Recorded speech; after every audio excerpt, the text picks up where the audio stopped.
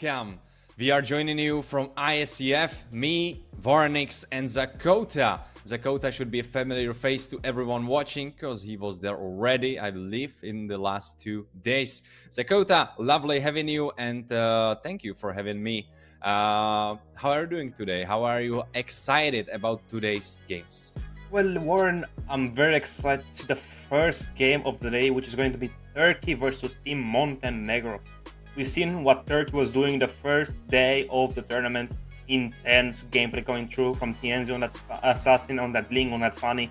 I'm excited to see what Team Montenegro is going to do against them, what strategies are they going to pull up with. But Warren, how was your day? My day was quite alright, even though it's a little bit too warm for my liking, and not like you, I unfortunately don't have a fancy cooler by myself to cool myself off. So I have been joking before we started today's broadcast that I will be sweating, maybe even more than our players, but I think they might be on par with me because as you have established before to me, and I think this should be re-established to our viewers, Montenegro will have it pretty hard because Turkey is a powerhouse coming into this head-to-head. I think they're the leaders of their own group. But, you know, we're going to have to see what Team Montenegro is going to do, right? They're titans of the community, Turkey as well. But still, I want to see a bit of an amazing or interesting draft coming from Team Turkey. You know, something flawless for the first game, I assume. For the first match to hype up the stream. I don't know about you, Aaron, but what do you think of, let's say, we place a little wager. Who's going to win, right? Who do you think is going to take on game number 1? I am absolutely loving the underdog story, so I am going for Montenegro. I think they will come up, they will show us what they are capable of, and they will dethrone the favorite in the Think first they're the game. dark horses of the tournament? Yeah, I believe so. I believe so. Let's say I go with Team Turkey, then we're going to have to see what's going to happen in the draft, which is going to happen in a little short while. But before that, we're going to have the team introductions.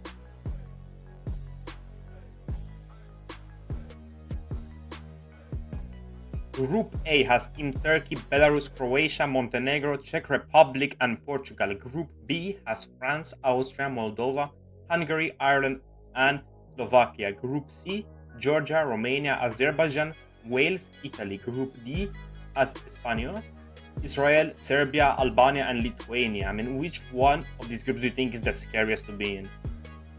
Well, I have to go with my heart. I think the Group A is the scariest. You already said Turkey is there, and I see my folks from Czech Republic being there. So I think Group A is definitely the most scary. Yeah, I believe so. I'd have to disagree. I do like that Team Turkey is there, but I think the most competitive one is Group B. That is, I think, 3 powerhouses in that group, being France, Austria, and Hungary. Moldova as well. It did show some prowess, you know, some capability of winning, but even so, I think the underdogs of this tournament would be Team Romania, being Romanian myself. All right, so you are shooting into your own folks. Well, if we get back to the Group B as you have established, well, Well, that's a bit too bad. From But the Group daily B, we will be schedule- seeing some of the teams today, but first, let's get to the schedule for... The live match is going to be, as we know, Team Turkey versus Team Montenegro. Second game that's not going to be on stream. It's going to be Croatia versus Czech Republic. Second one, Belarus versus Portugal. Third one is Spain versus Albania. And just in a quiet little second, we're going to see the opposite ones, which is going to be Serbia versus Lithuania. For the game before a little short breakdown, we're going to have France versus Hungary, Moldova versus Ireland, Austria versus Slovakia. I think there's 2 more games that are left to be seen. No, 3? Damn! A lot 4 more games. Georgia versus Wales, Azerbaijan versus Italy, Turkey versus Czech Republic, Montenegro versus Portugal. Belarus versus Croatia, Espanyol versus Lithuania, Israel versus Serbia. Interesting games over here. What do you think, Warren? I love it. I love it. Today is packed and I'm excited. I'm excited. I am hoping for Phoebus, so I'm winking at the players who are going to be today on the stream live with us. Wink wink, maybe some Phoebus gameplay, I would love that, but of course it's up to the competitive draft to be decided. And of course, don't just pleasure me by picking Phoebus. But if you can, then do it. Who is your favorite? Is it Fanny? Because you talked about her before. I like Fanny, but my favorite hero has to be Hayabusa. You know, I just got the Kakashi skin, so you know, I'm a bit excited about that. My favorite hero, that's a hard one. Maybe Zhong, actually. Black Dragon. Right. I must say, I absolutely love what they are doing with the skins. It's absolutely gorgeous. The cool skins from the cool franchises coming into Mlbb. But what is also cool is that we have our first match of today, and that's going to be, as you see, Turkey against Montenegro. We have already established, or you have talked about it, that Turkey are coming as favorites into this duel. I'm saying that I believe in the underdog story, but well, you have seen Turkey already on the big screen. You have saw them fight firsthand because you have casted those matches. What do you think their opponents should be aware of? What do you think are the strengths of Turkey that we will be seeing in these games? Well, as an analyst, I think they should focus a bit more on the mid lane and XP bans instead of the jungler bans, because as we've seen, the jungler can play basically any heroes that's coming up to him. However, the XP laner has been, you know, a lot more stronger on glue than other heroes that he could have played. But even so, I mean, for Montenegro to win, I think they should focus a bit more, as I said, on the mid and on the XP position. The jungler plays extremely well. Gold laner, no problem. Sigibam is really good. And the Roman Apex, extremely, you know, old player. He knows the meta. He knows basically all of the heroes on roam positioning. But I don't know a lot about Team Montenegro. Well, we'll be seeing rosters in a sec. And speaking about the rosters, let's speak about the Turkish one. We see Apex 47, Rosa, Sigibam, Lunar, and Tenzi. You have spoken those names before. Give us a quick word about those guys. And we've seen these players on the international, the stage at M Series last year as well for Iesf. But they're staple in the community, right? Just a different lineup on the silence, but still I'm expecting them to do extremely well in the finals and in today's games. The most player I'm hyped up about is to see Tienzi. You know, that fan is extremely clean, you know, not missing one cable. But see, hey, who knows, maybe Team Montenegro is gonna pull up with a better jungle. Let's see to that. Let's see to that. As I said, my wishes are with them. Your wishes are with the Turkish roster. So we will have a caster clash. No, just joking. Of course, we keep it in a friendly and professional way. But speaking of the Montenegro composition, they have Antivari, Keno, Below Zero. I quite like that name. Big Popa and Lols. All right. I like Big Popa more than Below Zero. All right. Interesting name. And Kino sounds like a diet, you know, like keto. True, true, true. In my language, Kino would kind of sound like a cinema, because when you go to cinema, you go to Kino. So maybe Kino will show us some absolute cinema today. See what I did there? Well, I'm excited. And do we know what roles are these players playing on? Is it like top to bottom? I don't know personally, but I think we're gonna see that in the drafting stage, right? We're gonna have them show us what they're gonna pick, how are they gonna play those heroes. No, we can tell from that, right? And even so, we're gonna tell more from the in-game. What do you think is gonna be the first ban from Team Turkey? What do you think they're gonna focus on mostly?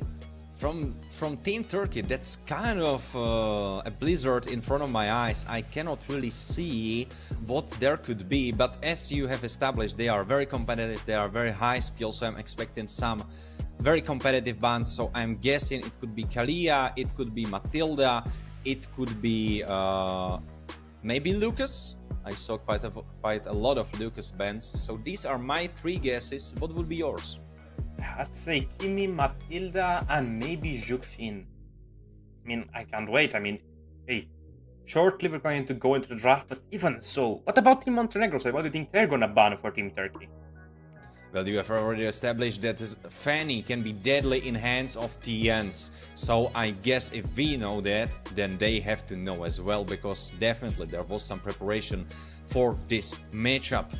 You need to prepare, and I think they will come prepared. So Fanny, I am having very high hopes that this will be the ban. Other than that, I'm just guessing that it will be some more competitive bans. Maybe Granger, even though we see Granger less and less banned. Maybe Harit, some typical first pick counter bans, because usually when you go for that first pick, you can be going for strong carries. You are trying to build the rest of the team around them. So that could be the option. What do you think, Zakota?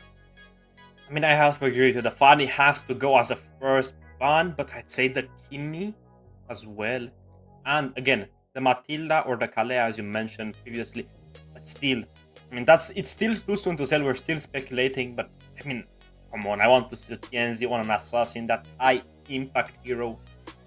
Because, you know, this meta is very assassin heavy, right? It's very assassin focused. You see some tanks coming into the jungle, like the Fredrin, like the Baxia. You can put the Lucas as well, but he's a fighter. Even so, he's a bit more of a risky pick, as we've seen, because you need a support for him, right? He won't work as well.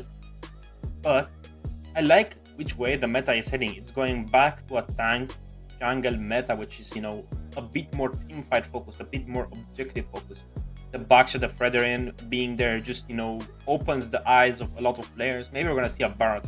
Maybe we're going to see another tank jungler pop up. Maybe we're going to see a Masha with a Fredrin. Hey, everything could happen, right? It's Mlbb. You're absolutely right, it's Mlbb, and today on Iesf, me, Voronix, and Zakota here today, your hosts, and we will begin very swiftly, I am thinking, joining the draft. But just before that, we have already analyzed both rosters. We have already established what we are guessing will be their strengths, and you just said, well, the meta is right now shifting to the tanks in the jungle, and I think that's completely correct opinion about how is it evolving, because how you counter an assassin? With a tank. He cannot do anything against that big beefy front line. He cannot burst him down, and he gets CC'd up. It's completely logical. So if we will see tanks, I want to see more of Fredrin, because Fredrin is one of my another favorite heroes next to Phoebus and next to the others. So Fredrin would make me happy as well. But usually we see Fredrin against the likes of Joy, against the likes of very mobile carries, because he's very good at locking them down, not letting them move. So maybe against Hayabusa, maybe against that Joy. So it really depends on the draft. But if they will go for that spicy pick of Lucas Jungle, if Turkey go for that spicy pick of Lucas Jungle, what do you think would be the best answer to that? If Team Turkey picks a Lucas Jungle, I think the best pick for Team Montenegro would be a Gatot Kacha. Or they need to ban out the supports. That's the best thing you can do to counter Lucas, ban the supports. And something of a long-ranged AD carry, maybe a Beatrix, maybe a Granger, as you mentioned. Even a Clint would work extremely well for him, but as soon as he uses the Unleash the Beast, loses that beast power, you know, he's gonna be completely and mostly useless for the team fight. He doesn't have anything, right?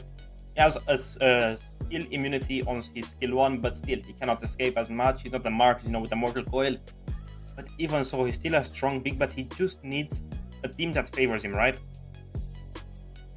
We see a lot of Valentina answers into Lucas. We saw that many times. He has that strong ultimate, so that could definitely be the answer. But as you have said, he really doesn't work with without those supports.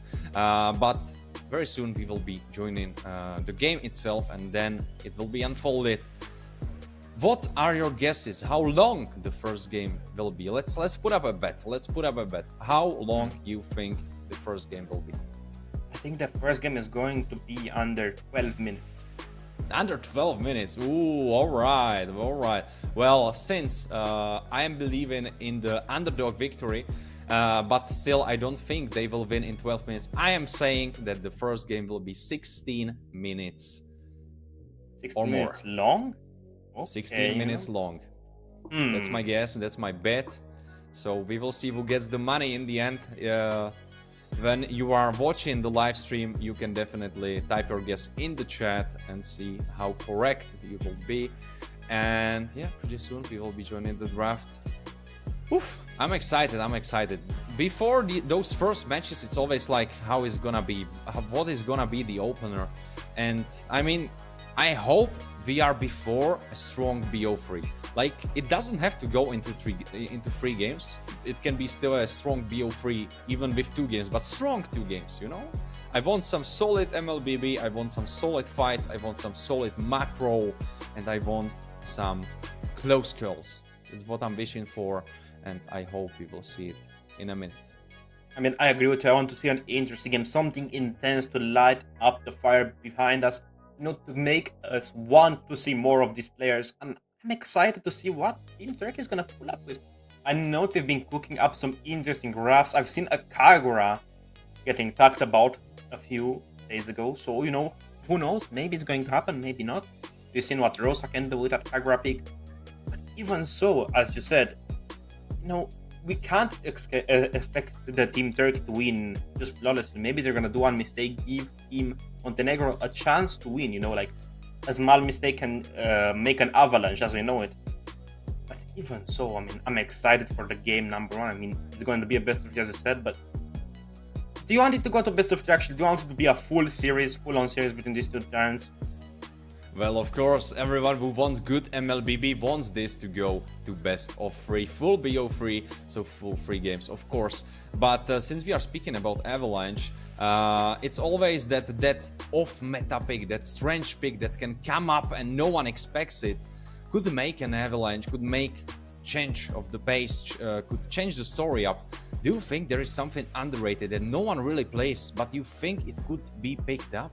Is there something that you are thinking about when you cannot sleep at night and you are like, why don't they play it? Like, it's so good, they should be playing that more. I mean, I don't think they should be playing it, but the Roger goal lane pick was one of my favorite metas. I mean, he was so strong, he had so much early game potential. But I don't think he's going to be picked. I want him to be picked, you know, he's nice to see. He's nice to see an oppressive fighter marksman in the goal lane. But I'd like to see a hero that would be played, a YSS. Iesf Shin would be really nice to see here. You know, with that ultimate with a new revamp is going to be extremely crazy. You're absolutely right. I can imagine that. That could be pretty spicy. Well, I think we should be pretty soon coming into that game. Zakota, do you like your cooler? Is it making you cool? Is it keeping you cool? As of now, it's a bit, you know, it's got a bit too cold in my room, you know, still, but I'm keeping him, you know, ready here, you know, just in case you get a bit too sweaty. I'm gonna turn it on for myself. I'm gonna like relish in the coolness of the air, you know. Yeah, maybe I can catch some of that.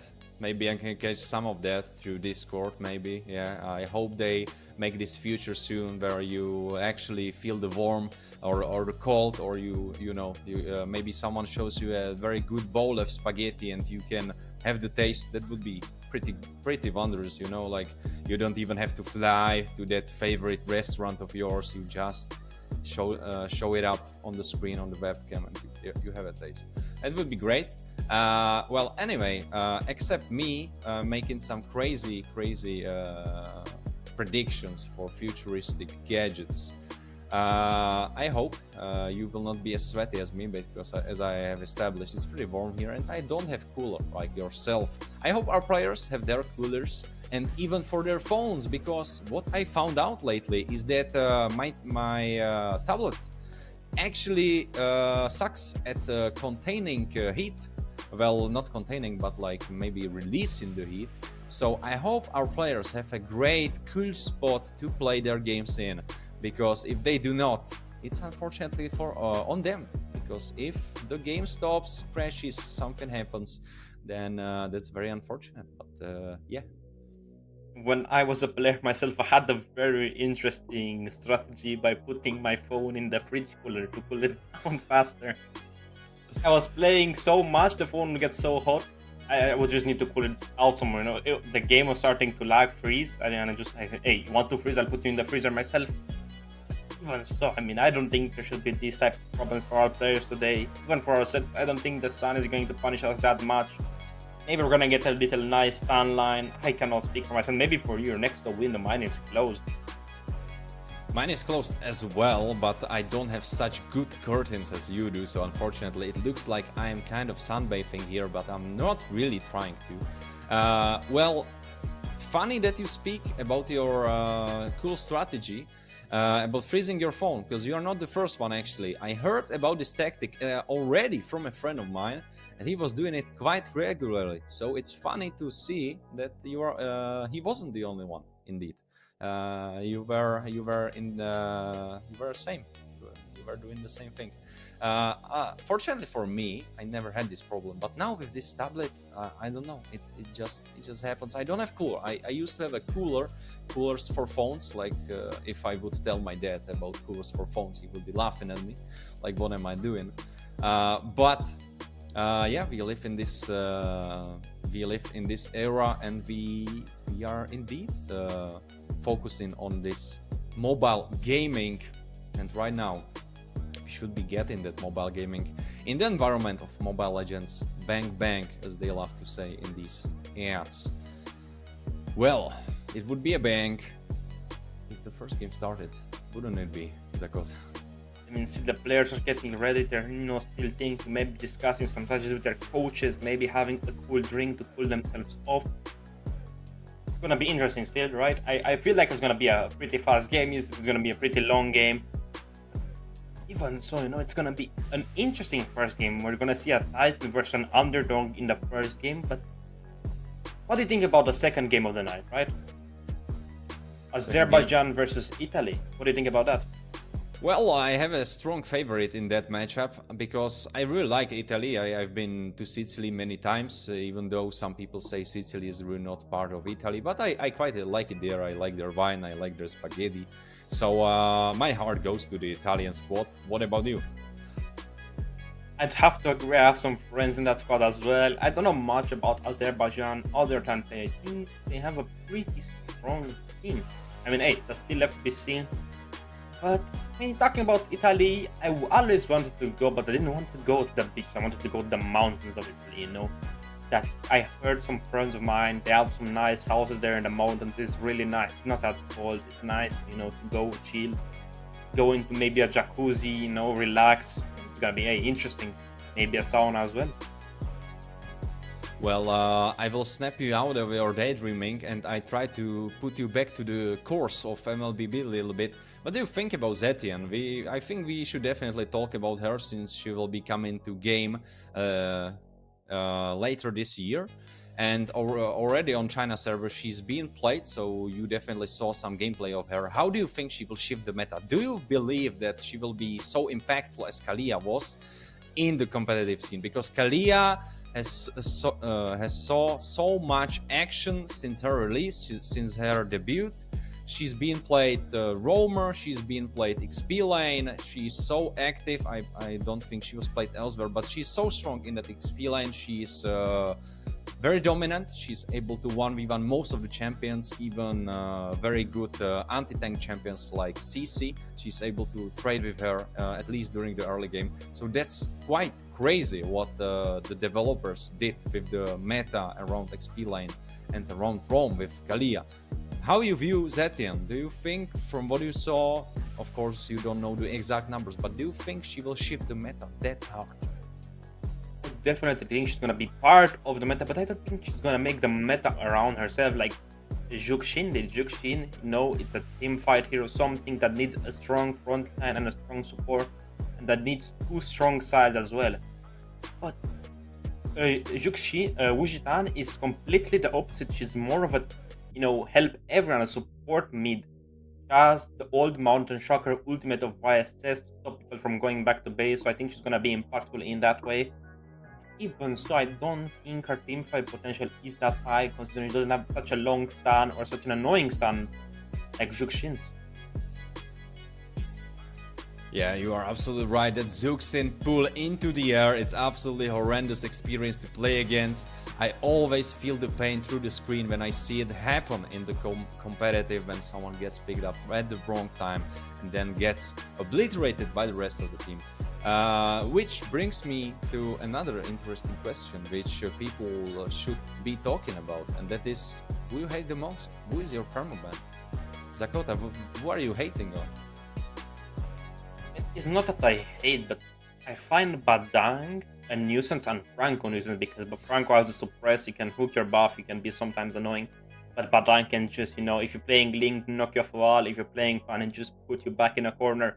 I mean, it's an annoying hero, right? A lot of CC, a lot of damage, and he's extremely tanky as well, you know, he builds full tank, and he does a lot of damage. How does that work? Come on. Yeah, that latest build, that latest meta that has been with Badang is pretty annoying, because before he was building a little bit more damage, it was making sense that he was good in the damage resort, but now with his tank very absurd build, he's still dishing out a little bit of damage and being super tanky, basically exchanging nothing, like a little bit of damage for so much tankiness. So I can see the pain in your eyes. For me, it must be chip, because when I see some good chips in my ranked games, it's horrendous to play against. Like, you think that people are not coordinated and they don't use the portals with the chip very effectively, but then when that one chip is just good and people hop into them at the right moment, it's just so annoying. You are trying to lane and suddenly it's 1v5 and suddenly you have a gray screen and you are back in your base. I mean, for chip, I think you can do something about him, which maybe get an Aurora. That's gonna be a big counter for him, and a Digger as well. You know, that's gonna be a huge counter. Because if they get out of the portal, it just, you know, implosion, and what they're gonna do? Cry about it? You know, you're gonna stun them, push them in the tower, get a team fight on them. You can also join on chip's portal. Don't forget that. You know, it's gonna be useful for you and the enemy. So, you know, it's a two-sided coin. It's a two-sided blade. True. But you have to tell that to my teammates in the ranked, because I don't think they have this information. I believe it was lost somewhere in the books. Well, it looks like our players were also lost somewhere in the books. I mean, I think they've kept talking for a long time, and I think the players, you know, they heard us talking and said, hey, these guys, they're not happy with us talking about them, and I think we should go on a short break. What do you think, Warren? I think we can. We can give them the rest of the time to get ready, to cool off their phones in the freezer, and be ready for that match 1 of today.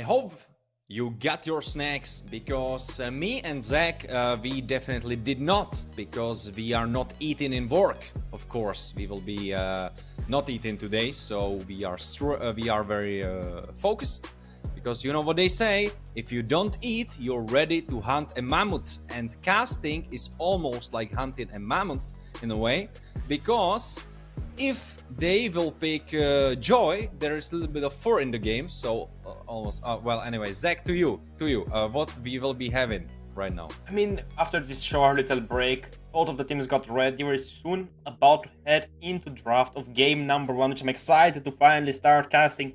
But even so, what do you think the players think of this new meta, right? Do you think they like it, or do you think they, hate it? I don't know about the players, but I kinda like this meta, but there's something to be said about the context where I'm coming from, because I joined Mlbb quite recently, so I think I only saw this meta right now. So I don't know, I tried to look it up, so I have some experience, I have some knowledge on the topic, but I am not so deep in the meta phases that there was. What is exactly something that you dislike about this meta? You feel like it's less flexible. You feel like there is something very annoying for the players. Where are you coming from with this thing? I think the XP laners are limited to picking tanks on the side, and back then we had a lot of fighters, backline divers like Yuzhong, Lapu Lapu. You had something interesting each game on Arlo to stir up the fights. But even so, with the draft starting, we're seeing Team Montenegro respect banning TNZ Spani, Baksha for Apex 47, Team Turkey banning out the Kimi and that chip that you hate. Chip is gone. Yay for me. So our yapping was to credit, because Turkey definitely picked up on that, and they were like, wait, Chip, he must be banned. We don't like that. Well, joking. Anyways, it was definitely a big strategy decision of their coaches that are definitely sitting behind this wonderful roster. And now I'm thinking, what will be the third one? Looking at it, with Kimi out, Kimi is kind of a new addition to the competitive meta right now. Like, nothing really changed except the last patch, but last patch didn't really change Kimi. But now Kimi is suddenly popular, quite popular, at least here in the Europe. How you view it? How you would answer that question? How you think? Very strong hero. A lot of possibilities for it. You can escape so many team fights, just kill two. That ultimate as well is so obnoxious. It pulls you back into the team fight. But even so, we're seeing the Harley getting banned out and the Kalea that you predicted. But as a first pick, I expect Team Montenegro to go maybe for a Hayabusa or maybe for something tanky, Fovius Abadang, something to annoy Team Turkey. Even maybe a mid laner like Jukshin would be great as a first pick. Your team is picking. Oh, I think the first pick was already locked in. I heard some laugh in the background, and I cannot really pinpoint who was laughing. You know that? I think Who it was laughing? Tamus. I think it was Tamus. It was Tamus, right? I Yeah, believe so. I think so. I think so. Well, we will soon be seeing who was that laughing guy. But now let's think about what is the approach from Turkey. Like, they have so many options open. They can go for Granger. Bedang is locked in. All right, that's less options now. But they can still pair this up with a jungler. They can pair it up with a mid laner. What do you think they will go for? I would feel they were going for a mid lane, maybe something for Rosa. Hey, Again, your the Farsa. team is picking. I mean that's what I would have done. But even so, I think that the Tamus is not such a great Them play the hero. The Yuzhong, the I will be Tamus the jungle. truth this Okay. world desperately needs. This is something really interesting. Aren't you happy about that? Didn't mean, you just say you like Yuzong? So Yes, in the must current be- meta is not that great, but even so, Antivari, he has actually picked up the Gorge, not at Hamus. Still, it's a pretty Alright. good pick, but as a first pick, I wouldn't take him because you can counter him with Lolita's shield as well. So, it's a 50-50 coin. Gord If you get the first pick. tails, you can stun someone. If you don't, if you get a link on the enemy team, you're kind of cooked. Your team is banning. Oh, Okay, we I have like that that. Lucas. Yura being Tienzi with the Lucas pick. We're gonna see also the Gacha getting picked out.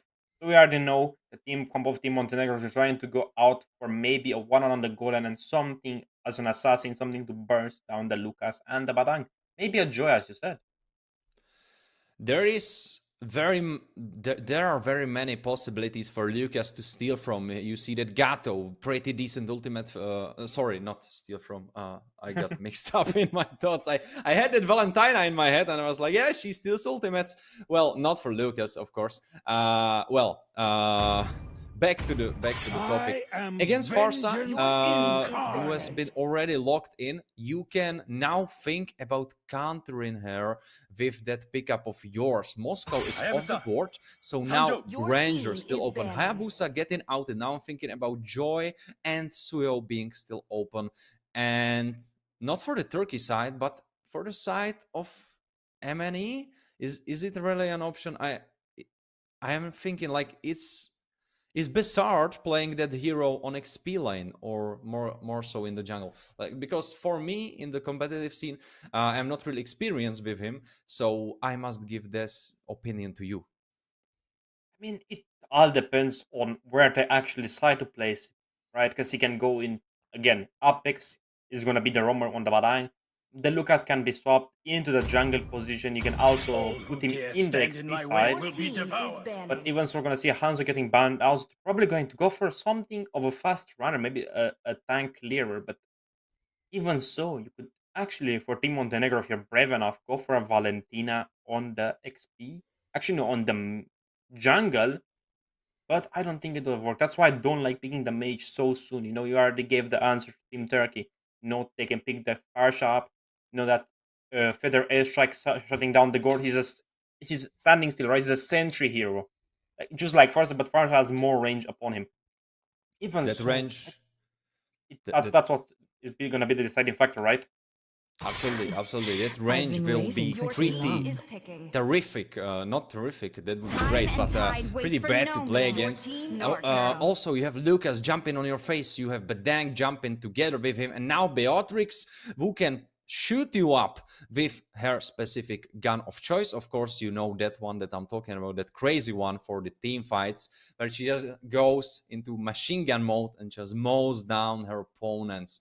If Gord gets caught up in that, he is dead. He is done for. And I don't believe there is a pretty decent response for that, because of course Gato can jump with his ultimate, or he can taunt up, but taunt doesn't have so much range for Beatrix, and that ultimate you will usually be using it for engage. I mean, we're gonna see Benetta on the jungle for Team Montenegro, and we're gonna see Lunar with a dangerous glue we saw the other day on the XP lane. Again, Lucas is gonna be locked into the jungle. Apex with the Badang on the roam position, the Gord on the mid, Yu Zhong on the XP, got the Kacha on the roam, Clint on the gold, and I mean, hey, it's a pretty even matchup, but I think I like the draft of Team Turkey a bit more than Team Montenegro. Even if they have the Yu Zhong, you know, one of my staple heroes, I don't think he fits correctly into the current meta. You know, he's not as persistent as he used to be before. I'm worried for the side of Montenegro, because you are speaking about that glue. You were giving us a little bit of analysis of the Turkey side, and you were saying, all right, their XP laner, he is the scariest on glue. Everything else, it's all right, but on glue, he really shines. And now you left that glue open right for the taking. You decided to ban Kerry. I don't think Kerry was the right call. You don't have so much tanky composition. She is usually the best into some frontline tanks. I think those last bans were a little bit fumbled from the side of Montenegro, but we will see. And we're seeing a few different interesting choices for Team Montenegro. That being the usual with a Vengeance, where he's usually used with a Petrify. Even so, I think, hey, it could go both ways for the game, depending on which team takes the lead. We're saying Rosa giving a bit of vision on the blue buff of, you know, I think they're going to contest the Little Wanderer. Is this going to be a mistake for them? What do you think? I don't know, depends on Apex, how he's moving. It looked like a little bit of trouble. He looks like he wants to be trouble. For a bit, it looked like he wants to be stealing that. Oh, purple buff already being contested. Oh, there is Benedetta being big trouble, getting first blade from Kira. And there might be more in a way.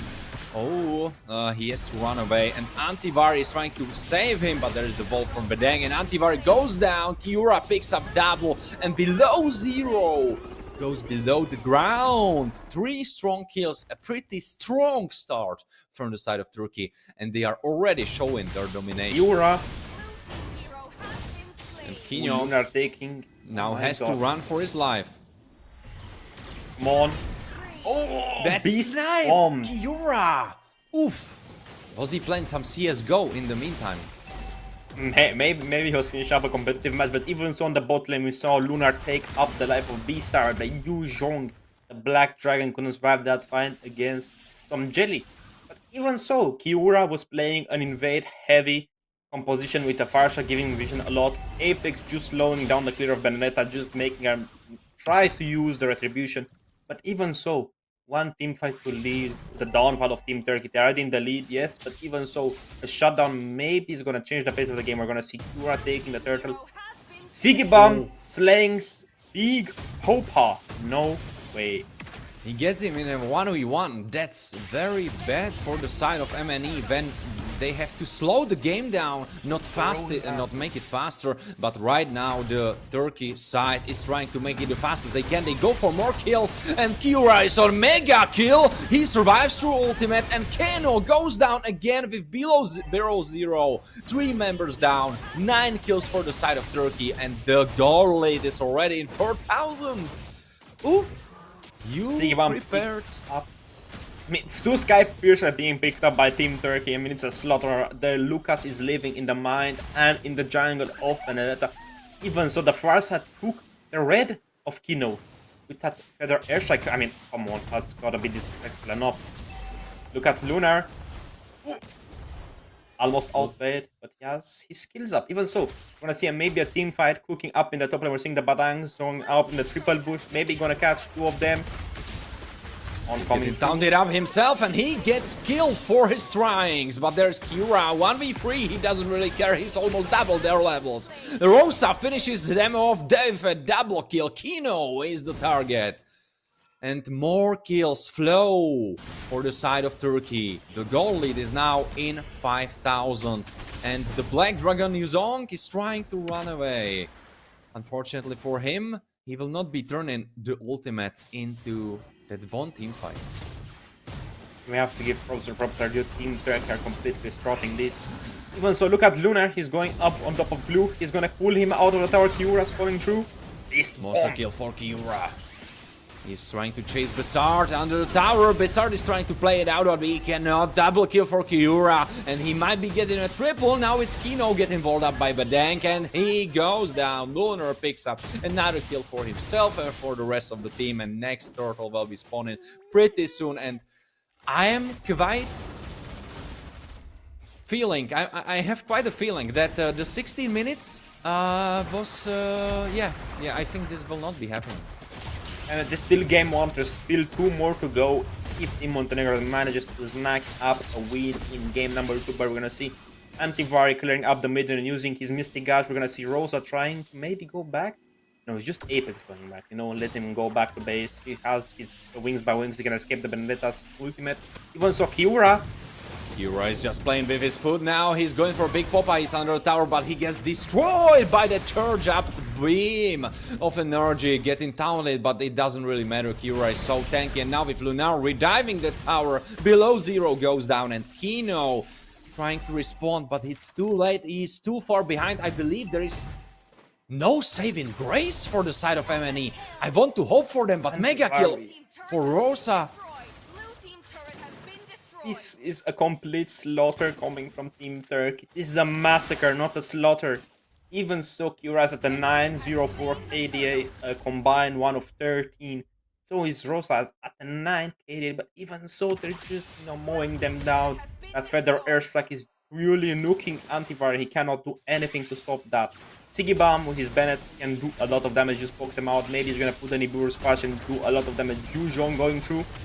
Besart will be the one caught, and there's crazy ball from Badang. Antivar goes down, double kill. Besart is dead. Apex pays for this big prize of his life. So some gold goes back to the side of MNE, but there was no shutdown. Apex didn't have many kills. He didn't. Oh, below 0, maybe going too deep. Rosa. Oh, he picks up that kill. Rosa goes down, and Sigibam with a flicker going out from the way of Kino. Kino will still go for him, and I think he will just be able to pick up that shutdown. All right, if we see more of that. 4 kills to the side of Montenegro and 1 fight, almost closing down the goal. It's still Team Turkey 6,000 gold ahead. If they shut down the Lucas, they may be gonna have a chance in the later game. But by now, Team Turkey has a few more items than Team Montenegro, so that's gonna be a big game changer. Bizarre with his vengeance not sustaining enough damage is a big part of that. Maybe he had the Petrify and he could stun Kiura or maybe even stun Sigibomb. But even so, we're gonna see Kino picking up the Sky Piercer, Warax going to Yenzi. Hey, so far Team Montenegro has held their ground pretty well. They've been defending pretty good. AOG coming through. There is an engage from Gato, but Gato goes down. Legendary Kyuri is very low and he goes down. Bizarre is able to get him, and this is the kill that matters a lot, and it goes to the right person. If it goes to Bizarre, he could be still able to make them pay for being so deep in their jungle. Kino is now playing it out, going for Rosa. Rosa flies away, and now Bedank is making space, and he will be killed instead. Killing spree. Sigibam, meanwhile, in 1v1 against Big Poppa, able to kill him once more.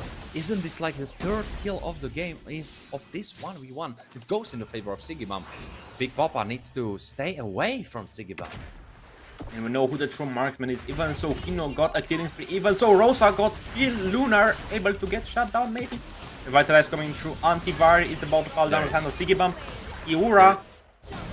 There is Kiura. Back again, back in action, and Below Zero has to run for his life now, and no Lord on the map, and that Lord can spell the doom for the old Kiura. Diving in, he doesn't really care, doesn't have his ult, but it doesn't matter. Now there is Luzong in the hands of Bizarre, but Bizarre is here alone. I don't think you can play this one. Below Zero is trying to support him, but it's still just a roamer. No one else is nowhere to be seen.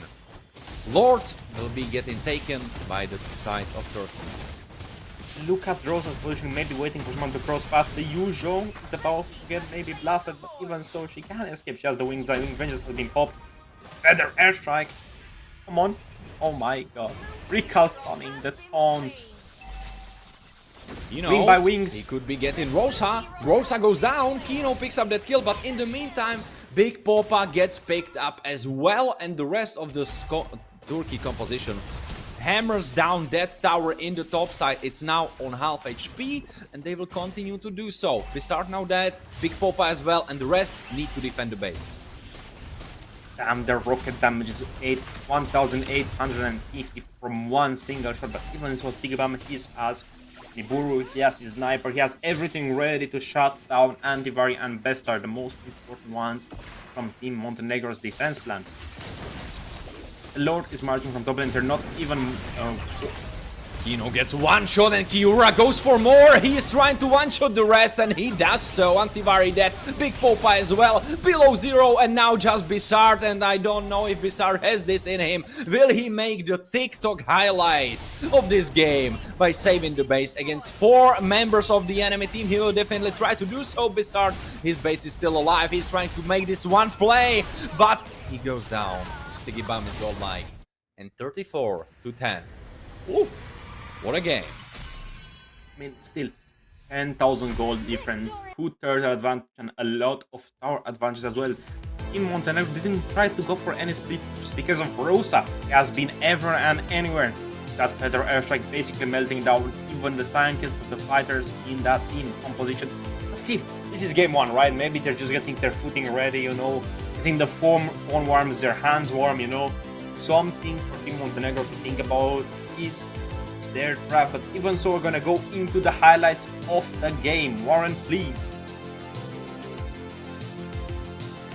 Thank you Zakota, for that great anchor, and well, that was quite bombastic first game of today, and I must say that Montenegro right now need to reconsider their approach into the draft, because I think I have a strong belief that 50% of the game is already won or lost in the draft. And I think this game was the most won through the draft, on the most part. The Turkey side had so much better draft.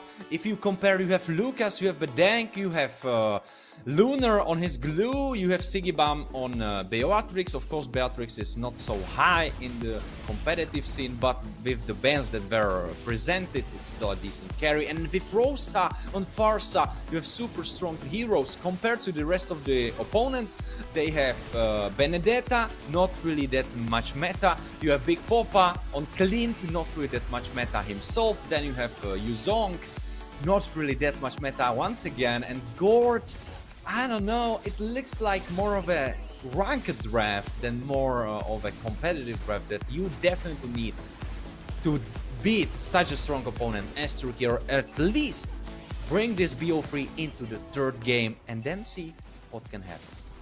And I think Team Montenegro went for a bit of more comfort picks. I think the Benetta, the Yuzhong, the Gord as well. This may be comfort picks. The Clint can and will work in a proper draft, knowing his damage is already high. He has a lot of, grenades that can throw out enemies.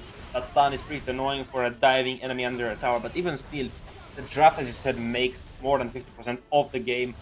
If you lose in draft, you're going to lose the game. If they're going to have a counter to your heroes, what can you do about that? Just try and do it better in the next game. Who do you think the MVP of this game was? I think it's pretty straightforward. I think it was absolutely Kiura, because his early game aggression transitioning into that mid-game aggression as well, and then closing it out with the rest of the team. 10-minute game, completely in hands of this single man. Of course, the rest of the team responded pretty well, but Kiura, he just took this game in his stride and he completely dominated it in his favor. I mean, we're seeing Kiura picking up the Skype, which is a second item, Sigavan picking up as a second item as well. He didn't even complete the boot before he bought that item, but still, they already have a proper team composition down. 2 of the team healers and the team tanks have support, dominance ice item, and also Rosa. She has the glowing one. We can also slow down Benedetta, Clint, and the Yuzhong, healing passive. Got the contrast as well with the Revitalize. But still, as you said, they didn't have the answers for Team Turkey speak. Montenegro, maybe in the second game we're going to see a different drop, maybe something a bit more meta-ish, maybe something out of their comfort zone, but that's left to be seen, right? It's definitely left to be seen, and we will see at least one more game of this clash. Doesn't matter how it will end, or at least it should matter, because based on that we will go to the third game, which we are hoping for. But right now the Turkey looks super strong, and it looks like, as you said it, you said they will be super strong, you said they will come into this game super prepared, they are coming in as strong favorites, and it showed in that first one. So yeah, definitely Montenegro needs to come up with a different strategy, mix things up, and then it could be interesting. I believe so, because I really liked what Besard was doing, even though he was put in a position of a losing team. I think there was still this aggression in his mind, there was still the idea of looking for the right place, and I think if you put him into a more into a draft that fits his needs a little bit more, and into a draft that feels a little bit stronger together compared to the enemy team, I believe Besard can be pretty decent. I saw great moments from him in that one. I mean, I agree with you. As well, he did some couple of good plays, but even so, I don't think Benedetta really helped him in that scenario. He had nothing to answer for the Lucas and for the Badang, right? That fist crack is a lot of stuns, a lot of pushback. But even so, we're gonna give the players a little break to cool down, to think of another strategy, and we're gonna go on a short little break.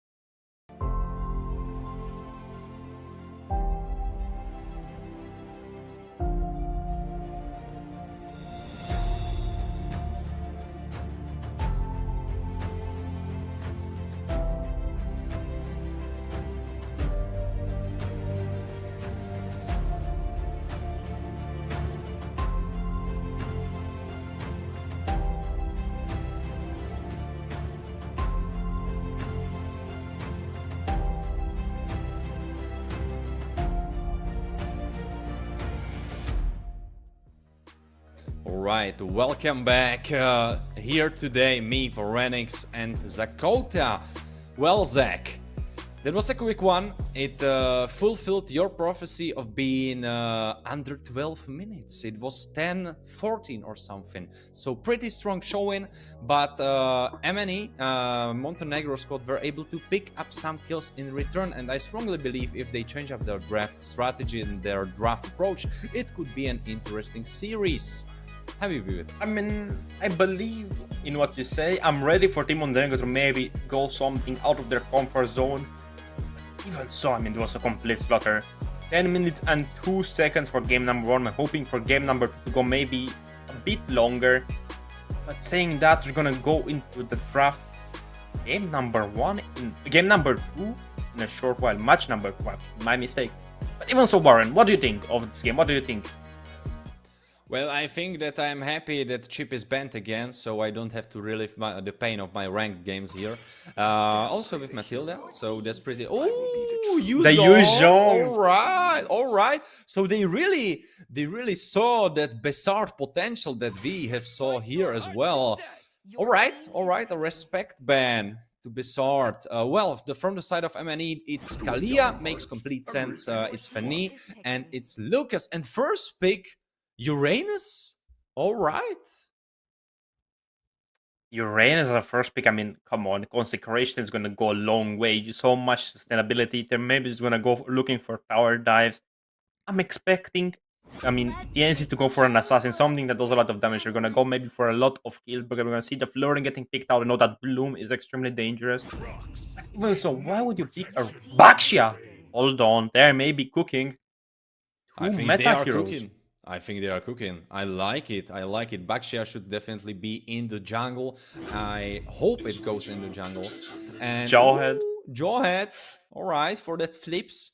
You can go for carry. You can pick someone off. Of course, if it will be the Baxia, it's not really that impactful. But you're expecting your opponents to be picking a mid laner. And some carries, so there will also always be someone for the taking. But the question is, how will you pair it up? What will you go as your short pick? I mean, for the Turkey pick, I'd maybe go for the mage right now, or maybe the jungler. The Hayabusa's on the table, the Nolan's on the table, the Lancelot is getting picked up. Hold on. They are cooking as well. Montenegro and Team Turkey is looking like an interesting game. We're going to see Lunar on the Ranus, Apex on the Jawhead, Kiura, actually TNZ on the Lancelot, and we're going to see Kino and I think Bio? Bio on Florin. Goddamn, I'm pretty excited about Lancelot. I think this will be the first or maybe second time I've seen Lancelot competitively. He's pretty exciting hero. He's pretty flashy, doing a lot of jumps, doing a lot of actions. So I'm pretty excited. This could bring us many highlights, many crazy plays in this second game of the first match. And Moscow being picked up. Oh, I like it. I like what MNE are doing. I feel like their draft is decent. They have Baxia, they have Moscow, Florin. I mean, I like it. I mean, compared to the games one's draft, I think this one is a bit more thought after. But I think Team Montenegro should focus on banning out that Farsa, that Jukshin, or maybe the Novaria even, because I know Rosa is very confident. But I think Rosa is going to go here for the Kagura pick.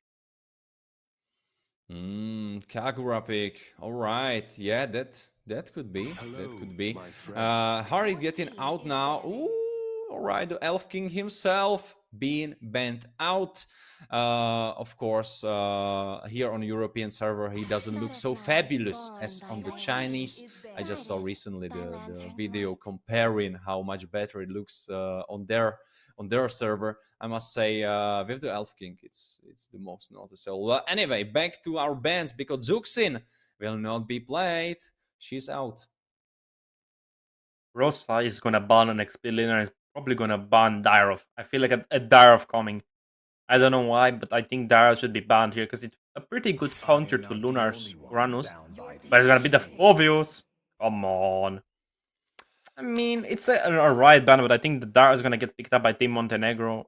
It's a small feeling in my gut. I don't know why. Either that or something, maybe a Lapu Lapu as well for Montenegro. Lapu Lapu, I saw him sometimes. I heard that he's been pretty severely nerfed through some changes happening to him, that he was much more frequent to be picked up, but nowadays he is not as much as he was Your before. team is Ooh, picking. all right. A Ruby. Ruby. Okay. Ruby. Now I it's like that. I cooking like time. that. Time and tide wait for no man. Beatrix Beatrix. again. Come on, Novaria. Not Novaria. It's gonna be a damage mage, 100%. Either Novaria or something that doesn't. Maybe the Selena is gonna get picked up. I feel it. I feel it cooking. Come on, Rosa.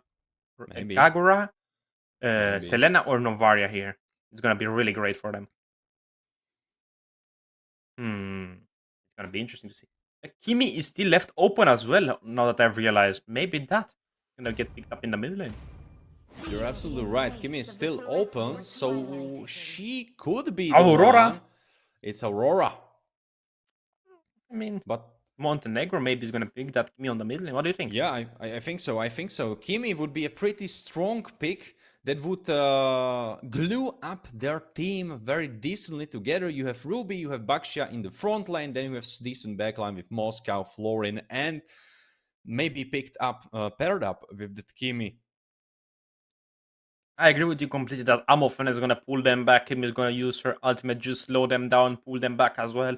Moscow with his speed of destruction just hitting them straight through, and Baksha just being able to be the anti-heal machine. I'm excited. This draft looks extremely even. It looks like it would go both ways here. Yeah, I must Valir, say. hold on. That's actually a nice pick as well. A disengager for the Lancet going with the Phantom Execution. We're gonna see maybe Lunar also getting pushed out. Jawhead not so much with his arm unstoppable, but even so, it's gonna be an interesting game nevertheless. But Valier against that Lancelot, that's pretty smart thinking, honestly. I didn't see that angle. But now, being it presented in front of me, I quite like it. I must change my mind. Well, now looking at both drafts, I must agree with you. I think it's much more balanced than before. You could even say it was balanced a lot. Now we need the drum sound for the joke to go through. Well... We will be going soon into the game, and well, MNE have a decent draft.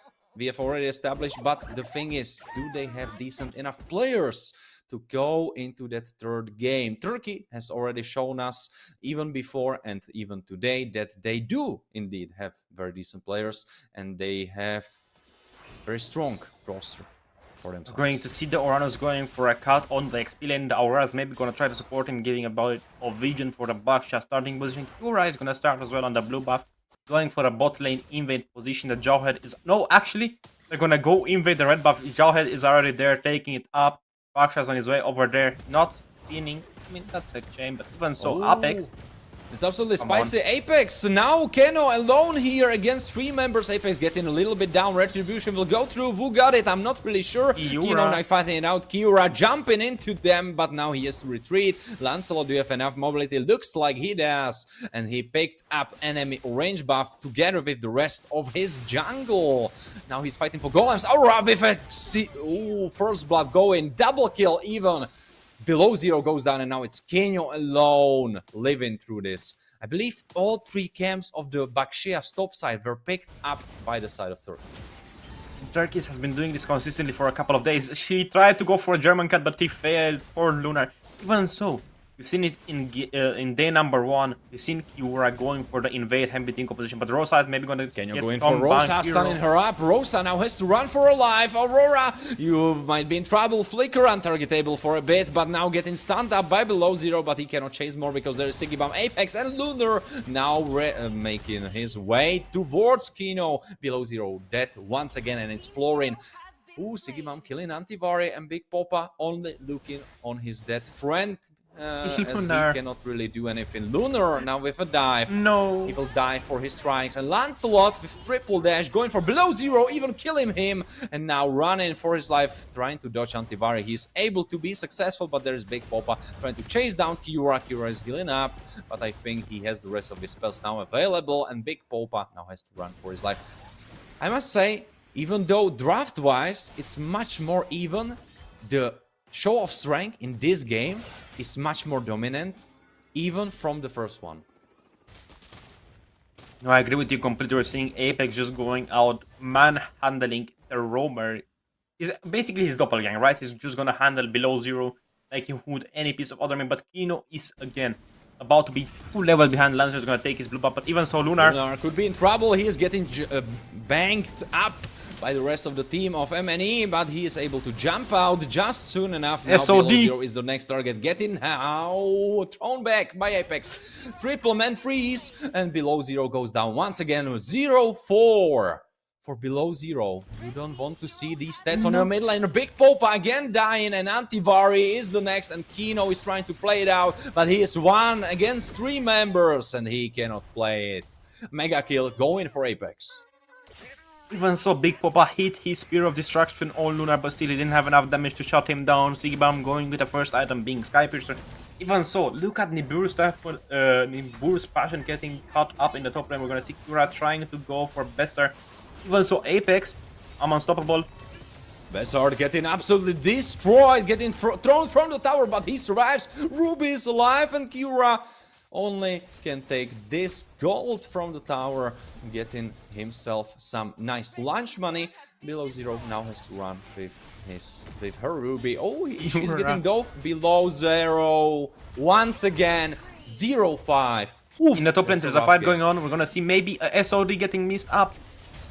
Patrick's just manhandling the top lane. There is Kino trying to defend Besard. Besard is still alive. Ruby is quite tanky. Kira could be the target. Kino is trying to run him down. Slain. Oh, Big Popa able to kill Sigibam. Able to save Valier and getting some kills back. Killing spree going for Rosa though.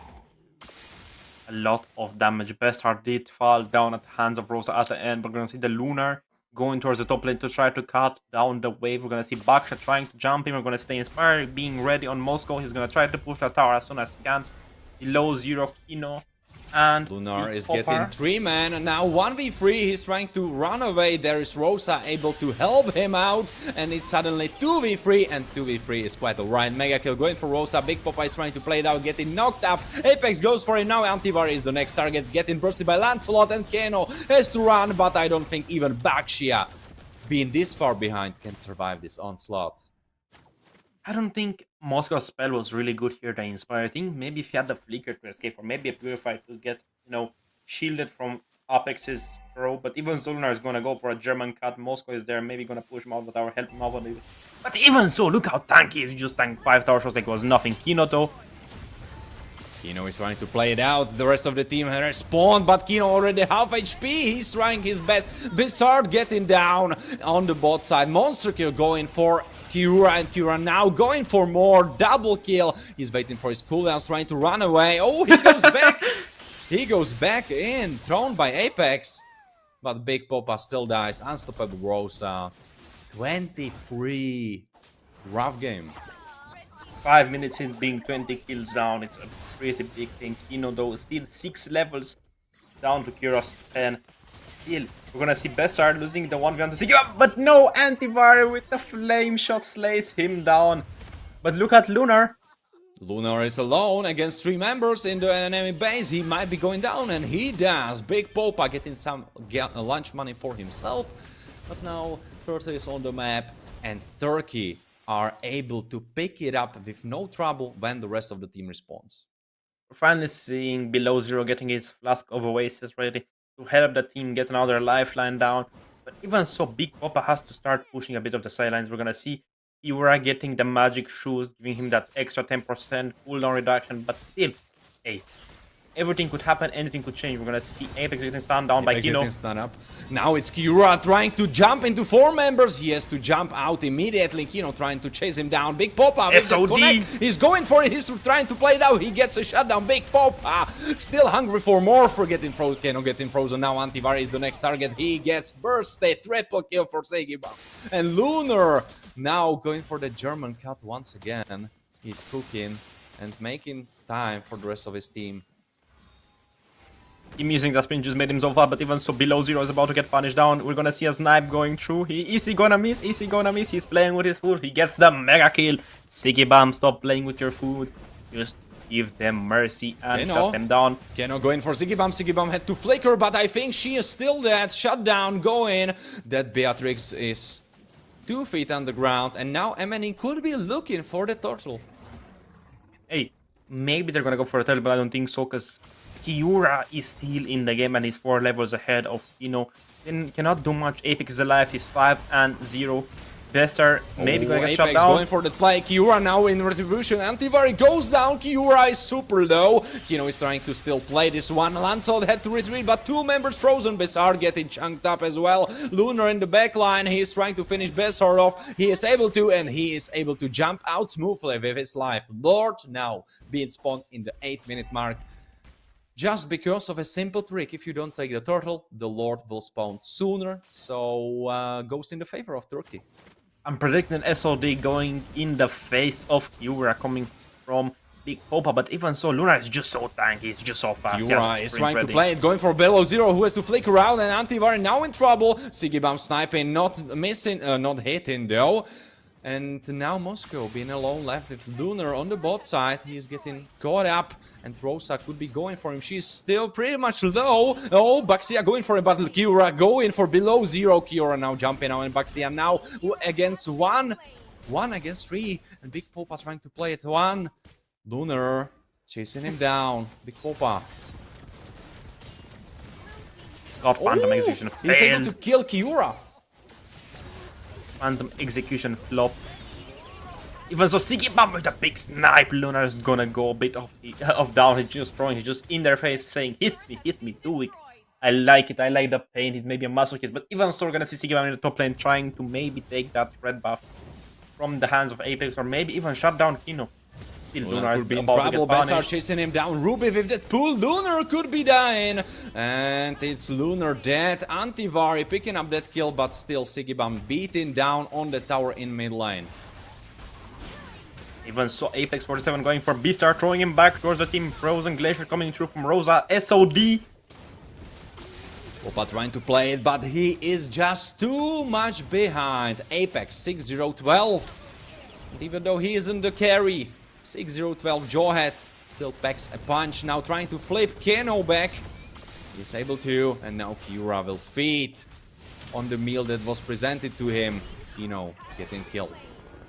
Even so, with the Phantom Execution, does so much damage on that Lancelot, but Apex 47 with the I'm unstoppable, just going down in their face, throwing them back. Even if they're heavy, it's not gonna matter. Sigibam gets thrown in the tower. Bestard gets his kill to miss. Even so, I'm offended goes through. Now it's Lancelot again in the enemy base. He is playing with his food. Mega kill. Antivari goes down. Double kill. Bizarre goes down as well. And Kiura not getting targeted by base. Still able to run away. Sigibam getting thrown back with Apex's Jawhead throw, I believe. A little bit fun must be had from the side of Turkey. Yes, so deep. Oh, Big Popa doesn't like this. He's getting double kill. Oh, Frozen. So much burst damage on him. Rosa getting chased down though. Oh, but he goes down. Big Popa. Now Apex trying to play this one out. Big shutdown on him as well. But Kino cannot proceed to chase them down. Not much. It's a complete slaughter. Not much you can do. They're playing for the highlights. They're playing for the moment. But still, man, this is really interesting. We're seeing the SODs land the most at 3-7, but even so, Apex finally got shut down. What do you think? What do you think, Warren? What do you think is going to happen at this Lord fight that's about to cook up? It's so important that Big Popa has now 6 kills in his pockets, and many of those were shutdowns. So I believe that now when we are looking at the gold difference, which is 6,000 right now, I believe much of this gold that's in the side of that's on the side of MNE is in the pocket of Big Popa, and he could be the one to pop off in those fights if he has the option to. I mean, Big Popa went for an interesting critical build on Moscow with the Inspire. I can see where he's coming from, but even now, the most popular build on him is the Trinity Moscow build with the Demon Hunter sword.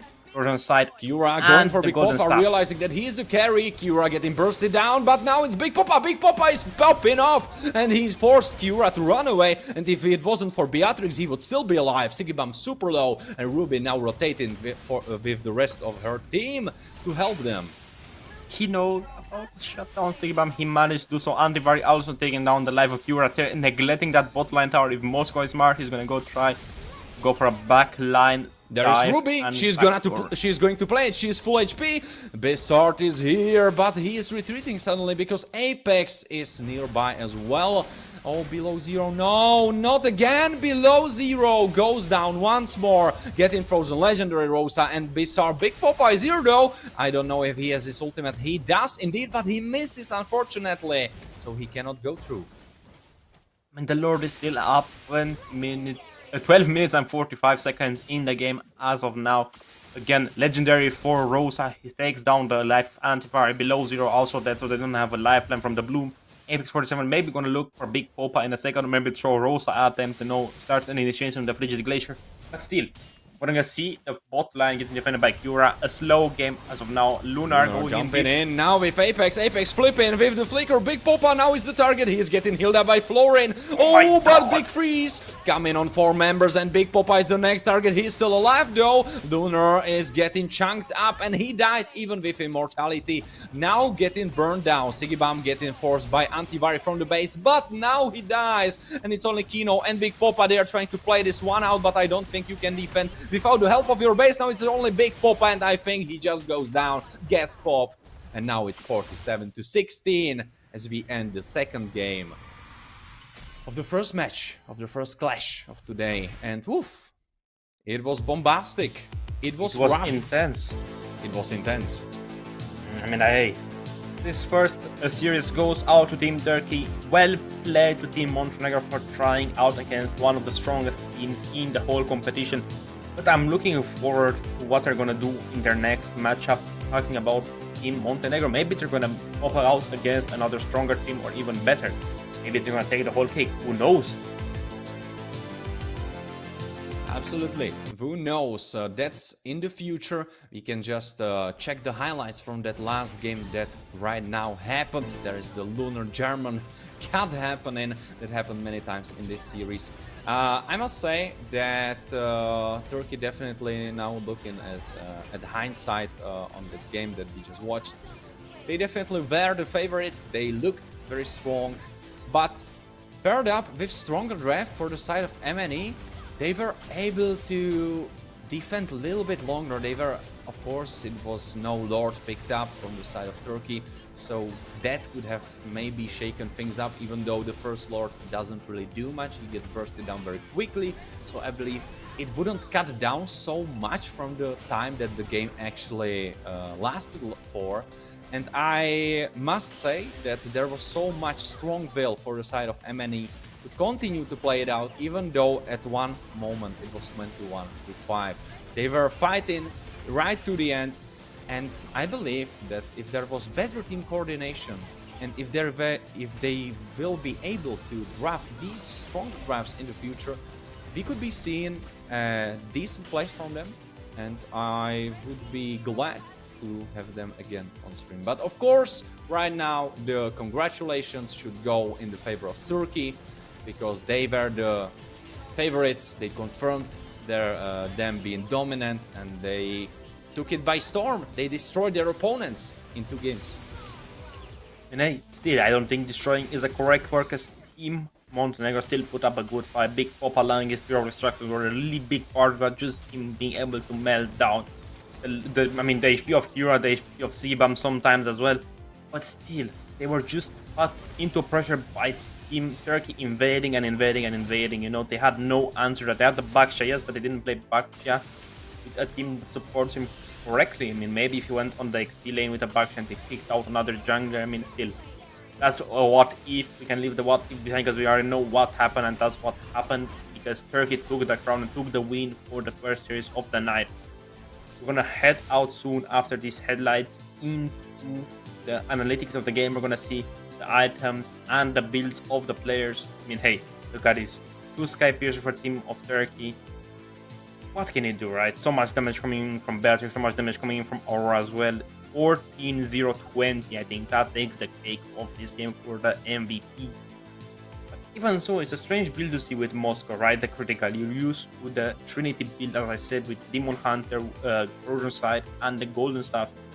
But man, this was an exciting game to cast. This was an exciting game to watch. What do you think? I must say it was absolutely wild to watch that Jawhead perform as he performed, because if you looked at the damage graph that we had just a moment before, Jawhead had actually done 40,000 damage, which of course compared to likes of Aurora, who popped off as well, she had 14,020, not even dying a single time. She hit like 110k, but coming from that roamer, 40,000 damage, that's pretty strong. I mean, hey, he was out there invading in the early game, helping Kiura get a leg up in the game by just taking Kino's jungle, right? I mean, that's what he did in game number 1 as well. That's what he did in game number 2. And it's a pattern, right? He did in day 1, day 2, day 3. I mean, hey, you'd have to assume they're gonna try it again. But man, this was an intense game. It made me sweat a little bit. I don't know about you. The casting and everything, you know, a bit interesting, right? Because you don't see some of these heroes getting played out. I like Lancer with the Phantom Execution. I like the Jawhead with Unstoppable. There's so many heroes that you don't see regularly on the big stage. But what do you think? What was your favorite hero tonight? Absolutely, Jawhead. I absolutely loved what Apex was able to do, even though he, I believe, like 2 or 3 times flipped his own teammates into the towers. So that wasn't really nice of him. I believe it was a mistake that happened. But not thinking about this unfortunate mistake coming from the side of Apex, I must give him the MVP of the second game, because I was glazing Kiura, I was saying how well he played, but I believe Apex was the strong foundation on which this victory was built. Of course, Aurora popped off, but if there was no Jawhead making the life so bad and so miserable for the enemy jungle, it could have been a completely different story. I mean, still, that's left out to be seen, because shortly we're gonna head into a break, preparing for a game Azerbaijan versus Italy. I was Zakota, he was Warren X. We're gonna go into a short break. Don't go anywhere, right? Get some snacks, get something to drink, get relaxed a bit, you know, because we're gonna go into a different world versus, you know, this one. What do you have to say, Warren, about this next game we're gonna have? I mean, it would be just thematic that our viewers should pick up some at least frozen pizza from their fridge if they have, to you know kind of feel the Italian vibe. Of course, only if their favorites will be the Italian roaster, which I already said will be, for me at least, because even though we shouldn't be doing favoritism, us on the caster desk, well, I will be. I just have stronger bond to that Italian roster, so I'm wishing them the best of luck. But of course, best of luck to their opponents as well. I believe it will be interesting. I think you let yourself be heard that this one should be more exciting in a way that both of the teams should be closer to each other's levels, in a way that there shouldn't be so strong favorite in this one, I believe. Maybe it's just a little friendly banter between these two casters in front of you guys, but still, as I said, we're gonna go into a short little break.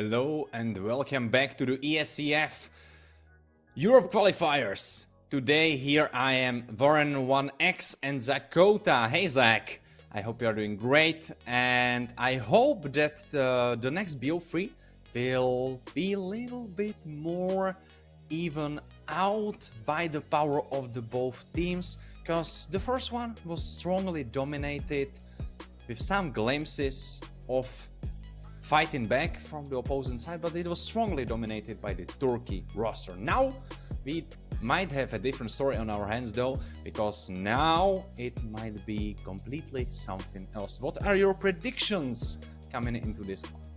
I mean, I think Azerbaijan, both, and Italy are strong teams. But still, I think Italy is going to take the cake.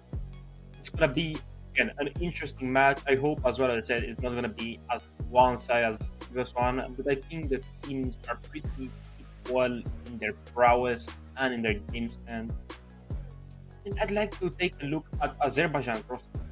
I know a bit of Italy. I don't know a lot about Azerbaijan. I don't know about you, Warren. I mean, except my pizza bit, which is still getting baked, so I will have it ready, maybe for the second game. I am of course rooting for the Italy, but I am excited to see the Azerbaijan roster because I'm excited to see some strong names coming from their side. And it would be nice to see.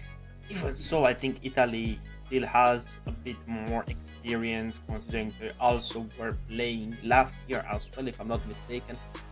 And I mean, I think they have, I think basically exactly the same roster, yes. But even so, they had more scrims, I think, more than Azerbaijan. Even if Azerbaijan has over there Russia and some other surrounding countries that are pretty strong, Italy had access to Europe, MENA, and some other countries that are close by, even Turkey as well. But for Team Azerbaijan, we have Sheriff, Apollon, Mikoto, Yang, and Ares. I mean, hold on, a few Greek gods over here. You're absolutely correct. I like the name Sheriff. I think there is a player that goes by a similar name in League of Legends, I believe. So it's a quite popular name, I see. But from the looks of it, or well, we cannot really tell, right? Because the players are not organized. But I'm expecting that Sharif will be playing as an ADC, as an AD, like in the gold lane, right? But we might see him elsewhere. Of course, if he will pick up Clint, I wouldn't even be surprised. I bet Clint has some great Sheriff skin, doesn't he? Well, actually, in the basic one, he almost looks like just cut out from a Western gunslinger movie. So there's that. But Azerbaijan, what can you tell me about those players? Are these players familiar to you from the competitive stage? Well, on the competitive stage, I'm not so familiar with Azerbaijan as a whole, but I do know some good players from that region, and I think they did scrim up against this roster for the official Azerbaijani Iesf team. So, you know, I'm expecting a bit of an even matchup, as you said. But even so, maybe we're gonna see Yin Yang overturn on that Kagura, man. Come on. Yang, Kagura. 50-50. Even with Luoi, with the duality of Yin Yang, there's a possibility. Ares, the Hilda skin, you know. And for Apollon, I don't know if there's an Apollon skin, really, an Apollo. But Luoi G for Yang, that would be a perfect fit. I mean, that's just on the nose. So already we are giving tips to the Italian team, not just that we are rooting for them, but we also giving them tips on how to approach this draft, because now they know that if they ban Luoji, then Yang is cooked. It's definitely his most played hero. Now it's right in front of everybody's eyes. Oh, we fumbled. I think we destroyed the integrity of the tournament. Well, jokes aside, now we should be soon looking at the Italian roster. But before we do, what are your expectations? We had some guesses about the heroes. What would you like to see? I didn't have my Phoebus. I had my chip ban. And Kalia, I believe, was banned for both of the games. So what are your predictions for this? I think for the peak predictions from Team Italy, I think we're going to see Gabri on the Moscow a bit. But on the bans, I think they're going to focus out on the mid and on the roaming position. I mean, hey, There's one of the strongest roles compared to the jungle or the gold, but even so, there's too many options for the jungler and the gold laner to take, as well as the mid. But still, on the jungle, you're still kind of locked into that assassin heavy meta if you don't have a proper team composition for the tanks that we said that were good, like the Predator and the Baxia. But still, we can't guess a lot because this is gonna be an unexpected game for you and for me as well. I mean, coming from the blue side, I believe the strongest pick you can right now go for has to be Kalia. She's so flexible. You can XP lane, you can play her in XP lane, you can play her in the roam, and there's so many assassins that you can go for. You can go for Joy, you can go for Suyo, you can go for Haya, you can go for even Lucas, even though he is not so much assassin, but in hands of Turkey roster we saw him assassinate a lot of targets, so there's a discussion to be had. Definitely. So I believe that's something that cannot go through and needs to be banned always from the opposing team. Zuxin, pretty decent. We saw her many times from the blue side, but of course banned as well for most. And now we have the Italian roster right before our eyes, and we have Gabri, Blow Devo, Squeak, Beef, and Loner Ben. Well, if Loner Ben isn't an XP laner, I mean, his name is kind of counterintuitive. But if he is an XP laner, then I dig it. I absolutely dig it. Well, if you see those names, what can you tell us and me about them, about their competitive appearance? I mean, I've seen Gabby and Blood Evo playing a lot competitively in the past and in the present. Not a lot of Loner Ben, Squid, and If, but still, Loner Ben, as you said, I was thinking the same thing. He must be an XP laner with that name, it would be too bad not to have it. Maybe even, gold lane. I mean, gold laner, we already know it's Gabby, Blood, Evo, I think is the jungler, if I'm not mistaken. Squeak, I think is the mid. Keith, the gold, and Loner Ben should be the XP. Or roamer. And so, it's still a pretty good composition. I think it evens out along the lines. Both teams are strong in a sense that they're equal in their hero pool. But still, you had a good subject, right? Kalea is a hero you should not let through, but I agree with you. But the Baksha, I think, is a bit more dangerous. You can flex him into 3 roles: on the XP, on the roam, and on the jungling position. That's also true. And there is definitely a talk to be had about this topic specifically. I love how Baksha came into competitive around, and he came back. He was there, then he wasn't, and now he's back here again.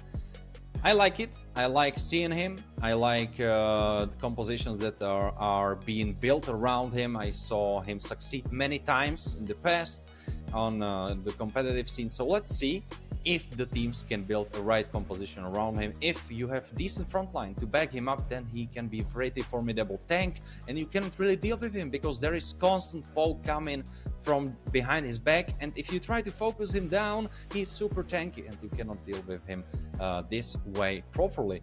So yeah, I'm excited if we will see Baksha. Of course, my favorite hero is still Phoebus, so if I see Phoebus, I will be happy. And well, Zach, we will be getting probably to the game shortly, and before that we have already established that it should be pretty even based on the players, or at least a little bit more even than the first one. So I'm hoping for a full BO3, and let's make some predictions. How long do you think will be the first? I think Italy is gonna take game number 1. It's a 13-minute and 57-second game, trying to predict it from the future. But maybe, I think Azerbaijan, they're gonna, in the second game I'm talking about, Azerbaijan maybe is gonna find a mistake in Italy team composition, maybe a mistake in the rotations and take the crown in that, and maybe also go to a full best of 3 by Italy taking the crown at the end. What about you, Warren? Well, I am coming into this much more blindfolded than you are, so my predictions are a little bit rough in there, but to make it dynamic, I believe that it will start with Italy winning the first one, but I believe that Azerbaijan, with their backs against the wall, will take the second one, and the third will be decided by the draft. That's my prediction. I think we will have also a full BO3, well, also meaning as in your prediction as well. I'm hoping for it. I am pretty excited, as I was also for the first one, but I'm also ready here for the second. Zach, I hope you are hyped, as we should be approaching draft soon. We had our predictions. I think before the players will get ready, we will be cutting into short break. I don't know about the short break, but I think we're gonna head shortly into the drafting phase, but we're still waiting on that. The players are getting ready, of course. They're joining the lobby. They're maybe talking with their coaches, maybe getting an idea on the draft on the enemy team. Still, there's so many variables in Mlbb that you can't really predict what's going to happen until you see with your own two eyes. That's why we here as the casters are going to give you a small insight as me, Zakota the analyst, and Warren X, the shoutcaster today for you. So Warren, let's ask a question. If, let's say, you were for the side of Azerbaijan, what would be a perfect draft for you? What heroes do you want to pick? Let's say you draft for Azerbaijan, I draft for Team Italy. What would be the first hero you would choose? Well, if Kalia is open, I'm going for that. She's flexible, she can go for the XP line, she can go for roam, she has a great engage opportunities. She's basically Jawhead, but just better, because her engage is connected and you can only purify it, and not many players can take purify, because then they are canceling themselves out from other very strong summoner spells. I'm gonna counter your Kalea with a 1-1 pick on the goal lane and maybe a Hilda Bruiser that can be flexed into either the roam or the XP lane position. Your next choice. Well, in that case, I would be definitely going for Granger to outrange your Van, and I would be pairing it up with Matilda for that roam potential together with Kalia from XP. Nice, I like that, but even so, for the mid lane, I'd maybe pick out something like a Luoi, counter the rotation with the Matilda, maybe pick off some new enemies. And again, your choice. Ooh, alright, I like that quick thinking. Well, in that case, I would definitely need to go for some super strong rotations from the jungle, and that would be Joy, because we are lucky in magic damage a lot. And then, it would be your choice. My choice, I think I take the chip in this situation right here. Oh, super strong rotations on the map, I like it. Well, in that case, I need to pair it up with something that makes sense on the mid lane. And if Zuxin is open, I'm taking that. Everything is on the table, so your team comp looks pretty strong. But still, I haven't picked my jungler, which is going to probably be Fanny. That's still open on the table. Fanny, cheap, Hilda, 1-1. And what was my first pick was? Hilda, I believe? Yes. I believe so. I believe so. And compared to yours, I think I'm gonna take the cake on this one. The Kalea is just gonna be not gonna be strong enough to out rotate the Hilda, Luoi, and chip combination. You have that sprint on the Hilda. There's so many possibilities going on, but still, we are speculating on what the draft could be and what it should not be, as we left all the broken heroes open. We didn't ban anything.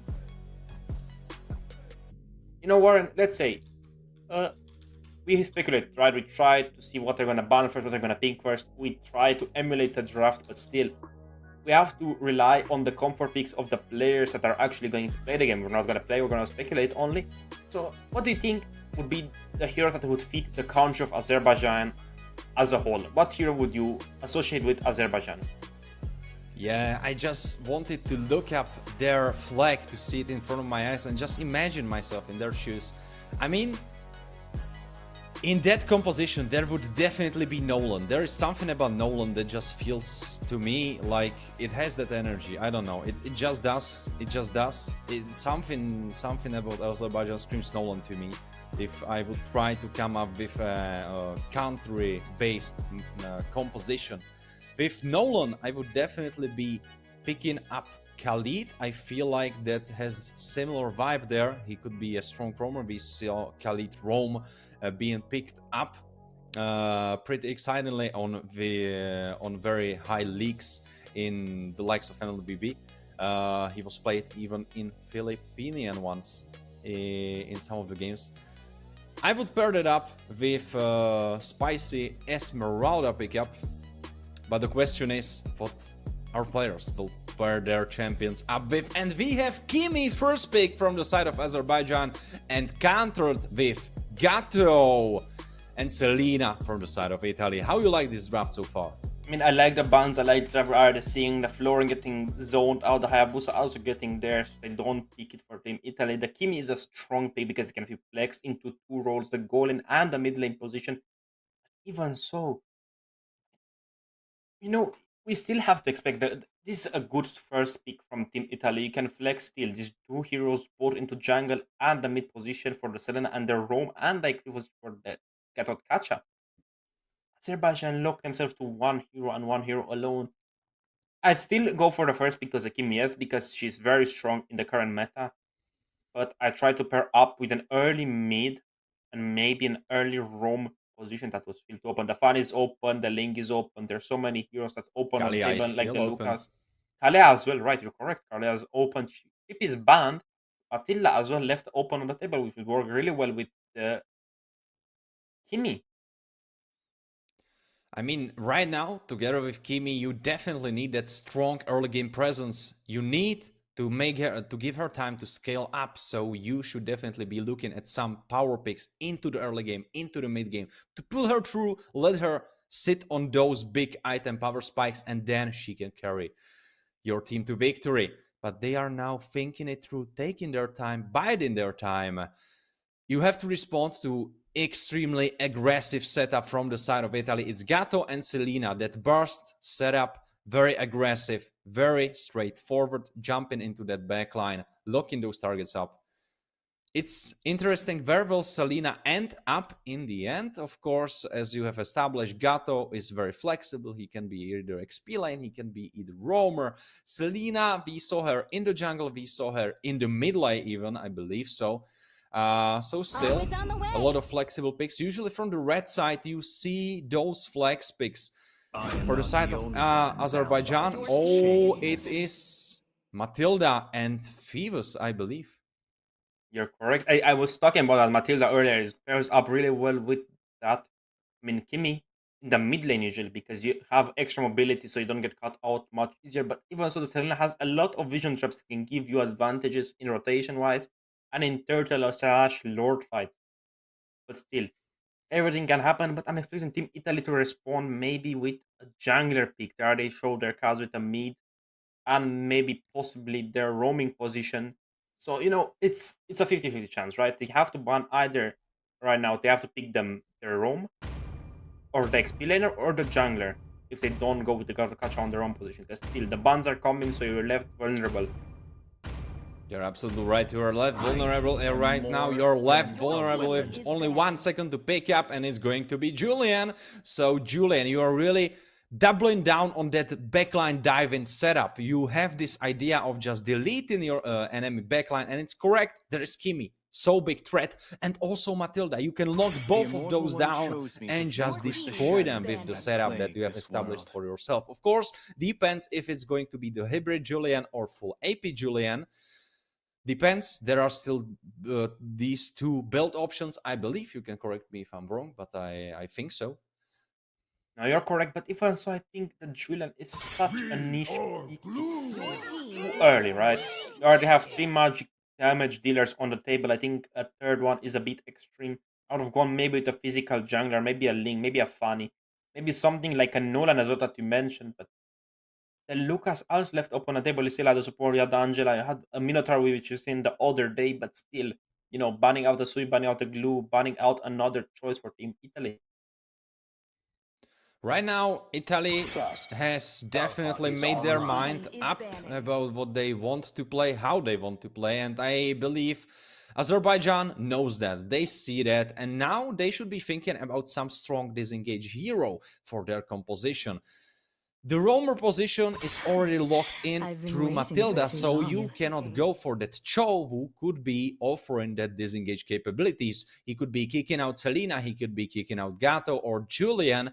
So now you are quite in a peculiar situation, because right now, thinking about it, what do you think are the options to disengage for the side of Azerbaijan? I mean, I think they should fall back into a Fredrin jungle with another damage dealing marksman like the Moscow, I think would work really great here. I already have two magic damage dealing heroes. I think if put the Kimi on the mid. Even so, I think picking another mage would be overkill in either situations. So I think the Fredrin and maybe a Moscow would be great for Azerbaijan. For Italy, on the other hand, Your we're team gonna is see the picking. Iritel getting picked out to counter maybe that potential Granger pick. Alright, Eritel, super strong late game carry. She will be left to her own devices for most of the game and she will try to scale up into those crazy late game teamfights.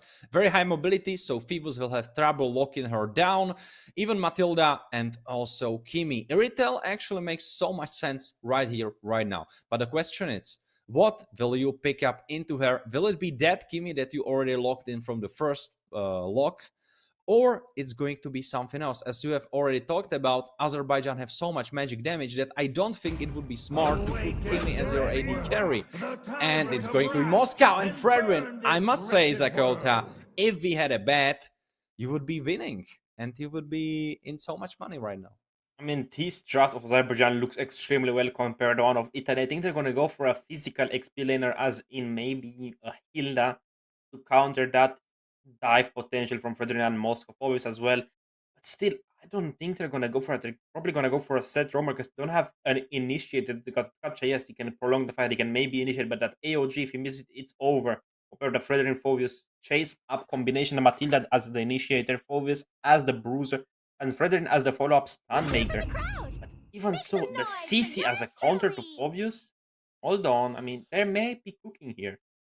I saw that many times and I only saw one, just one as one Phoebus that was able to win this matchup. So many Phoebuses have felt by the hand of Sisi. And I'm asking right now, Zakota, will this Phoebus fall? Will this Phoebus fall by the hand of Italian Sisi? Or will he stay strong with his head up? And he will survive that onslaught, he will survive that laning phase, and then he will be a strong addition to the rest of the Azerbaijan composition. That's a question to be had, and that's a question to be answered. I mean, pretty soon, because right now we should be joining the game very quickly. And right now, looking at the composition, Selena is truly the mid laner. I don't know if she will be able to match up with mid lane priority from the side of Kimi. I think Kimi, even though she's scaling into the late game, will have that mid lane pressure. When Selena has the fastest clear in the game, as we all know, but even so, the Phobius can maybe win the 1v1 of Sisi if he gets that a breast force armor, I think, or dreadnought armor, I believe it's called, going to the Antiquarians, and maybe some tough boots or something to help him with the CC and the slow situation coming through. But still, I think Azerbaijan has won this draft. The Squid is going for a build rotation towards the hill and trying to get as many creeps as he can. The Kacha and the CC has started his red already. Rather than going for a bot lane rotation, he's using the old time jungler rotation. Maybe he's gonna go for the first time golem, then go for the big red beast. Even so, Blood Evo is holding down the mid with Poof by his side. This is what I'm talking about. They are getting poked out. Even though they have the push advantage, they are getting poked out through the range, and Squeak is trying to help out, getting untargetable, jumping out away and helping with that push for Poof, and now rotating into top side. They saw the Julian also heading towards the top lane. They're trying to support here out Yang. Even so, look at that team composition on the bot lane. The enemies are so well spread out. They're doing a 3-2 rotation, which is, again, incredible. On the mid lane, they're freezing. They're holding that mid-right bush as they should. The Poof putting a bit of confusion there, helping him. Level 4, he might be trying to cook something up, but there was Matilda able to stop him. So Squeak, unfortunately, cannot do anything. Redorin still uses his attribution to reclaim his gold, almost getting stalled out by not Zeni. Even so, the game is looking pretty even. The gold is even 100 gold difference to Team Azerbaijan, not that much of a lead. Again, it closed up just now, but still, they have to look for a pickup before the first fight on the turtle. First turtle is spawning up right now, and the questions to be had is... who will take the turtle? Who will take this first fight? Because objectives force you to fight around them, force you to fight for them, And now it's being started by Kimi. I think both junglers have a 50-50 chance to take the turtle, but even so, we're looking at a maybe possible skirmish in the mid Poof lane. is getting in trouble. He tries to flicker out, but he survives just by a sliver of his health. Squeak is trying to do some damage in retaliation to us, but it wasn't really that much. Now Evo with rest of his team. Squeak getting poked out by Kimi. Oh, great ultimate from him, and now Apollon in big trouble trying to run away in Zenny. Ultimating up and going down is Matilda. Boss is gone together with Yang and Mikoto. 3 members down, and Turtle goes in the favor of Italian squad. I mean, that was a very good, well-placed AOG. That Moscow, on the other hand, got some gold from the tower of Iritel. So, I mean, it's a pretty equal still game. It's only a 1,000 or so goal difference. One team finally can change the farm and the pace of the game. But we're still seeing a good, strong side coming from Italy.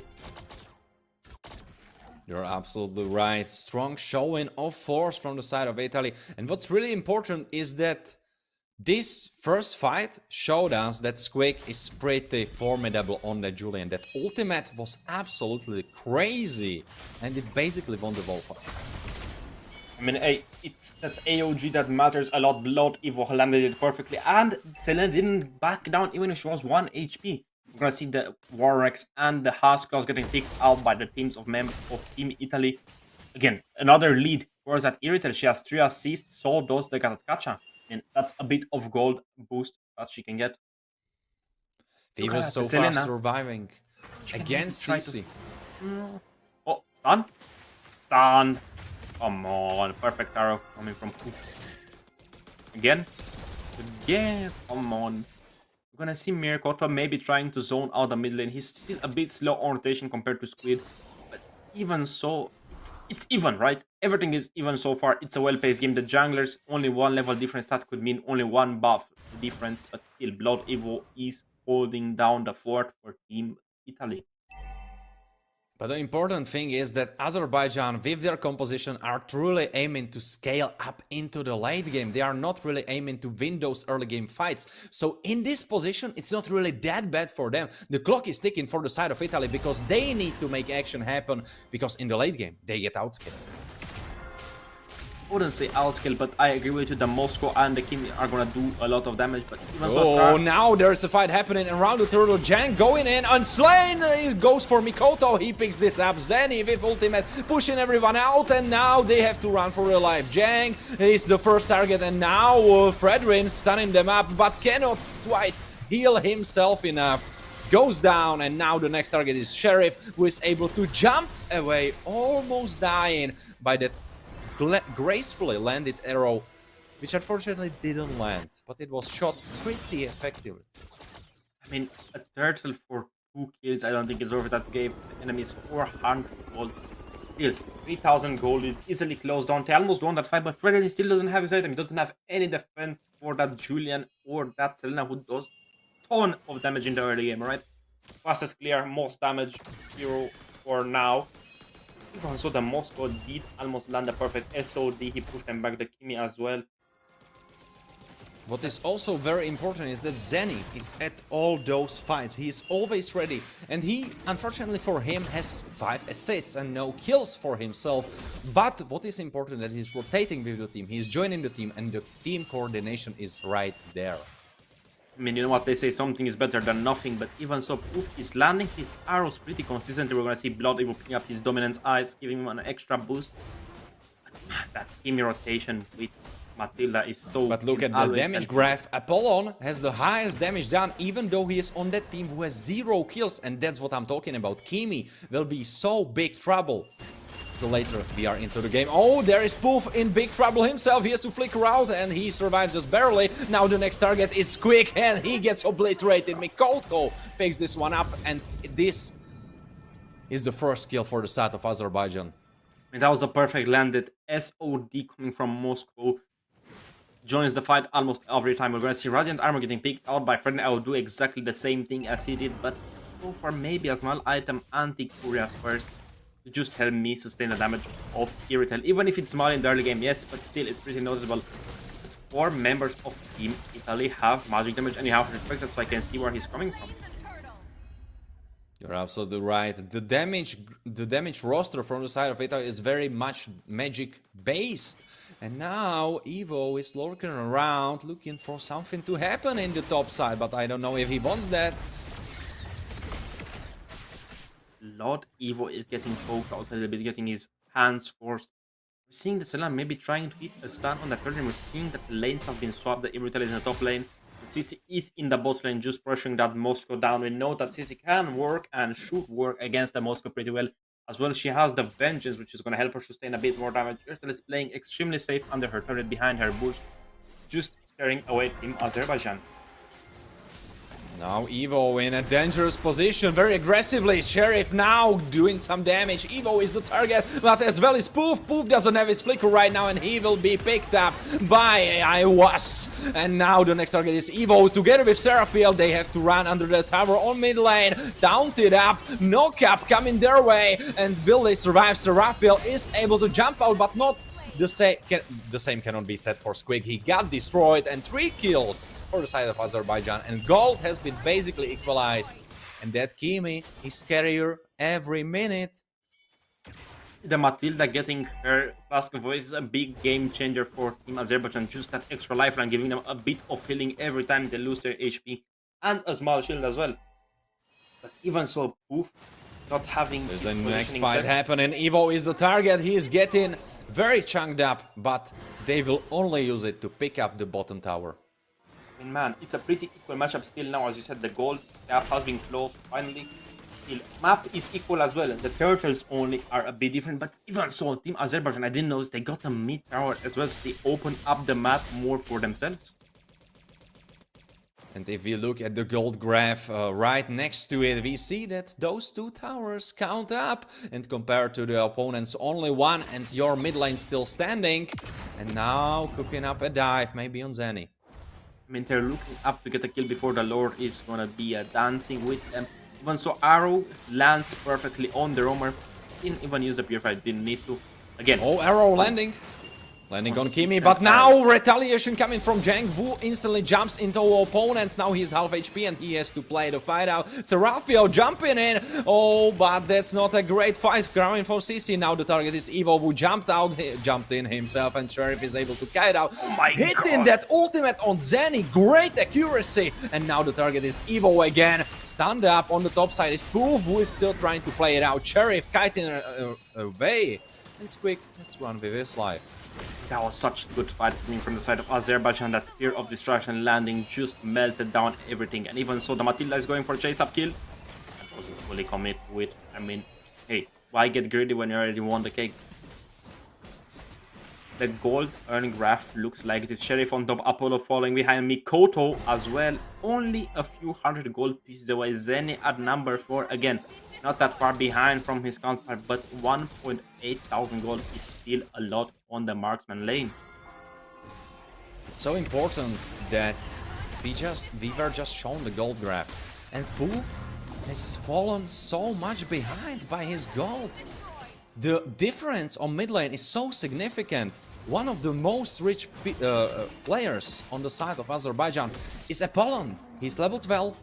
He's so far ahead. And I believe he's close to finishing his third item. I mean, I do exactly the same thing they are doing. Just pressure all lanes, not go for one in particular. But even so, the shields are about to disappear. But I tried forcing them out earlier. I'm not sure if the Lord did merge, but I'm sure he did. Just missed it out. Apollo taking that turret. We're going to see an engagement. Raphael will be the target. He is getting jumped by the rest of the team. Sheriff is leading the charge together. And now Seraphiel has to run. Will she be able to? She cannot. CC goes down. Second death for that XP laner. And Azerbaijan, luckily for the side of Italy, will retreat for now. We saw a lot of plays coming in from the Matilda with the circling eagle. Even so, not enough follow-up going from the Predator, and he did not land his Appraiser's Wrath, missing out on that valuable damage that he had stored up with his passive. Even so, one fight could turn around the entire game. Still, they're at an advantage coming from Team Azerbaijan, but still, Italy has what it needs. They have the Julian, they have the damage, they have the Selena stance, but Lord Evo needs to make a proper engagement. I mean, it's all about that Wombo combo, and that's rough for Italy. If they are able to execute it, it will be gorgeous, and it will be a highlight of today. I bet my money on that. But if you are not able to do that, if you are not able to correctly hit all those skill shots, all those spells together, then the side of Azerbaijan have it easier. They just need to front-to-back team fight, push onwards, and hit the first target. That's on their marks. I mean, look at the Moscow. He's just waiting patiently to try to hit an SOD during the team fight, not before, not after. He's not trying to engage, not trying to show vision, because they already know where they are. I mean, look at the map, right? You know one member is missing. You didn't see the Moscow on the map at all. So, hey, where is he? Possibly in the bot lane. The Fredrin is trying to poke out the fight, just forcing out an engage. Apollo also trying to stay closely behind to Fredrin, maybe helping get another extra. And Moscow has shown himself on the map, rotating towards the bot lane. The Lord has spawned on the top. I mean, it's a glorious Lord, if I'm not mistaken. Either that or it's a charged Lord at least. Sheriff finishing up that next item. He is going to be hurting, and the first one that will feel this pain is probably Blood Evo. Woo goes untargetable and survives for now, but now you don't have that engage, and you have to approach probably this Lord take without one of your players, and this looks like Italy will just give up. I don't think giving up is the right choice. There's only a 2-kill difference and a 7,000 gold lead. I mean, that's not that much. Just one team fight. Again, gold, I don't think it's as important as it was in the early game, because most of the players already built some of their core items, especially Mikoto, which is a walking refrigerator. He's such a tank. He's just a freezer, just slowing them down, you know, getting his food ready, just coming to serve at his own pace. But Sheriff is the most important member of Team Azerbaijan. He has been consistently pushing on the bot lane, just pressuring them not to make a small mistake. Even as you can see, we're seeing that the Airtel has scope for core items, just range, but he doesn't have any penetration besides that one. CC with brute force Warx combo, and we're probably looking at a possible lore charge in the bot lane. But Sheriff is closing in on that last item.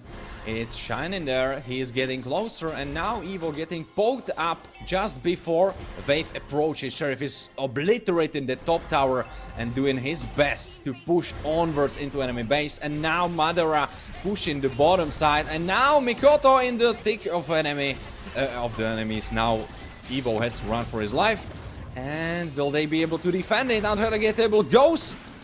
Wolf has to run away. Now taunted Evo, he's trying to play it out. Seraphiel still alive. Apollon is pushing over. Seraphiel goes down. Sheriff is trying to finish the base. Base goes half HP, and now it's gone. One side not going to lie. 10,000 gold lead in the end. Good turtle advantage for Team Azerbaijan. And again, 2 lords, if I'm not mistaken, or 3 lords, but the winner of match number 1 in this best of 3 is going to be Azerbaijan. Maybe you got it the wrong way. Maybe Team Italy is going to win the second one, but hey, we're out here only to speculate. What do you think, Warren? What do you think of this game? What do you think was the biggest deciding factor right here? I think it definitely was Sheriff. His Moscow was just so spicy. He took his time, he waited for the right moments, and then he struck.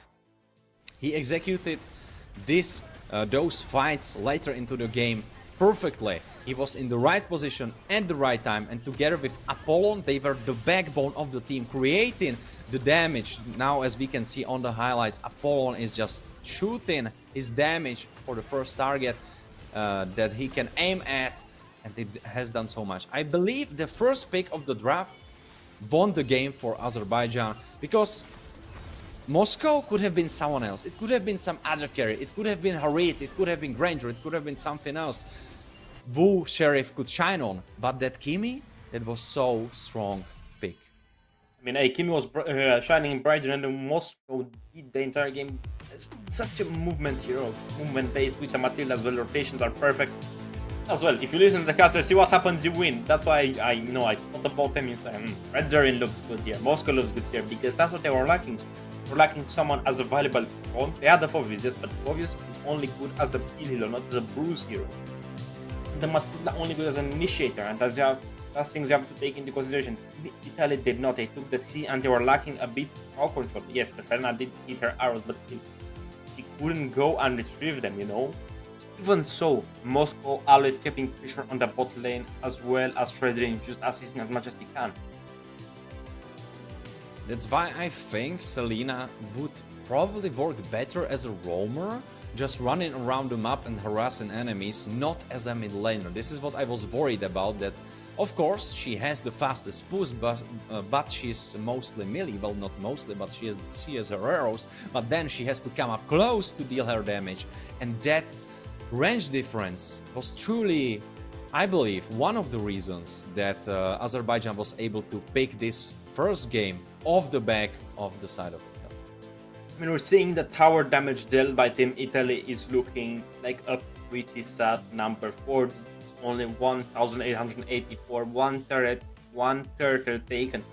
Compare the side of Azerbaijan with 2 turtles, 2 lords, and 9 turrets taken during the entire game. 32,000 damage done to towers. And the damage taken was pretty equal just because the Catch has aggro potential, right? He just has that on, just taunting, the Moscow just taunting the Kimi. I think that's the right choice for him. I mean, I absolutely love the draft that Azerbaijan presented. As I saw Kimi being picked up with Matilda and Phoebus, I knew they were cooking. I believe where it fumbled for the side of Italy was that Julian. I think there could have been something else that would glue the rest of the team a little bit better together. What do you think? And for Team Italy, I would have not picked this. I would have picked, as I said, the Hilda and maybe a different jungler instead of the Julian. Something with a bit of an oomph behind it. Maybe a link, maybe something that could force out the split push potential in that draft scenario. Right, he had something to engage or something to disengage or something to continue the fight, but he had nothing to split push with. And, I mean, yes, you can continue a fight with CC, but she doesn't have a stun. She doesn't have something to lock down a center here like the Kimi or the Moscow, who are very mobile.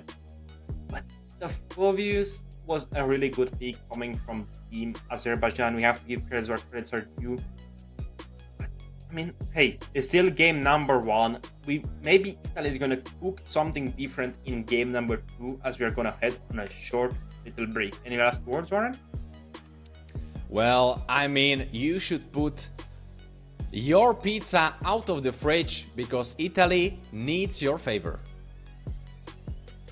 Italy is getting cooked, and with that last line, we're gonna go on a short little break. See you guys right back. Don't go anywhere. Grab some snack, grab something to drink, and be ready for game number 2 between Azerbaijan and Team Italy.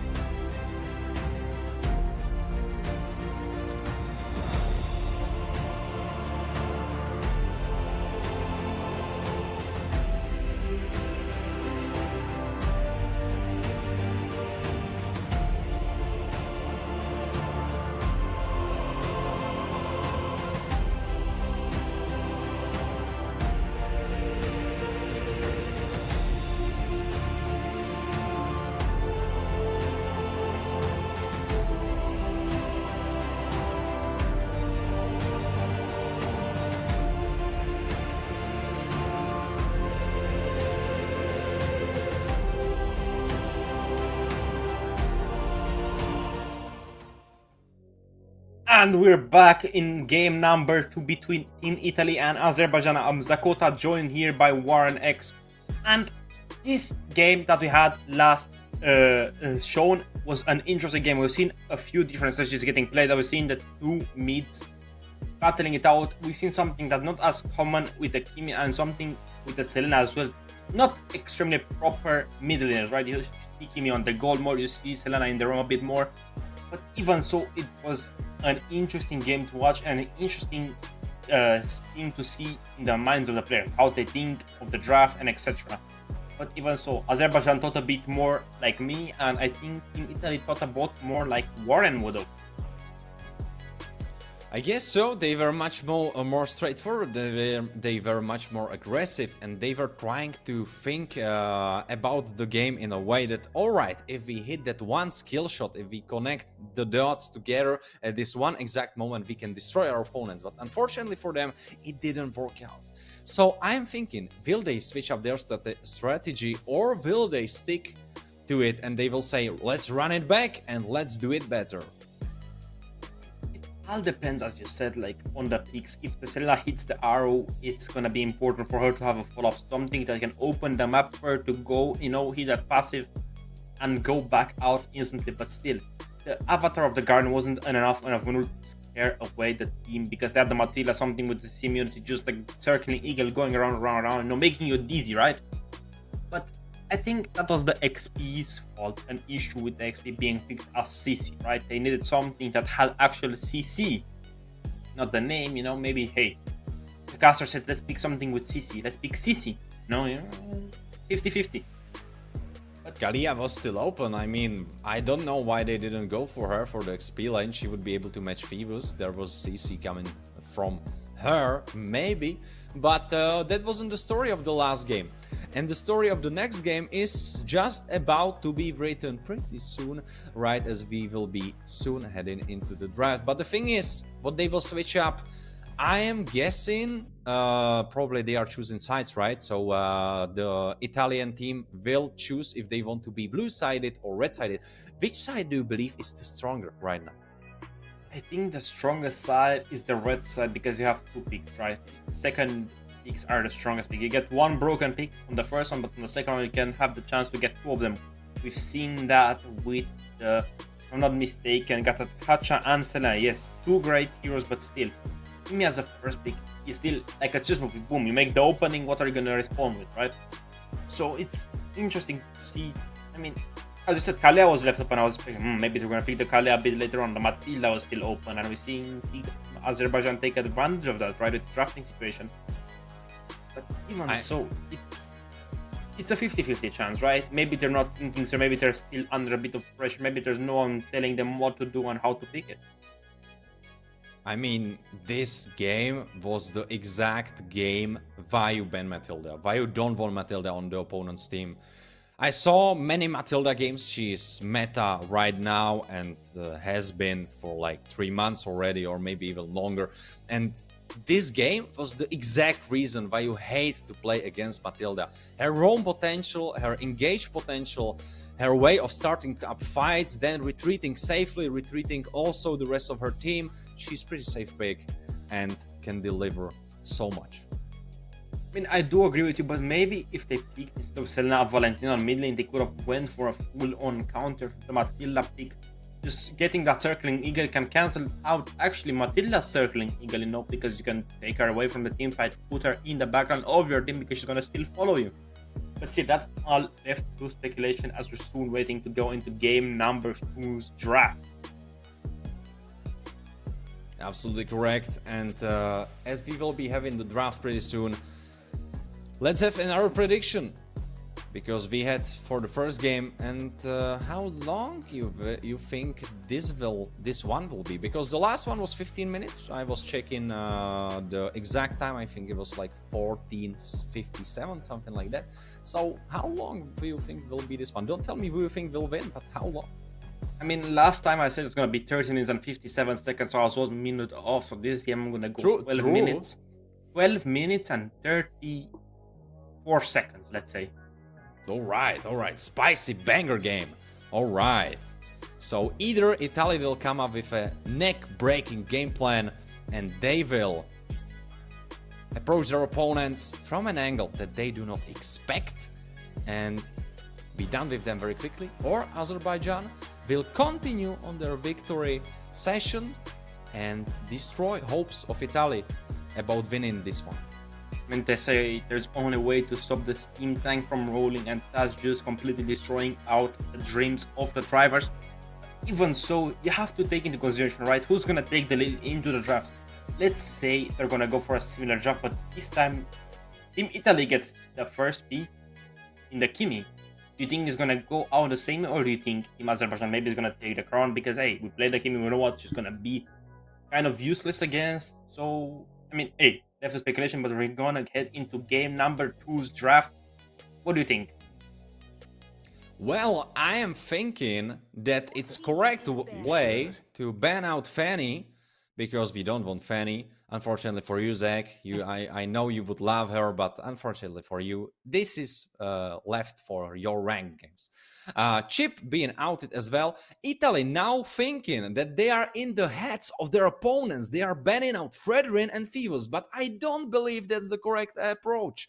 Because, of course, you take this away from them, but I don't think Azerbaijan was planning to play them again, because it was purely based on what their opponents picked up.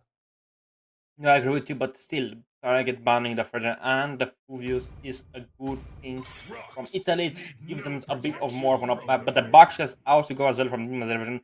I like the bans of Azerbaijan a bit more than ones of Italy, which feel a bit targeted, right? Maybe Haiti think this guy can only play the Fredrin, maybe this guy can only play the Fuvius, but still, I don't think the team of Azerbaijan is going to go for a clone copy of the draft from the previous game. But you know what? Let's double down. Italy, ban out Kimi right now. Ban Kimi out and just go full target bans, and let's see what Azerbaijan can come up with. Let's go. Italy, if you hear me, ban the Kimi right now, but no, they're not gonna listen. They're gonna ban out the Lucas and give Azerbaijan the Kimi yet again. Oh, they might have something in store. Maybe this was a bait, actually. It's 900 IQ, and they let Azerbaijan pick Kimi because Azerbaijan thinks that they don't know that they know, but they actually know, is what I'm trying to say. But what if Azerbaijan knew that Italy knew, so they didn't know what to go, and they were gonna pick the Kimi yet again because they're gonna confuse Italy even more with a different draft pick?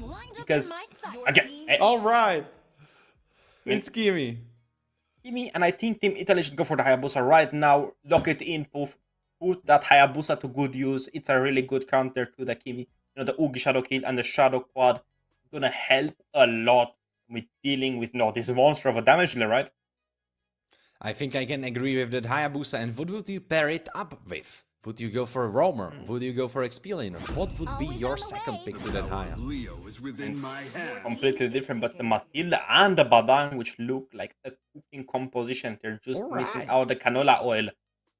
I see what they are trying to do. They are like, all right, we take away your picks, we leave you only with Kimi. Now we have Matilda and we have Bedang, but I don't know how I feel about Bedang against Kimi. Like, is he that decent into her? I don't think there is a great way of playing Bedang into Kimi. I don't feel like he's such a strong contest against her.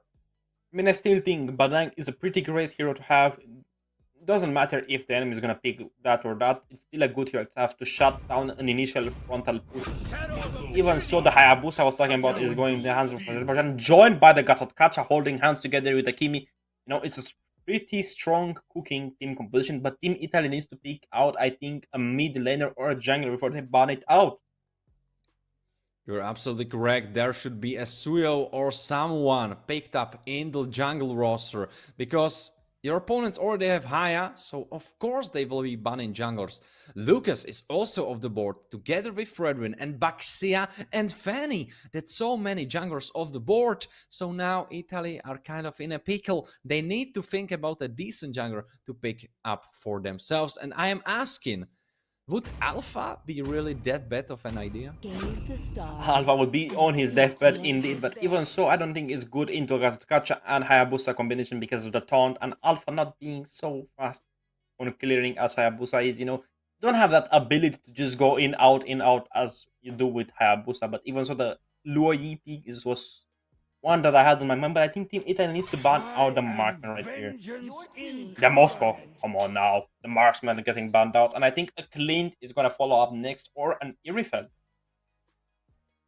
I mean, it has to be Clint. He's called Sheriff. You kind of have to do that. There is nothing else to be done. But I actually kind of like that Luoji pickup because now you can approach from a different angle, from an angle your opponents do not expect. And if a Badang just suddenly approaches you from behind, from a bush, you cannot really do much, even when you are Kimi. It all depends on the game. If Kimi gets a good enough protection from the Gacha, I think it's gonna be a game changer, right? The Alpha you were talking about getting banned out. I mean, come on now. I mean, maybe I was cooking, Zach. Maybe I was cooking. I was telling them to pick up Alpha, and honestly, Azerbaijan are on this with me. I mean, the Matilda Alpha combination with the Gacha in the mix as well. I mean, the Badang in the mix as well is gonna be pretty interesting. But even so, I don't think Team Italy was gonna go for that. They're not gunning to gun for the Alpha. Well, now their jungle options are being even more thinned out. And what is there left? There is Joy, there is Suyo. What is there else? Nolan on the table, YSS still open on the table. What else could work for Team Italy though? To me, your fun is all 1-1. that matters. In 1-1? Not that great. That means they want to pick a hero that doesn't have that many dashes to escape from her. This could give away the cards of Team Italy. Maybe Azerbaijan wants to go for something that is, close to home. I believe Yang is on the goal lane, if I'm not mistaken. No, actually, Sheriff was on the goal lane. I mean, come on, Clint pick. I mean, he has to do it now. They ban out his one and they ban out his Moscow. Maybe the Clint is open on the table. He has to. Granger or as he well. has The to- Granger is as well. I mean, come on. Or he has to be Granger or Harit. I think there is like 3 options. been waiting Or for like too he will long. cook and it will be Beatrix. But I don't know. Beatrix into Matilda, into Bedang. I don't know about that one. Well, the ban is Curry. I don't know how I feel about that one. Would Kerry actually be that strong of a pick into Azerbaijan's composition? I think Azerbaijan wants to take on the Hylos on the XP lane as well because, hey, why would you ban carry if you wouldn't go for the Hylos or something extremely tanky? I mean, what's open on XP lane that would work for Azerbaijan that's extremely tanky? Experience Kalea? the euphony of I suffering. mean, there's the Granger I was talking about. The Kalea is still open on table on the roaming position, and that's a pretty good counter for, the carry if they were to pick it on Team Italy. I mean, Hylos, as you have said, is definitely on board. Kalia, strong tank. Even Glue, correct me if I'm wrong, but he could be decent here as well. He would make a lot of time for the rest of the team. But now we are in the picking phase for the side of Azerbaijan, and let's see what they will come up with. They still need to lock in that carry because Kimi will definitely be going mid lane. I believe so. I think it's her best spot to be at. She's the most safe. Team is picking. And it's Harit and Esmeralda for XP lane, and it's going to be that tank Esmeralda, or you think she's going to go magic damage? I think it's going to be a bit of a hybrid Esmeralda just with, I think, Book, and I think that's going to be enough. That's the only pick they took for. I mean, the Kimi has a shield, Badang has a shield. I mean, Loi also as well has a shield. But Everything in the way. the Ling, okay, I like it. Both drafts cook extremely, but I think Italy takes the win on drafting phase right now. I don't know. I feel like Harit is so mobile together with Haya that Link's only real target will be Kimi. And alright, if he can one-shot her, then that is super good. But there is still Harit. He will still do so much damage. Good thing for you is that the damage profile of the side of Azerbaijan is so much magic damage based. Kimi magic damage, Harit magic damage, Esmeralda magic damage. So if you build some of magic defense, you are off to a good start. I know you saying that. I mean, the Granger does win the Harit in the early game if he comes out the long side bush. I mean, poking me out with skill 1 is going to be a bit of a nuisance to fight against. But still, as you said, they have that Esmeralda and Kimi still left open on the table. You know, Esmeralda is very mobile. She has a lot of cooldown reduction on her skills. Later in the day, I think 14 seconds. But you can just pop it out, run away, pop it out, run away. Just be annoying, right? Basically, Uranus on steroids. The thing with Granger-Harit matchup is that on paper, Granger should be winning early game. The thing is, in reality, I saw so many times that Harit was actually able to come out from those 1v1s better off and already starting to be ahead from the laning phase. So the question to be have is Sheriff the better Harit than is Zenny's Granger? That's something that will be decided in this game. Even so, look at Poof taking damage from Apollo in the early game. Blood Evo also taking so many hits coming down. Link is going for an old school rotation. He's going for a double clear on either side. Maybe gonna go for the lizard of Team Azerbaijan, but I don't believe he's so because Squid is always there, right? Oh my god! Oh, Squid flicker. Forcing flicker from Apollo, and now Poof in trouble. He will be alright. Oh, he won't be. Mikoto playing with his foot low-key, but getting the kill in the end. Hayabusa used his Ugi Shadow. Now getting walled up. Jang has to run for his life and getting ulted up by Link. And Link, can he really link that kill? He cannot. His link was not linking exactly as I was thinking. The late placements weren't there. I didn't aim them correctly. Even so, I mean, the Esmeralda just got up and hit him fist and then ran away again. The mid lane domination is again on the side of Azerbaijan. Hayabusa in opponent's jungle, forcing him away and forcing the rest of the team to protect him. Turtle will be spawning in 10 seconds though. I think Azerbaijan is gonna take the first step, considering that Link already used his Tempest Blades and the Ugi Shadow kill is still left on the table of Mikoto. But the thing is, you don't have flicker on Apollon. He will be in trouble if he gets in a bad position. Considering, look at the rotation, I think Link is gonna be a few seconds late compared to Mikoto. He already has vision on him, yes, but still, if Squid gets found out, I think he's gonna perish pretty fast. Esmeralda is also giving vision on the top lane. Charging up the falling Moonstar, aiming at a Blood Evo. And going for Blood Evo, and Apollon getting chunked up as well. Now he has to run away. Apollon trying to push out the wave. Still has no flicker, 20 seconds on that cooldown. And the rest of Italy are in position to defend that, except Granger, of course, who is still matching Harit in the bottom side. It's I think the Granger didn't rotate and he opted out to take the crap, but even so, neither of the roamers have level 4, and I think that's what they're waiting for to start off the team fight. Blood Evo, level 4. And Squeak is already starting it up. No, he's jumping out. The loner ban in the pit. Oh, Blood Evo getting stun up. Now he's trying to fly around with Matilda's. And now loner ban is the target. He's alone. He connects on the turtle, takes it. Now Apollon is the target. He didn't have flicker right now, so he dies. Iwas is the next one. He goes down as well. Sheriff trying to play it out, but Harit is really not in a position to play these fights yet. I mean, still, it was a pretty even trade. One kill going side of Italy still. Turtle taken out. The gold gap is still, oh my god, 1000 gold. You just updated for us as well. I mean, that's a lot, right? Considering the Link got a level advantage up on Hayabusa, just taking out his jungle. I mean, the best plan for Azerbaijan is to invade Link's path. That's the only thing you could make. You've seen Hayabusa's having bad luck on the streams. Even so, I don't think we had one single winning Hayabusa game this entire tournament. Oh, getting towned up, but it's still Matilda, super mobile, so she gets out of this one. Squeak with a flicker, super aggressive, doesn't connect though. Seeing a 5v5 brawl starting to happen, we're seeing both sides, marksman being there. Link is gonna go farm very own way, but even so, I think they're gonna try to catch out the Granger rotating bot lane. But what is so important is that Italy are the ones on the Hayabusa, timer. Ugi Shadow kill. Hayabusa 1v1 against Zenny. Zenny will survive this one because the rest of the team is here through Luigi's teleport, and now Voss is in trouble. He tries to jump out. Next target is getting balled up by Badang. Mikoto goes down and poofs quick to deep. Oh, he went too deep. Sheriff is trying to play this one out, but he will just protect Voss. And now there's Kimi though.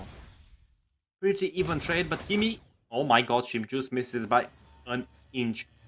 Even so, Zenny using that flicker to escape from Hayabusa's Ugi Shadow kill just gave him the advantage he needed for the team to teleport towards the bot lane in a triple push, and they managed to cut out Mikoto. Zenny is in the lead, I think 1,000 gold or so. I mean, Link, free reign on the turtle, right? Apollo can't do anything. Speed is out his skill too. But now you don't have Flicker on Squig, you don't have Flicker on Zenny. So in this fight, you will have it rough. Out of the And the fight is already starting. Squig volleying up 2 members of the side of Azerbaijan. They try to run away. Mikoto is trying to play it out. Turtle goes down for the side of Italy, and now they continue to fight. Squig has to retaliate, run for his life. Iesf go down. Blood Evo getting chased up. Sheriff double kill by Loner Band. Loner Band getting pushed away by Apollon, but the teleport from Luoji going with Poof. Squig goes down because there is still a fight continuing in the top side. They have to run away. Mikoto able to pick some for the team. Loner Band getting out, but the jank goes down. I don't know if you noticed that, but Ling actually stole the buff of Mikoto. He took the turtle, he took the blue buff, and he took the advantage in the jungle billion with, I believe, 1,000 gold lead. I mean, come on. You have to give props where props are due. The Ling is playing extremely well. The Hayabusa, not that far behind, but I think he just needs to build up a few items and farm and ignore some of these turtle fights. Even if it's a beat or mistake to give the turtle for free, I think it's better than you losing the team fights. I mean, even the first game was even, but this game, the side of Italy have new breath in themselves. Sheriff goes down. 1v1 kill from Loner Band. I don't think Jen can play that. Killing spree. Mikoto goes down on the top side. In the meantime, Tower goes for the side of Italy. And Link is continuing rampaging in the opposing jungle. I mean, that was a pretty proper 4-blade combo on the bot lane turret, considering how it had to also burn his flicker if I'm not mistaken. But still, Yang is just, you know, not even close to trying to get a Link off that red buff. Top lane teleporting in the turret to take down Mikoto, and I believe it was Apollo. Even so, I mean, this tracked a lot of the turtle is still up, right? Loner Band trying to go for Woz. Woz had to jump out. They are making space for themselves. Turtle will be spawning and fight happening on the top side. Mikoto trying to survive the onslaught. He survives for now, but Squig is the target. Oh, Matilda still trying to play it out. Evo making space. But for Wu, he is really doing that. I think he just overstepped and he will die for his actions. Poof might be next. They are trying to go for him, untargetable for a bit, but he will be killed anyway. Shut down. Goes for the side of Azerbaijan. And now they are defending. And now they are even pushing into the territory of their opponents, trying to go for the Loner Band, trying to play 1v4. Ben doesn't have his Temple of Blades, but even so, not Zenny is there, and he's trying to take the life of Iesf. Hayabusa with Oogie Shadow keep going through. Gets shut down. Man, oh man, they're opening up the map more and more and more. Hayabusa doesn't have his Oogie Shadow heal. They know that Big Ben is trying to... They go in for him. Mikoto cannot survive this. Link's ultimate will secure that kill. Mikoto goes down and Squig will just jump away to safety. Retribution used by Loner Ben, so they don't have the chance to go for the Lord. Even so, they would need another pick of Matilda. Matilda is just being annoying, making space for Loner Ben. Loner Ben might try to play it, but he doesn't have his ult just yet. 5 level difference between both of these junglers. Top lane still not pressured enough. Okay, they won the turret. But even so, I think there's a fat wave coming up there. I think the Hayabusa should either contest it or maybe the Harif. Hari definitely needs more time for scaling. This game is just too quick for him. I think he is short of some of his items, and it's showing. Squig could have been in trouble, but he jumped out. I mean, again, they need to focus a bit more on split pushing. They have a split pushing position. Luoyi trying to teleport. You're just checking the map. Hey, even map. Squig is holding down the Beetle The Link is going to split push on the top lane to open up the map a bit more, forcing maybe Apollo to go towards the top lane to clear it alone. Oh no, he's running back. Squig now with a bush, with very deadly bush for Woz. Woz now half HP, almost dying. Squig is playing it out. Link is but too far to join this fight. He's not even joining it. He's doing his purple buff. He doesn't care. Poof goes down. And this is a great fight for the side of Azerbaijan. I don't know where Link was. He forgot. He went to buy groceries. Who knows? But even so, I don't know if you noticed that, but the winter crown has been used by the Louis, completely immuning the Now Ugi Shadow Lonerban King. getting changed up. He needs to use his ult defensively. Lonerban is the target, but is he really? His damage is so high that he was able to play this completely fumbled situation and still survive. Retribution still in both hands of both junglers. Still, Ben used his Tempest of Blades, so still, it's open season for hunting Bens. Man, the got that catch and just surviving that initial dive from Squeak was the biggest deciding factor right there. And this is the fights that you need for the side of Azerbaijan. They need to slow the game down. Harit now has 3 items, so Lonerban is playing it out. Unstoppable, going for more, tries to go for Sheriff, but just doesn't connect. And now Matilda making space.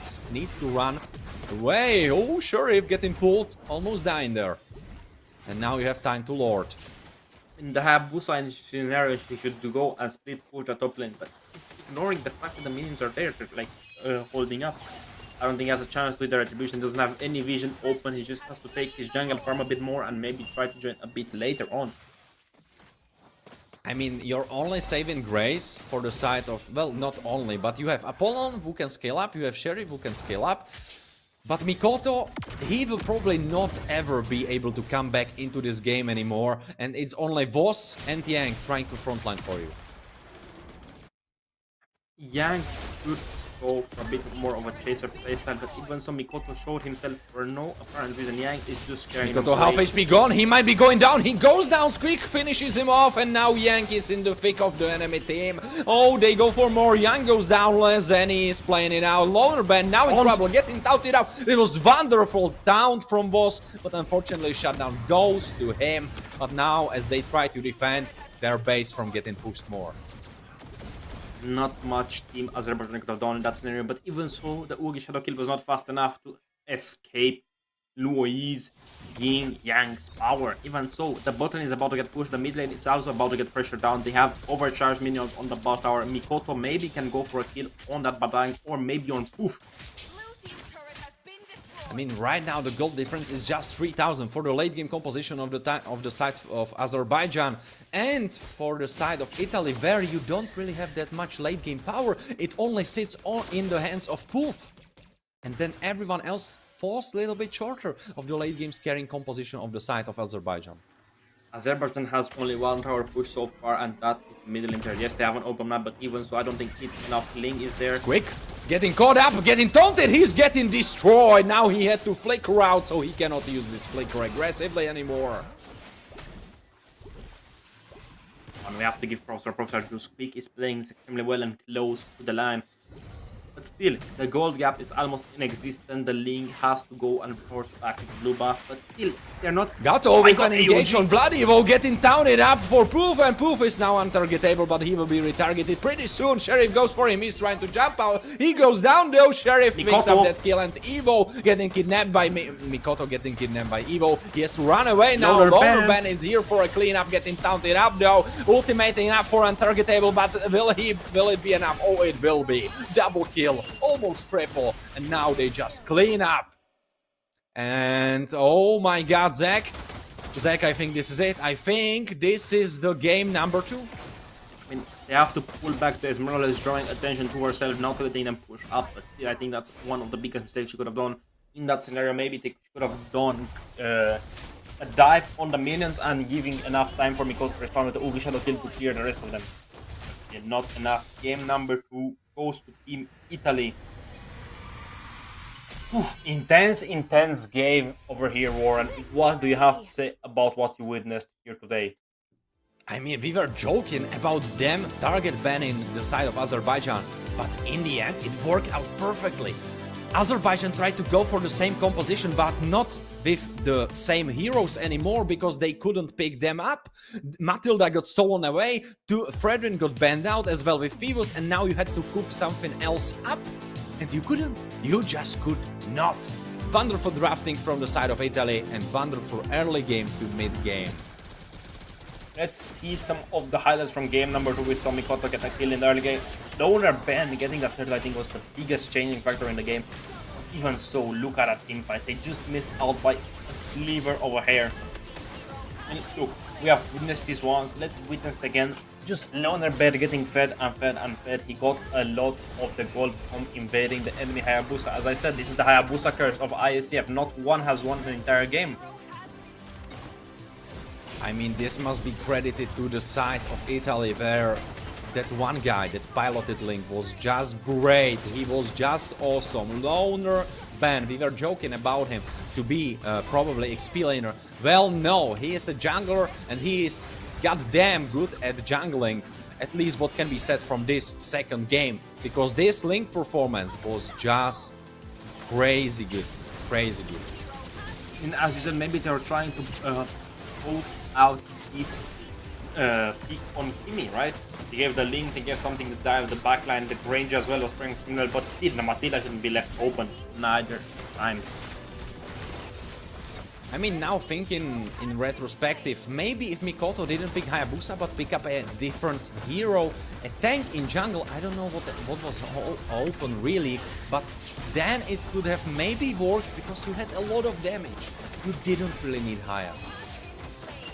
Maybe if they picked up a Suyu or something along the lines, I agree with you, but still, the Hayabusa was one of the first two picks of the entire game. And these are the item builds of a player. The Hayabusa went for the Sea Halberd War X combination to melt down these two tanks, which I feel was a bit of a mistake. I would have went for the Malefic Roar instead of the War X.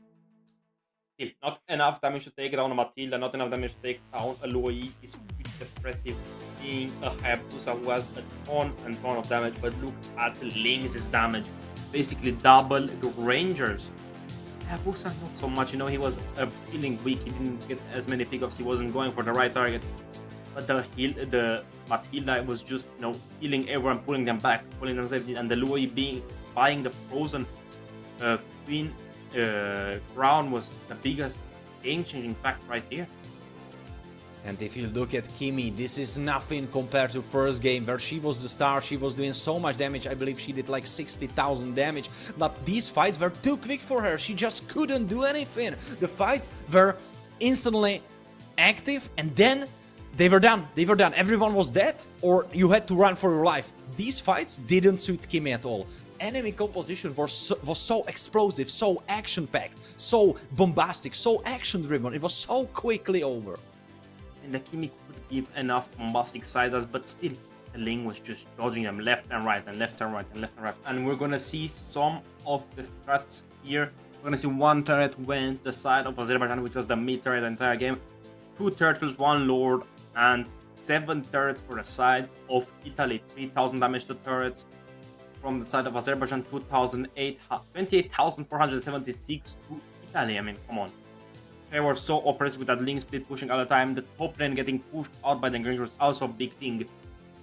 But man, look at the damage from Loner Ben, 74,000. I think the most we've seen from these two groups. It was absolutely gorgeous. And I'm so hyped. I am so hyped for the third game. Because Zach, it's going to be a massacre. I think it's going to be a massacre. Like any of those teams can pick up that win of BO3, of this BO3 series. I mean, let's consider this last game as a best of one. Best takes the cake. You played game 1, you played game 2, doesn't matter. Ignore all that. The last game is what truly matters. If Azerbaijan takes the cake, they win. If Italy takes the cake, they win. But even so, we have to give our players a bit of time to rest, you know, to rethink of what's going to happen. What do you think, Warren? Well, I think they definitely need to go through their draft plans, because this last draft will be unforgiving. You need to be absolutely correct, absolutely on point, and you cannot get baited for the side of Azerbaijan. That Kimi pickup that your opponents were completely ready for. And this is how precisely the pause, the break between the games should be used, because Italy came prepared. And I'm expecting that Azerbaijan will try to do the same before the next one.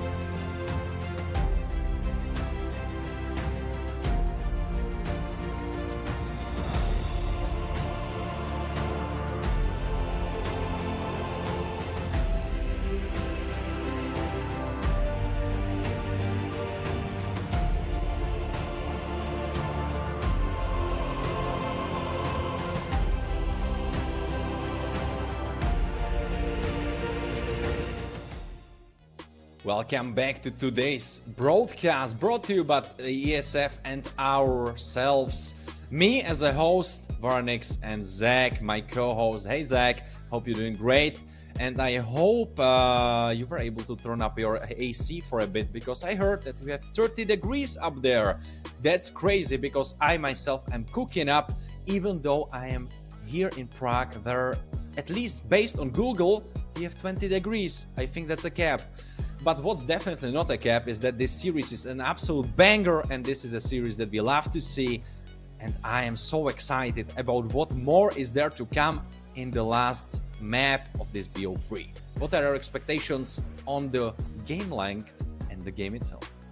I think Azerbaijan is gonna get rid a bit of the kiwi and try to go for a different pick and try to take the cake. Again, as I take this with a grain of salt, it's like a best of one, right? Doesn't matter game 1, doesn't matter game 2, irrelevant. Game 3 is what truly matters, because again, you lose it, you're a loser, right? You win it, you continue going. Even so, I think Italy showed us great strength by picking up that Link and Matilda Badang combination. Right? A lot of damage. Granger, let's not forget it, a lot of damage from that Sonata, man. What do you think Azerbaijan is going to respond? I mean, Azerbaijan, they seemed adamant in their way of playing with Kimi. But now I think it has been broken in front of them, because it worked in the first map, then they got baited into it in the second map. So I think there's really two possibilities, like two most logical possibilities. And I think that one of those is that they will double down, they will go through with Kimi once more, they will pick her as the first pick, and they will reconsider what were their mistakes, they will rethink it, and they will do it properly this way, this time, and they will adapt. That's, I think, option numero uno, or A.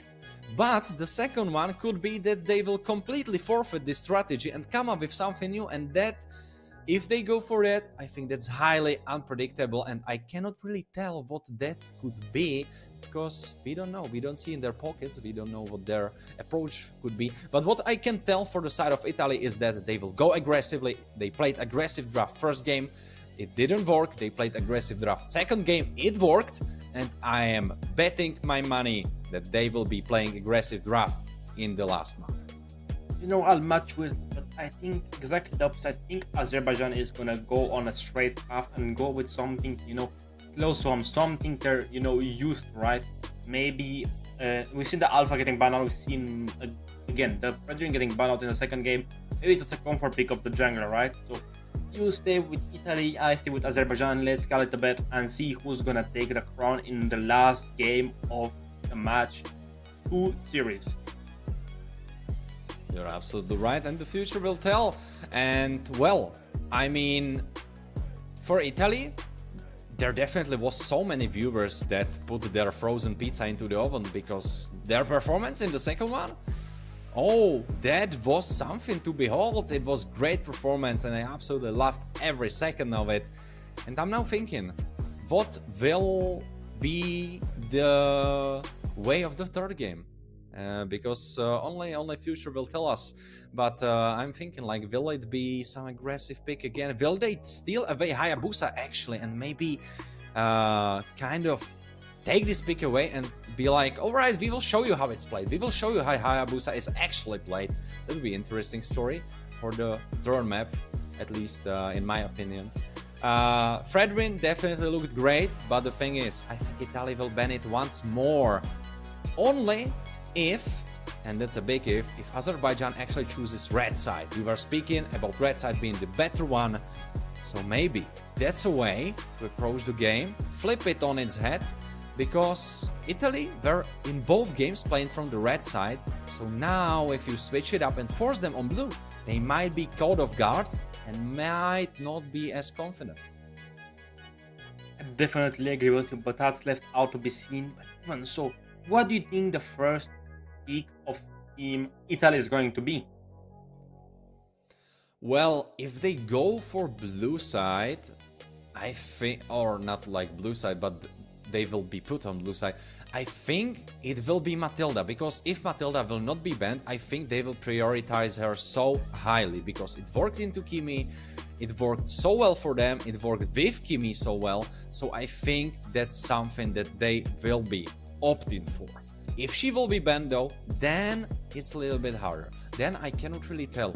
It could be that high priority assassin, it could be Hayabusa, it could be Suyo who was left open. I'm quite surprised about our players not really picking up Suyo. Do you have an idea or do you have a feeling, because you are a pro player with a pro playing background yourself, so what can you tell me about this? How you view it? Well, why do you think Suyo was dropped? Recently, Suyu got a pretty huge nerf that made him really weak to magical damage, right? When he has his Susanoo form up, he gets a 30% damage reduction to physical damage, but in the past he used it to get to both magical and physical, and now with that Gone Joy, he's gonna have a field day with him, as well as the mid laners like the Kimi you said, the Harit, when a Luai could just melt down the Suyu in a few seconds. But a hero that we didn't see getting banned or picked is probably one of your favorites, the Kalea. True. I absolutely love Kalia, but we don't see her coming through the draft. Well, she comes through the draft, but she's not being picked up. So that's something that I cannot really wrap my head around. But I'm just opening up the latest patch to put myself up to speed. I was kind of sleeping on that, so bad me, absolutely. Oh, I see there was a big nerf for Joy as well happening. Alright, then that explains a lot for me. Right. Yeah, I see now.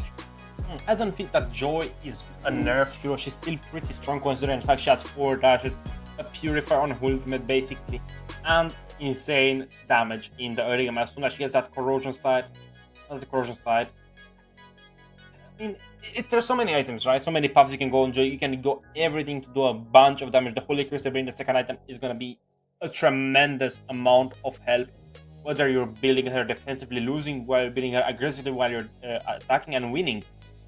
But I feel Joy gets countered pretty easily by a knockup or a hilo, something to push her back, to push her away from starting her dash combination, right? You're absolutely correct. Tigreal could be the way to approach it, or we have seen Fredrin many times from one of the best players, I believe. Tarzan, no, sorry, not Tarzan, but King Kong was playing Fredrin against Joy. He was pretty successful playing that. And now looking at the latest patch, actually, how you view the Ji-San Shin buff? Because, I mean, it's pretty significant. In the YSS is a good hero, yet he still lacks a lot. You have to have a reason to pick him. You have to pick him for a counter. And nowadays he doesn't do as much with his Mountain Shocker ultimate as he did in the past. Back then, yes, you do stop recalls, would give you a bit of information on the players, you know, give items, the items they have, etc. Positions. Okay, now it only gives the location, no extra damage, nothing to give you an edge. Right, the ultimate is extremely broken, a lot of damage coming through from that ship damage. But still, he lacks in the way of farming, right? You can't put him against maybe, let's say, a Nolan. A Nolan is going to out-farm him every single opportunity he has. But, you know, it's a niche, right? It's a niche pick. It probably works on goal lane if you try hard enough. I've seen a lot of people try it, but it doesn't work as well as a Clint or maybe a Kimi, as we recently saw. It's all volatile, right? It could happen, maybe it's gonna happen, who knows if it's gonna happen though. That's up to the future. And what else is up to the future is, of course, the draft for the third map, which will be happening pretty soon. Don't you worry. But, of course, if you don't want to miss out on those wonderful plays and on those wonderful drafts, you could be just listening right now and getting yourself a good cup of water. Because don't forget, stay hydrated. Because I don't know about your place, but Zach, he definitely needs to stay hydrated. I believe, Zach, 30 degrees, you said? Now it's 26 degrees. Okay, of course, it's a bit later in the evening, so it cooled off with the night coming to a pace. But you know what's cool? You know what would make the players happy from each country? To see a support message in the chat. Support people from Azerbaijan, support people from Italy. No, type hype Italy, hype Azerbaijan. Something, you know, to make them read the chat, after they win or lose the game to see, hey, we're gonna stay motivated, we're gonna do better tomorrow, we're gonna be even stronger tomorrow. You know, something that's gonna help the players mentally. Absolute true. Absolute true. As me myself with a little bit of a professional esports background, I just love to read. I just love to read the support, and it's so much needed. And there's like so many moments where you just read it and it cheers yourself up. It pushes you to do even better, to do even more. And on these national tournaments where you are representing your country, the support is so much more important, I would even say.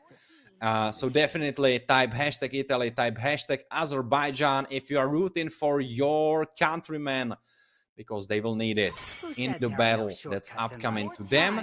Ooh, Lucas and Frederick being bent out, and Italy now on the blue side, so things are being flipped on their heads, just as I was speaking about it, Zach. I mean, we're seeing again a pretty clone banning phase. Again, Lucas Frederick, cheap and fun. We've seen it Always on the go way. in basically Your three of team the is banning. two games in the Frederick, one game we've seen the Matilda right now. But I think Italy needs to ban out.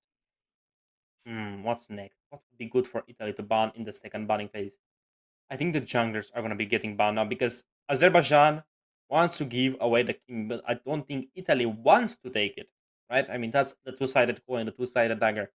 Will Italy take the bait of Azerbaijan's Kimi if they don't ban it, or will Azerbaijan take it again and maybe fall prey to Italy's trap? I mean, I am so much excited what Italy have in store for us, because they themselves banned Matilda. Even though they could have banned for Fever's, they could have went for Fever's ban, they went for Matilda ban. And I don't know what they are cooking up, because I don't see how that's good for you. I think the Matilda first pickup would be a little bit better for you. But of course, that's up to the side of Italy. And now they are cooking. They will be coming up with the first pick of this third map draft. Will it be the Kimi or will it be something completely different like the Zuxin or the Kalea or maybe the Heart as a first pick? Your team Obvious. Okay, that's a bit of an odd first pick, but we've seen it happen a couple times. Azerbaijan is going to get a second pick. I think they're going to try to go for the Kimi a third time, or maybe just forget and leave it behind and go for a Farsa or something that can support the team as a whole, not just do individual damage, something can do AoE damage, right? You're absolutely correct, but also you need to keep in mind that Phoebus will be jumping on the backline, so you need to have something ready to disengage. Maybe Gato. You are doubling down, you are tripling down. It's again Kimi, and it's Kimi with Gato. Hands up to you, my friend. You got both of those picks right, Akimi and the Gacha getting cloned from game 1 and game number 2. The dead exist Maybe in they're the counter past, heroes. We're gonna see and Loner I must again tend on the to link. future. And what else is there right that you could pick? Maybe they have to go for the Harit again? What do you think? What do you feel? Or the Badang? Harriet Granger, Bedank. Honestly, Bedank might be like it. I mean, that could work. That could work. Roman Bedank. I'm thinking, like, what is there else on the board? Of course, you could look for yourself a strong Sales mid prediction laner, for a because real Azerbaijan. fight. Oh, it's Kalia! I mean, I'm happy. I am absolutely happy. Kalia picked up. Phoebus picked up. I love it. I absolutely love it, Zach. No, I agree completely with you. I was waiting for the Kalea to show up all night. I don't know about you. But Azerbaijan, I think they need something to stop the lane here of heading a Heil or something early to stop him from going on his Tempest Blades, right? Absolutely Hmm. correct. You need something to shut him down. What about a Batang?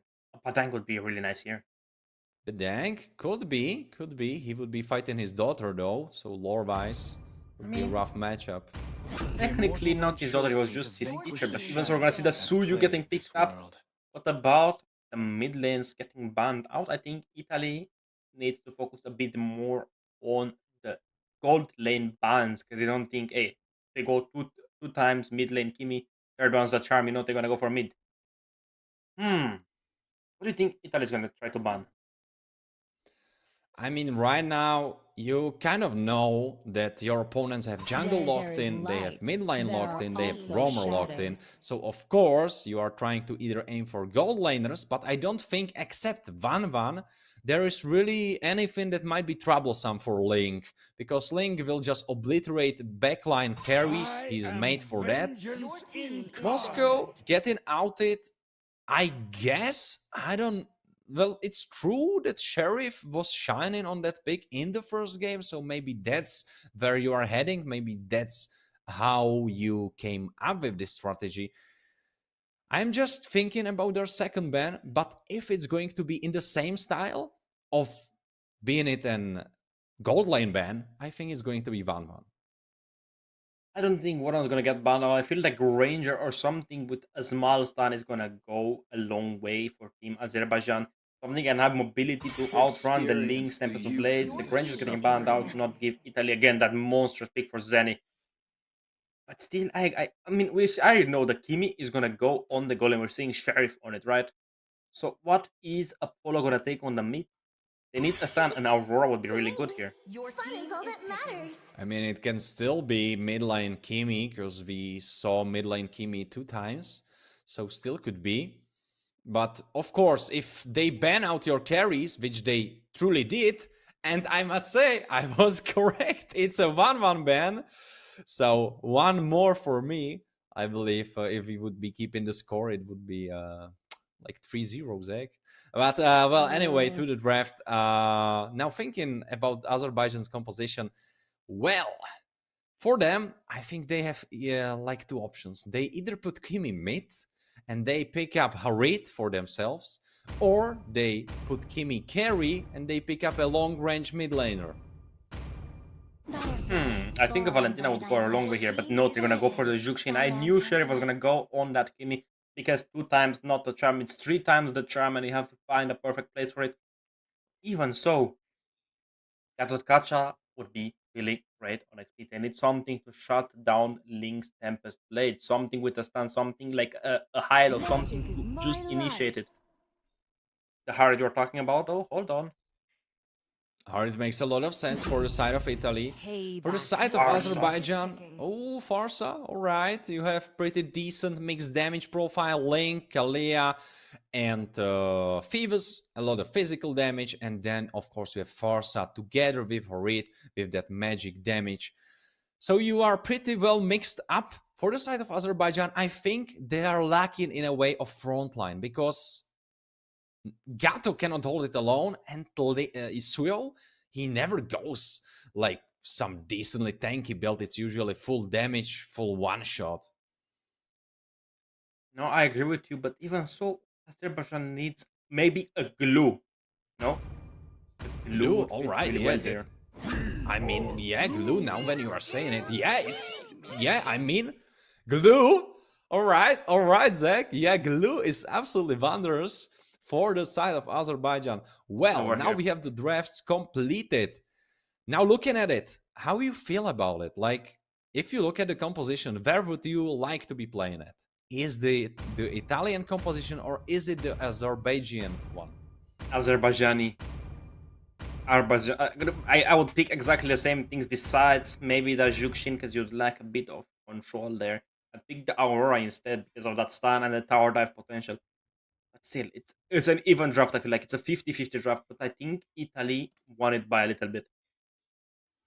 I mean, I am going for the side of Italy because there is Phoebus, there is Kalia, so I have to by default. I just love those smelling heroes. the pizza you cooked, man. You know, it's natural. Yeah, true.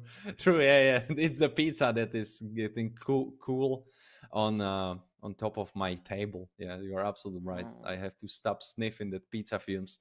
Well, anyways, our players definitely need to not be smelling any pizza fumes and need to be completely locked in, because this is the last game of the series, and it decides who will be going home, not going home, but like being home, but winning the series for themselves.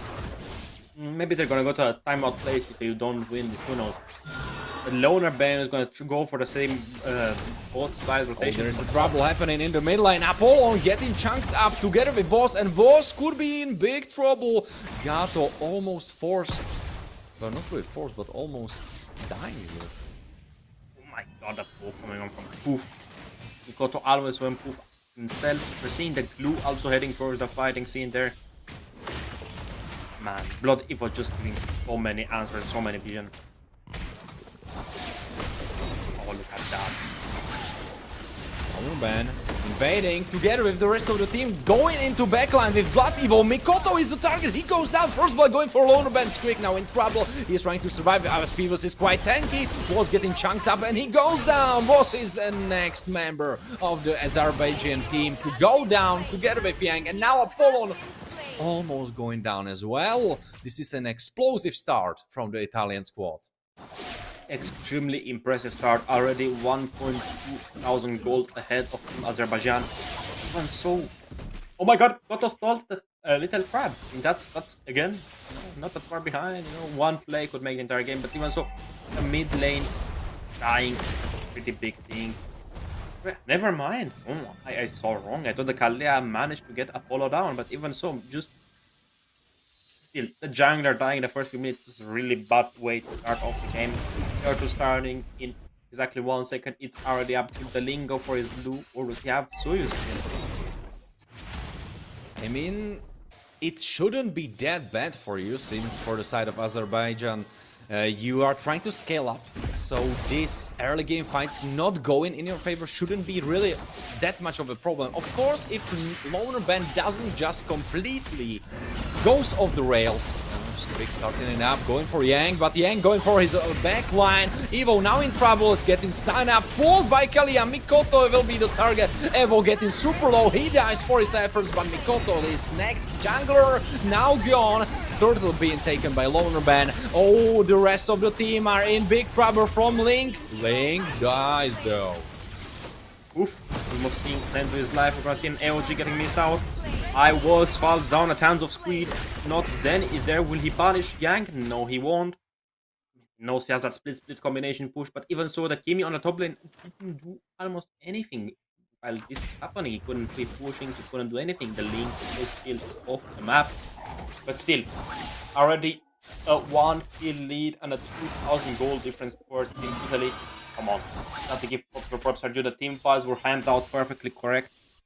And the follow-up was nice as well, but I don't feel like Poof was protected well enough by Evo. Evo was too far deep. I mean, it's incorrect from the side of Azerbaijan to be playing out those early game fights, because except Zuxin, you don't really have that much power. Suyo needs his at least first item to be a threat. Sheriff will be scaling up very long, and then you have Voss. Well, you have Gato, like, but he doesn't really do that much damage. It's a miracle that you were able to almost equalize the kills, even though not the goal. Kalia kidnapping Mikoto instantly, and he has to run for his life, but his life will be taken immediately by Farsa. Boss is right here to help the rest of the team, but he will be helped himself to the grave. Sheriff is the target, and now he is getting airborne, going down. Boss is trying to jump out, and he will be able to. But the rest of his team, most of them dead. I mean, that Tsunami Slam is so devastating. We're maybe gonna see a dive going on to Apollo. Blood Evo on the top lane trying to peek off. But still not enough tower damage. Come on. No chance, no luck. Poking them with the ult. The two junglers are duking it out in the bot lane. We're seeing a few answers coming out from Azerbaijan. Yang is just trying to poke out Poof. Already went off with the Federation because she's gonna get in back in 10 seconds, if I'm not mistaken. Face check getting chunked up right before the turtle. At this, just slowly building up 5 members versus 5 members here. We're just waiting for someone to make the first move, the first mistake. Mikoto is gonna go for his blue buff to try to even out the jungling levels, but even so, the Link just takes advantage of it. They know they have the map control. As Sheriff is trying to open them up a little bit. Just trying to still evade that camp, but I don't think he has quite enough damage. Now Lonerban could be in trouble. Kalia. No, he actually is the trouble together with Kalia. They try to go for Mikoto, and he's getting chunked up so badly. Sheriff going down on top side. Sheriff also is about to get pushed down. I mean, just missing that stun on Suyu is devastating enough because Gacha managed to get the down, but still not enough to pick anything strong. Man, Lord Evo was so consistent with his tsunami slams that it left the whole game shaking.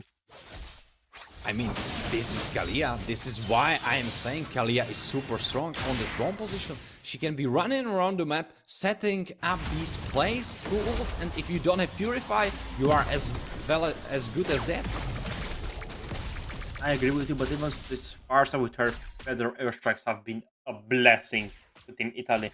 In the bot lane, there's a fight. Loner Ben is in a 1v1 situation with Mikoto, but still, he doesn't use his Tempered Blade to try to take Mikoto's life away. But, I mean, Mikoto was almost able to kill him right there and then. Tsunami Kalia slam. already started another fight. Apollon forced into Flicker. Now Squeak is playing it out. Boss very low in the thick of the enemies. Now Mikoto is the next target. Boss goes down. Sheriff is trying to do some damage. Oh, Glue CC immune doing some damage. But now Blood Evo is the target. Squeak getting pulled back. He goes down. Shutdown goes in the favor of Sheriff. Oh my god, Loner Ben! Completely dived out under a tier 1 turret to take out the life of Sheriff. I mean, come on. Loner Ben has been playing extremely well on this link. It reminds me a bit of the Snake Zedel himself. I mean, for the side of Azerbaijan, you need to slow the game down. You need to stop taking those fights that are not making you any favors. You need to slow it down. Let Kimi scale up.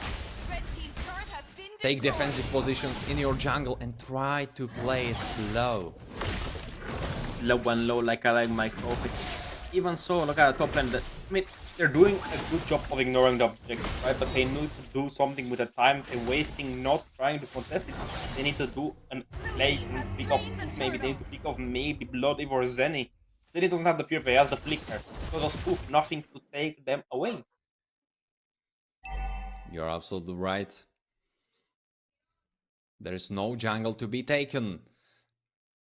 Because Azerbaijan were smart about it. They were able to clear it out. So now we are waiting for the Lord. The game will slow down for a bit. Perfect option for the side of Azerbaijan to scale up. Kimi, second item completed. Now Kidnap from Kalia. Going for Apollon. Now Boss is already starting to fight. Counting up. And now games is going to get spicy. Boss in the thick of the enemy team. Getting down. Now Squeak in the backside, in the back line, doing something which wasn't really called for. We saw Loner Ben just trying to in that kill like a bull trapeze. Look at this. They're trying to pressure that top lane. Apollon is there, but he doesn't have anything of an answer. But their airstrike coming through. Farsa is getting them very low, and now they will try to finish the job. Low is everyone, and Apollo go down. Look at Loner Ben, he's trying to hunt his prey in the bottom. They know the Suyu is there. There will be a 1v1. Suyo against Link. Will Suyo be able to fight this one out? Mikoto, half HP. Loner Ben getting bursted. He dodged it, but can he dodge the ult? He cannot. He goes down. Killing spree for Loner Ben. And Loner Ben has playing amazing Link this time. His Link was linking this game. But even so, on the top lane, maybe they're gonna lose the shield. 9 minutes in. One defensive turret open on the map besides the inhibitor turrets. Loner Ben at 1.2, not Zini at 6.8, Poof at 6.1, Mikoto, the fourth one, 5.7, same as Sheriff. Loner Ben is pretty far ahead even compared to his own team. And what is even worse for the side of Azerbaijan is that their highest gold carry, who is Mikoto, is like 2k behind. Damage dealt, Farsa highest, Squeak second, then Zenny and Loner Ben is up there, only on 4th place, because if you one-shot everyone, you cannot really do so much damage. Loner Ben. Now there is Loner Ben in big trouble. He is alone there once again, but he's playing it out. He doesn't care. He's completely destroying enemies backline, but I don't think AOG. This is very good sign for the side of Azerbaijan. They go down. Sheriff is gone. Now you don't have damage. Ivos is gone as well. And now you try to defend base against onward coming Lord. They need to try. Team Italy needs to try to get that shield from the inhibitor turrets off. don't manage to get in the middle. That's why I like to have the Jarl sometimes on team just to pop out that shield. The Lord is gonna maybe go down to half HP, or not even less. No! The wave wasn't enough to hit it. Oh no, It that's was so tragic. unfortunate. Mikoto trying to poke them out, but I think they will be losing this tower, because if they don't want to lose their base and their lives, they have to give this one up. So the airstrike coming through, just zoning out the enemies, allowing them to take down the mid inhibitor turret. Even so, is trying to look for a pick to use AOG just to escape. But look at that. Ling is still farming. He's level 15, still farming, just trying to go for a full build. 11 minutes in. I think at 9 minutes and 20 seconds he was level 15, I think. The fastest we've seen today. I mean, Loner Ben, this guy went through a transformation. Like, first game, he was alright, but like, he wasn't doing the best. And then second game, complete domination. And this third one, he is doing the same. But I must definitely pinpoint that Blood Evo on this Kalia is absolutely wondrous. Oh my god, Apollon getting obliterated, mega kill. And they go for more. Link is trying to dive backline and forcing everyone else to hide under their base. Loner Ben chasing them down. I think that was a pretty early use of Tempest Blade. Mikoto has got Steve Halbert to try to stop down the killing of Blood Evo. Even so, the Link finally gets his VOD, I think his 5th item in. But man, oh man, this is really great. The bottom inhibitor is 1 hit off from being broken. The lore is about to spawn in 56 seconds. We're seeing a few interesting build choices. We're seeing the Suyu going for a Sea Halberd instead of the Queen's Wings. Even though that will help me a bit more. Glue with a Molten Essence, and we're seeing the Novaria, and I assume the Lantern, Wishing Lantern, being built to do a bit more damage to those extra tank heroes. Oh, there's a new fight happening very quickly. Squig getting bursted though, half HP gone. So that could be significant help for the side of Azerbaijan if they want to contest this lore. Just pure small little skirmishes trying to bait out those who not longer long for leaving, excuse me. Even so, look at Apollo. He didn't do anything impressive this entire game. I don't think he really needed to be on a support type mid right now. Maybe they needed a damage like the Far Side. I suggested, but even so, I think Team Italy heard me alone. I mean, wouldn't Cecilian work well? In this draft composition, no, because of the Link could easily die for him. The Kali as well could just pick up the and put him away. They picked up the Zuxin just because of her Lantern ultimate. You know, just touching away a free flicker, basically. You're right, he would have big trouble coming his way, because he would be a mobile artillery mage, but there is trouble coming their way anyways, and it's a Lord that's been taken. 30-minute mark in the time of this game, and new Lord coming way of Azerbaijan. I mean, I'm expecting the Lord to march down properly mid and them to sync up the ways, but I don't think they're gonna do that. They're just gonna instantly clear it, right? Look at the Phoebus, look at the Kalea, the Link on top lane, maybe waiting for someone to show himself, and they do. Tempest of Blade maybe coming through, Retribution pop up on the top lane. Suyo got pretty much banged up, and now this might be the final defense. Lord coming in their base. They still have their top tower. Lord is going for the top tower. Lativo starting it up. He still didn't kidnap anyone. Now Gato making some space. Lord getting very low. Base is still alive, but mega kill from Zenny. This Horit is absolutely crazy. They try to play it out. Mikoto jumping in, but now there is Wasp who is alone. Unstoppable Link. You try to defend your base to try to kill minions. Link is going for a carry. Apollon goes down. Link is still trying to play it out. Mikoto is still alive. He is in the base, but his base is not alive though. I was truly looking up to his name, but even so, it was a 15,000 gold lead for the team of Italy, who won the best of shit. Yes, as we said, we went for a full series, but we predicted the games wrong. As said, Azerbaijan is going to take the cake, but Warren said completely the opposite. Even so, I'm pretty amazed these 3 games that we witnessed, right? But we're going to go into the highlights real quickly. What do you think, Warren? This was a great work from Loner Ben. His Link was absolutely gorgeous, and I'm surprised that Azerbaijan didn't pick up on it and didn't try to ban him out, because he looked so confident on that Link of that second game draft, and in that third he just confirmed it. His Link wasn't the sole reason, because you had Blood Evo who had great kidnappings happening from that Kalia, and it helped his team so much. But him and Loner Ben, they were the true MVPs of this last game. I agree with you completely. Just the invade mentality. Hey, we're gonna rotate the focus, cutting the wave. We're gonna go and try to take the blue off Suyu, and that's gonna already put a hole in their bucket. You know, they can't carry the water anymore. That's gonna be a losing snowball effect, right? You know, you try to contest the fight, you know it's gonna happen, but still you complete and went through it. Just the poking from the Link in the early game, I think this 200 or 300 damage per enhanced basic. I mean, one, that's a lot of damage, but Squeak just starting sometimes in the turret, and I mean, Loner Ben kind of not pushing as much as he can, right? Not as much as his ability.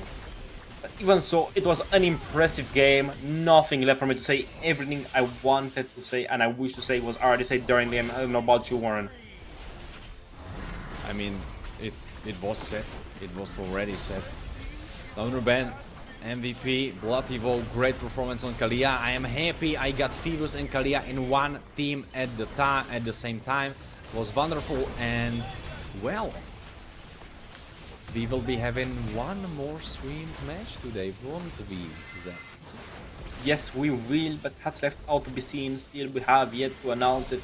But I'm excited as everyone is. Even so, Zeni was playing extremely well. As well, we have to give credit where credit is due. Zeni was playing his lane properly. He wasn't losing any trade. And he was slowly catching up to Link in farming speed. If you look at the damage graph, there's pretty interesting stuff happening, because right under Link there is Phoebus, and of course Phoebus is meant to do damage, but 45,000, not too shabby.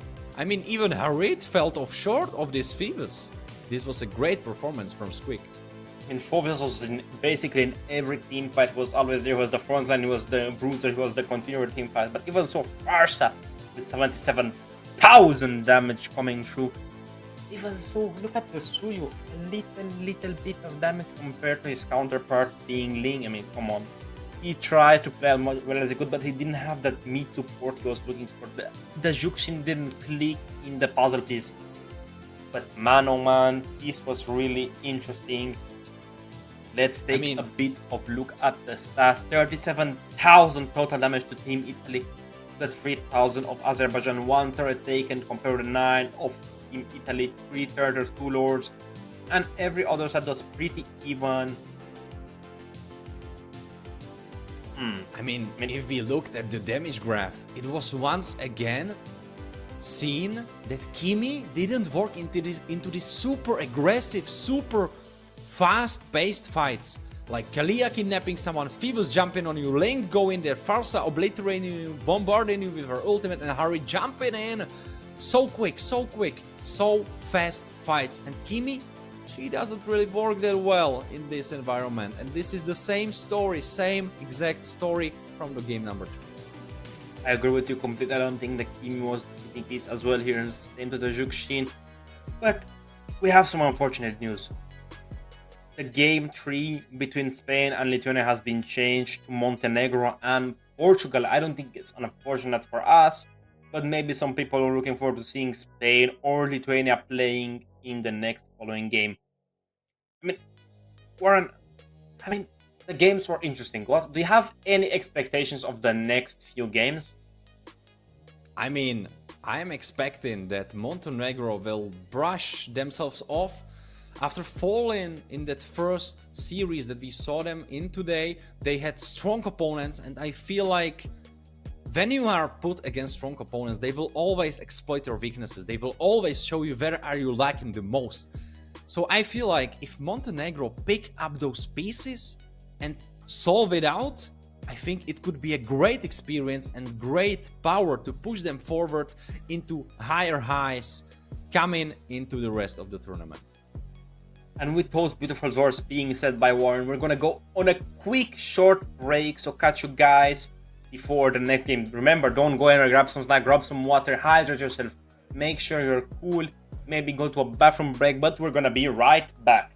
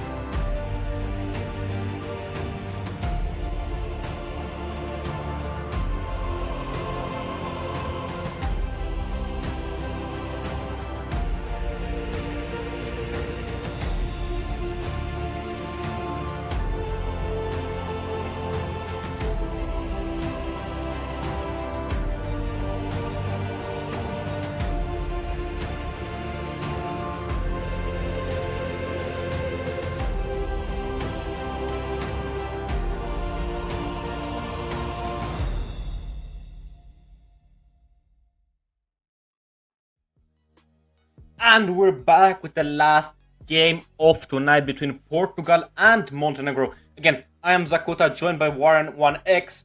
Any words you have to say about the upcoming game, Warren? Well, I mean, I already said it before the break, before the quick one that we are right now had. I mean, Montenegro coming into this duel, it can be pretty exciting. I am not sure if we saw Portugal already on the stream. You can correct me on that if we already did, because I believe you were there already those 2 first days. So I cannot really say what we can expect from them, in my opinion. I mean, I agree with you completely. We've seen in day 1 what Team Portugal can do, but again, let's have a quick reminder of Montenegro's roster. Absolutely, we have Antivari, Keno, Below Zero, Big Popa and Lulz representing the Montenegro as a country. We already saw them in a tough duel against Turkish favorites.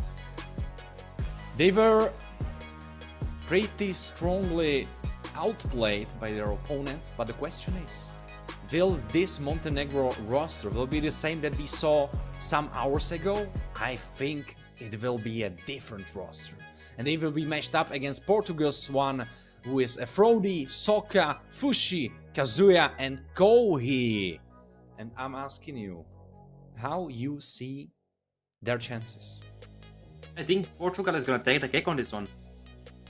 And I've seen them play on day 1. They played extremely well against some of the teams, so I'm excited to see them again yet today. Alright, so this is your prediction, Zach. I'm calling that MNE will take it into a third game. I don't know if through winning first one, I don't know if through winning second one, but I think they will take it into a third game. Because I think that they analyzed what went wrong and they will be more ready than when we saw them first time today. I agree with you completely, but even so, because you wish for it to be a best of 3, that's why your pizza is going to get even colder, Warren, so you're going to have to put it back into the oven. Maybe it's going to get frozen yet again. But we're going to see the Luoi cheap combo getting banned out, Hayabusa and Lucas getting banned out. 2 junglers already out the way. I mean, now thinking about it, it could be the famous first pick as we saw from the side of Italy. But the question is, what is the approach of the Portugal squad? Are they as aggressive as the Italian squad? Well, maybe, but they will not be packing Fivas because they are banning Fivas. Personally, I know Aphrodite, actually Harl Tizi with a different name, is gonna be better on the goal and he's gonna be a bit more aggressive from what we saw last time, because he's gonna be playing, I believe, a Trinity hero, right? Because those are his favorite. Those are his comfort. He's gonna be showing a bit. We're gonna see Soka with a strong Kalea first pick, no everything. Best star again with the dragon. And Padang. I mean, Besart again going for the dragon. I don't know if that's the approach I wished for the side of MNE, but maybe they will make it work. Maybe they will approach a slower game, and maybe Besart will make it work this time. Paired up with Bedeng, so now you have this option to wall them out and let them get destroyed by this big dragon. I mean, we're already the Fovio is getting banned on one of your favorite heroes, but I'm expecting the junglers getting peeked out a bit early. Maybe a Baksha from the team of Portugal joined maybe by a Moscow or a carry. No protection from the Oh, you're absolutely correct, Zach. It's Baksha indeed. And paired up with a carry who is Granger. Alright, Zach. Well, 1-0 for you for that call. So you are in a lead right now, at least for this series. Well, I would try to snipe this pick as well, but I cannot really tell. I don't think I am certain what were the picks for the side of MNE. Is Valier? No, not Valier. It's Gord. Gord. It's Gord, right? I believe it's Gord yet again. Even so, we saw what he did in the first game. They got a couple kills on Apex 47, so I'm a bit excited to see what they're gonna do in today's game, in the last game of the day. But I want to see, a few more forced mid bans, right? They pick their own mid. They need to force out the other band on the other side of mid. Juxin, and I feel I don't know. I don't know if I like Fasha. that. A Fasha band. Farsa. Yeah. What do you mean? Fasha Farsa. Different name. Old name of Farsa was Fasha. Ah, sorry. Not that old in Mlbb community. Well, I completely agree with that. And Carrie makes a lot of sense. She could shred your Kalia, she could shred your Baxia. Makes a lot of sense right here. For the side of MNE, I don't know if I like the Zuxin ban. I don't think Zuxin would really do that much to your composition. I don't think it will do a lot, but it's surely gonna be an annoying pick to play against. We're gonna know with the Baksha tanks, Kalea sustain fighting. Again, everything could work, anything could happen, but I want maybe to see a Lucas on the side of Portugal on the XP lane. I don't know, actually it's banned out. Hold on, I forgot. That would be a nice niche pick. Alright. I didn't definitely expect this ban. Popol and Koopa, hold on. Yeah, it's Koppel and Koopa. Getting me back into my seat. I'm expecting to see a banger of a game.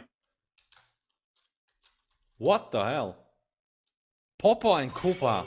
I'm flabbergasted. I don't know where this came from, but Hanzo, yeah, that's much more classical, at least in this environment, in this meta.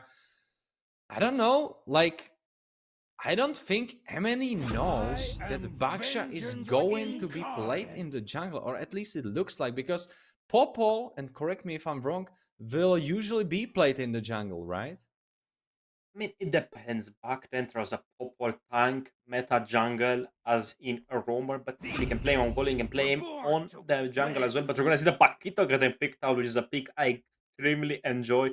And let's see what Fush is gonna take on the mid. We've seen him on his proper Valentina a couple days ago, but I expect him to take something that does a lot of damage, something that can burst down in the early game, because that's what they're lacking. I absolutely love the Paquito. I love myself some Paquito. Ooh. What is that? Novaria, baby. Always being picked up. I have a friend who would be so excited about this pick, so I hope he's watching because it would bring him so much joy. Well, Portugal team is locked in, and for the side of MNE, it's locked in as well. Suyo as the last pick. Now looking at the composition, who would you give the theoretical draft win to? Portugal.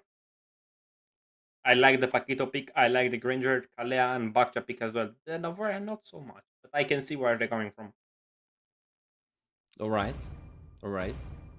I must give it to you and must double down on your take and must say that I like the Portugal draft a little bit more as well. I mean, I don't feel like Gord can really work that well. I don't think it's as well glued together as for the side of Portugal, where I see their idea for the side of Portugal. You just go in, Baksha tanking, engaging together with Kalia. Kalia kidnaps someone. Paquito is right there. Granger shooting his damage together with Novaria.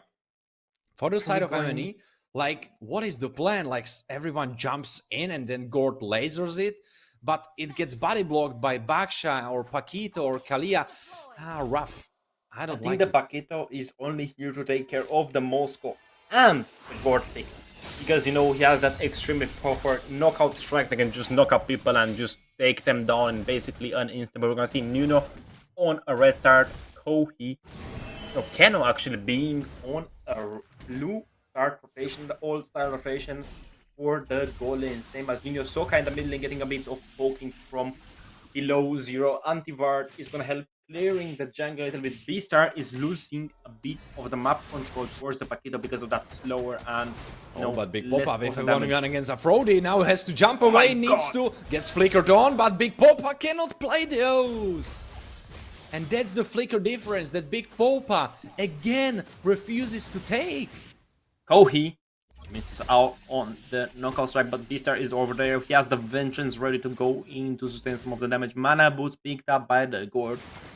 Kohi is, they're pretty bad getting caught up. Wall down. He has to flicker out, but Antivari gets killed for his actions. Bizarre gets chunked as well, and now they are going for below zero. Who Forced to might flicker have away. been some feats underground. Afrodi gets picked up though. Great gank coming from the side of Kino. I agree with you completely. That was a pretty big gank and communication from Nino with Big Papa. Nino on the bot side are trying to take out advantage of the turtles. Paquito almost getting his level 4 power spike. Even so, no, he actually got a power spike already. Hold on. Oh, next target is Kino. He has to run away, but can he do that? He will be able to because Below Zero saved his friend and save himself. Big snipe from Fushi. Oh my god, did you see that? Oh, I blinked and I missed it. Fushi with a crazy snipe on Novaria, picking up this runaway kitten in the form of Below Zero. I mean, we're gonna see Nuno taking out his top boots. B-Star still level 3 compared to Soka's 3 as well. Kohi Trying to play it out. Kino half HP, Besart as well, and now he's getting walled up. Soka dies for his actions, and now Kohi is in the rest of the team. Ultimate in Besart. I think that's too deep, brother. He's trying to push his way in, but I think that's indeed a little bit too deep. I agree with you completely. Black Dragon form was expanded there. Not much you can do with no Aphrodite as an idea of where the most way, but I don't think he's gonna trade him. He just wants to get out the gold plating away just to help him sustain a bit more gold per minute. Oh, big leverage. Papa! But no! He got popped! Man, oh man, that was so much damage coming from the Grinch, the Dead Sonata. Below Zero heading towards the top lane. 3-man rotation. Soka just taking out the Beetle. Below Zero maybe gonna get picked out. He gets picked up. Tsunami Slam. He does get picked up by Kalia, kidnapped even, and Below Zero now has to run for his life. Fushi sniping him with Novaria just isn't quite able to finish the job. So much damage coming from up for the almost enough to take down Below Zero to low HP. Soka is still waiting in the bush, trying to see if someone is gonna try to challenge his presence back there. But on the bottom, we're gonna see Konyo getting. Oh, Big Papa will get dove. He will get dove so hard. He tries to jump into them to, I guess, outplay them. But yeah, he just dies. Kohi. Kohi could be the target. He's trying to jump away, flickers under the tower, but Kino He kills. fumbles the play. No! The minions get him. Nice. That is painful, truly. Are we gonna still Paquito trying to go for a play on that bot lane? Yu Zhong defending the tower. Let's see. I mean, Bizarre could go I'd for do that dive in with ult. He isn't really trying to. Soka! Oh, next target is Big Papa, kidnapped by Soka.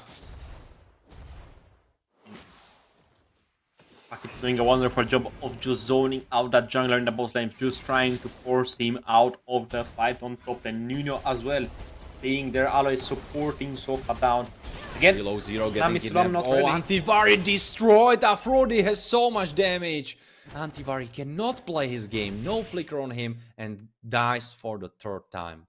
Are we gonna see Kohi baiting out Vengeance of Yu Zhong? We're gonna see a turtle getting started out. Vengeance getting popped out on the Paquito, forcing him to use the Fierce Dive to escape. Below Soka. Zero is trying to play it out, but he dies. Mega kill coming from Aphrodite and Soka together with him, absolutely destroying their opponents. Come on, if Fedor carry this youth, they are playing extremely well. Big Papa forced to recall. Do they know he's there? Just a He was second. able barely to survive.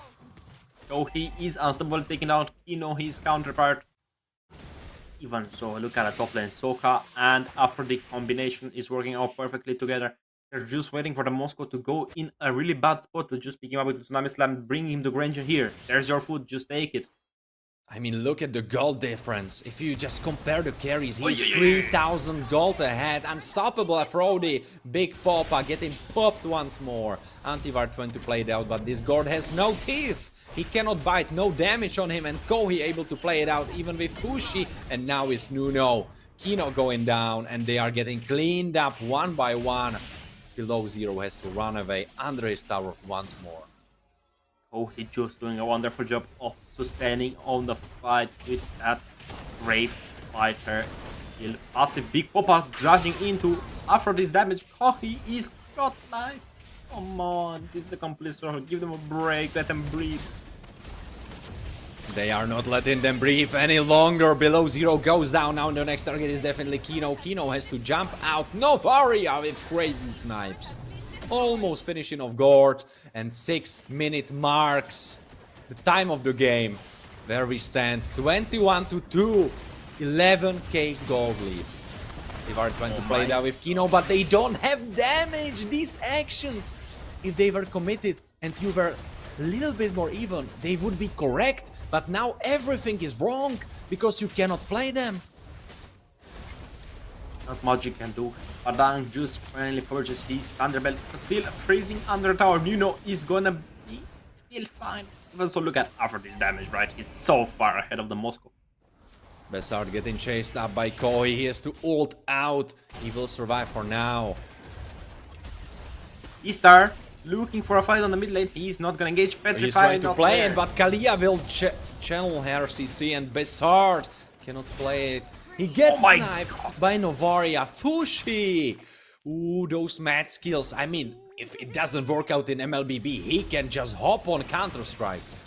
He just did Pythagoras theorem in 0.02 seconds. Even so, look at that. They're trying to maybe wait for the Lord to spawn. They're ignoring the failure. As you said, the trick of spawning the Lord a bit faster by minute 8.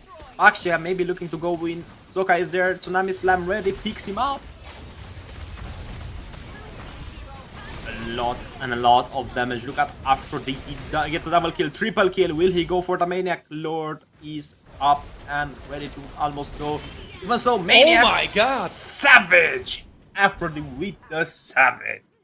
I mean, this damage. Where did it even come from? Was it Fushi? Was it Aphrodite? Who was it? I don't even know, but they got destroyed. And now their base will probably get destroyed pretty soon as well. But maybe with the Lord. I mean, that's a lot of damage coming from the Granger. You can't have any answer to him. The Black Dragon from Get finally cast out. SOD misses by an inch of a hair. Even so, look at Aphrodite. He's trying to chase down the kill. He gets walled down. Oh, furious dive. Besart trying to play it out. Vengeance, shut down. Besart picks up that kill. 4th kill for his team. Kohi with the legendary gets on that 8-0-6 ADA combination. Nuno's taking down the lore alone. Soka is there to support him, to give him a bit of healing. Kohi on his way as well. Ushi almost ready with the Astral Echo to give a bit of vision towards them. Man, this is brutal. Complete and utter brutalism. Antivar doesn't have any answers towards Soka. Forced to flicker out after a big damage. Tsunami Slam. Oh, kidnap. Kino goes down. And now it's only 4 members of the side of MNE trying to defend. And now Granger will be joining soon. Almost with a 5th item completed. Below 0. Been bursted. Soka, CC immune. Bizarre trying to go for them, but he's alone there. What can he do? He goes legendary, and now they try to pick up the base. Below 0 going down pretty soon as well. And now Big Popa only has eyes for Cry because his base has been destroyed. What a nice and fast game coming in from Team Portugal. Basically flawless game, right? Even if they got a couple of dead swords in Montenegro, I don't think they had any chances. The Granger was too fed, was too lost in the sauce. That's why, what's the problem with Montenegro? That's why you need a flicker on him. You need to escape, you need to go a bit further away from the defense, right? Once you use your Shadow Stampede, you are basically done. But look at that, first blood, second blood going to Nuno. Third blood going to Soka in the same team fight. Antivari getting slain out in complete slaughter. I mean, it was just surgical, like one by one, little by little. Or not even little by little, but much by much. And then suddenly your Granger has 9,000 gold, when enemy carry has only 3,000. I think at one moment it even led to that ludicrous gold difference. And that just shows that Portugal squad is ready to fight. And it will be one of the teams that we will be seeing competing for the highest places on the top. I agree with you completely. As soon as he got that goal lead on the goal lane, it was pretty game-changing. We saw it happen. They got a Savage. The Granger just had so much damage from half HP. They took him down in 1 second, right? Man, oh man, this was a really intense game. I think they would even have a challenge to the Turkey team, Portugal. do you say? I mean, based on this performance, I think it's comparable. I think here we see the damage. Look at that! Instantly melted down 2 players at once. I don't think B-Star's Vengeance was even enough to hold it down, but we know that they got the shot on the ground, but still not enough, right?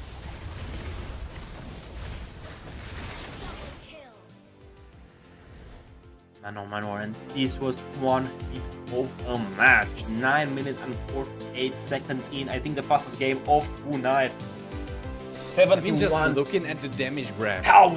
Look at Kalia. She did 19,000 damage. If you look on all of the enemy team, no one did more than she.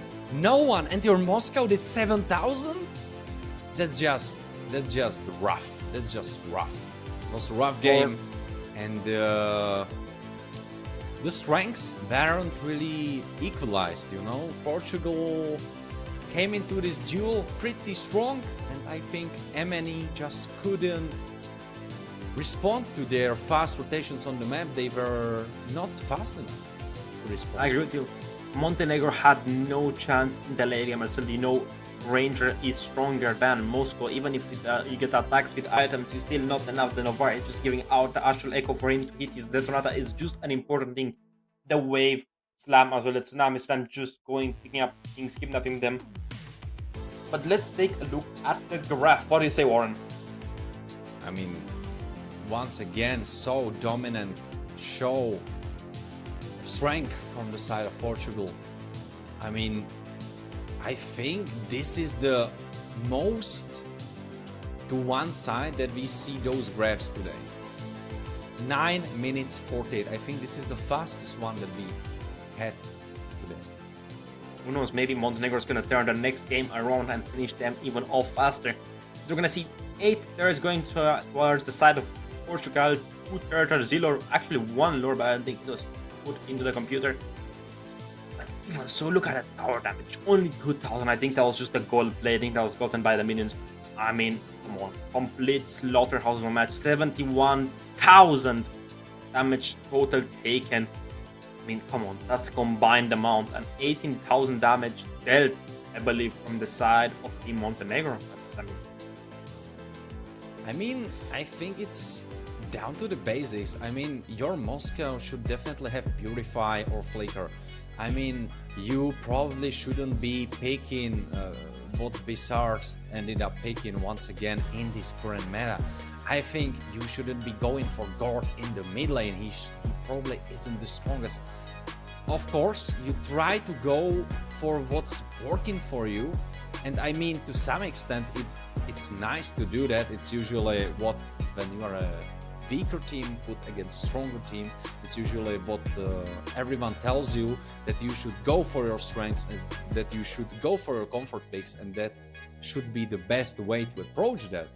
But I think it's only to some extent, and I believe the strengths of the composition of MNE, they really weren't there. I think the draft wasn't really that well put together, and I think it was hindering their chances of trying to play evenly with Portugal's squad. I don't know if you've ever heard one of these saying, but stealing is the best way to learn. But even so, this is not the last game we're gonna see Montenegro Inter steal again. Another match between these two countries later on, and with that we're gonna go on a short little break, give these players a little bit of time to think about what's gonna happen in the next one. I am Zakota, joined by Warren. We're gonna see you after a short little break.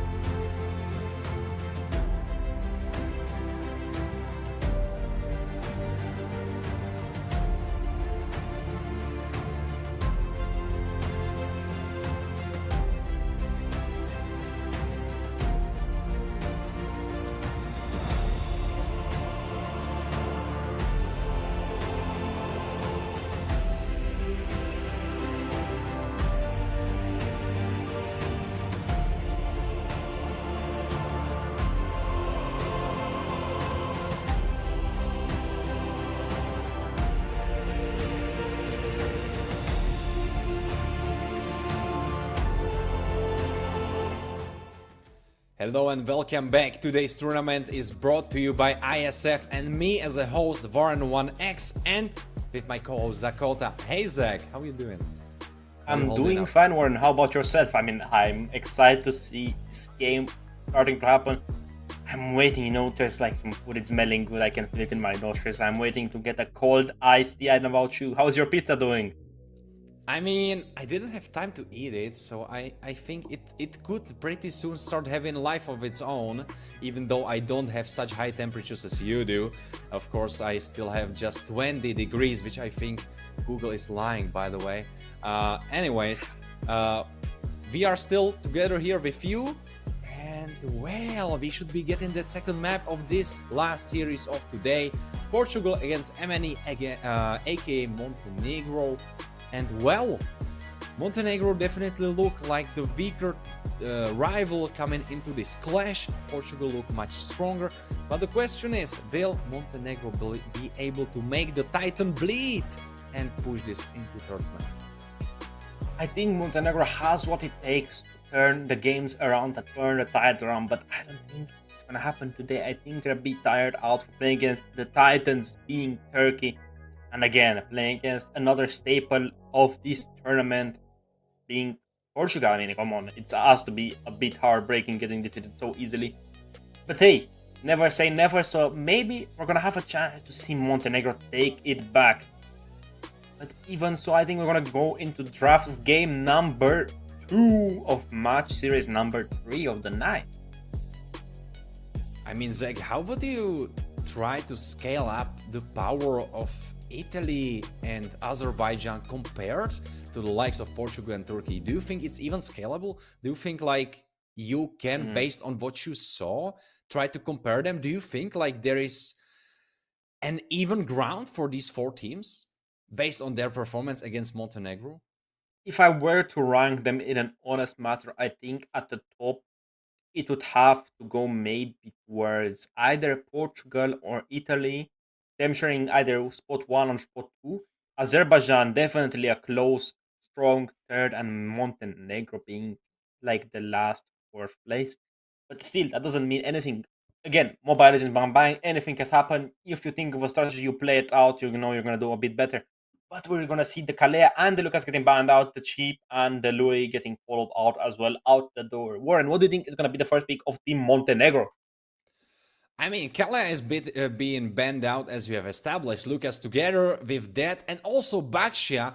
Chip is off the board, Matilda and Luogin as well. Well, what's there left to be taken?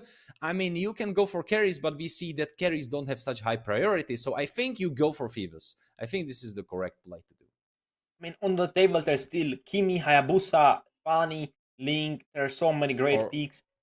Or the you Yu go Zhong, for best the Black star. Dragon himself.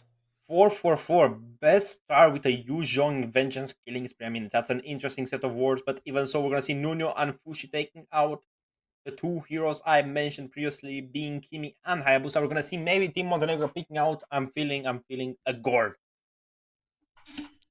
I mean, with Gord, you might not be as far off as I was with that Phoebus call out.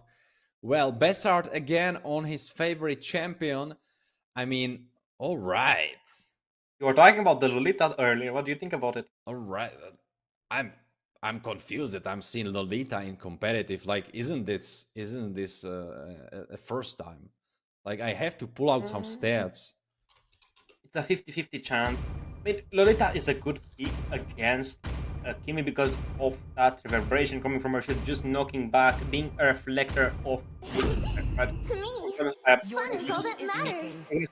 On getting out by Tremble Opa. before the might of Minotaur Taurus. getting picked Is up by banning. I want to feel what would be a good feeling to have here? What hero would be in a good way? I was gonna see a Suyu in game number 2 as well from Montenegro, and I feel we're gonna have to see an attack speed Martin, maybe a Moscow. I Getting mean, picked or banned out. I'm completely lost in this draft. I see Lolita for the first time. I see Van Van not for the first time. But I didn't cure the like pain. she is not really My that heart much is picked up. Then I banned. see Minotaur, and I am completely confused. Zach, you have to tell me, is Minotaur something typical? Minotaur, we have seen one Minotaur a couple of days ago. Experience but the I don't- euphony Your of team is suffering. banning. force him out as a rumor. There's still on the table carries. Even the, I mean, Lorien. They're gonna ban out the mid lanes because they already know they have picked up the team, but they're waiting for the Moscow either get banned or picked out. I mean, they have the one, so I don't think they're gonna pick it. I think they're gonna try to force for a ban. But even so, this is such a close Cal draft, right? You're already risking it with the showing of your Yuzhong as first pick. I mean, hiding the experience is an important thing, right? Maybe we're gonna see again. Hill, I feel like, is gonna be really good for the Tigers of Portugal. Or again, a Paquito was such a close pocket pick as well. Maybe something that does damage, like a Masha would work really good versus Yuzhong and versus a one-on as well. No one can escape my I mean, iron fist. I must say that I like the creativity from the side of MNE. What's your They command? started with Oh my god. Yuzhong as a first pick. Ooh, Fanny going through, that's rough. But we get to that in a minute. But they picked up that Yuzhong, pair it up with Lolita, take it with Van Van. They are switching it up, even though they... You should be in ashamed some for not trusting yourself. people's minds, it could be said that they kind of wasted their first pick potential on Yuzhong, even though he is not really that much contested. So it's kind of a questionable approach, but they are now switching it up. They are mixing and matching. And I mean, like, what else you have to lose? You are with your backs against the wall, you try to cook something up. When And the I body mean, suffers, if they try to switch it up, it could be spirit working. blooms. But Benedetta in the jungle, we saw that already, and I don't think it was it. As you know, that's an interesting pick. The Fani on the goal lane, joined by the Eudora on the mid lane for the first time. And we're going to see a Kufra just to Kufra. counter out the 1-1 and the Benedetta. Okay, I like the Fani on the goal lane, but they're going to lack a bit of pushing. So that has to be done by Nuno. Man, oh man, they're cooking. Wait, it's mid lane Fani. Is it though? Nah, they sub back. Come on, Fushi. Mid lane Give funny. me hope. I mean, that isn't even happening in my ranked games. So that would have been very crazy. Well, anyways, what would be very crazy would be MNE right now beating Portugal. So I'm asking you, Zach, based on this draft, would you give it to them? I mean, I have to give Portugal, again, the side of favor. 9 out of 10 on draft. I don't like the Minotaur being there because it's a Minotaur XP lane. You didn't notice that it's a Minotaur XP. Actually, it's a Minotaur. No, it's a Kufra XP lane. Oh, yeah. This is going to be a damage Kufra. They are completely out here trolling, not giving any respect to Team Montenegro. I mean, come on. They are playing it extremely well, but they're playing it close call. We're going to see Execute Fani on the goal lane going up against the one. Again, Kufra and Minotaur roaming. They're just going to ignore the XP lane. Oh, Vestar switch to Petrify. You Well are done. right. He did. Character development. That's absolutely true. The thing is, Big Popa is still rocking that extra attack speed and not flicker. I mean, 1-1 is pretty good with the Inspire because of her ultimate stats getting boosted a bit. So I think that's not a mistake, that's just how it was designed to work with.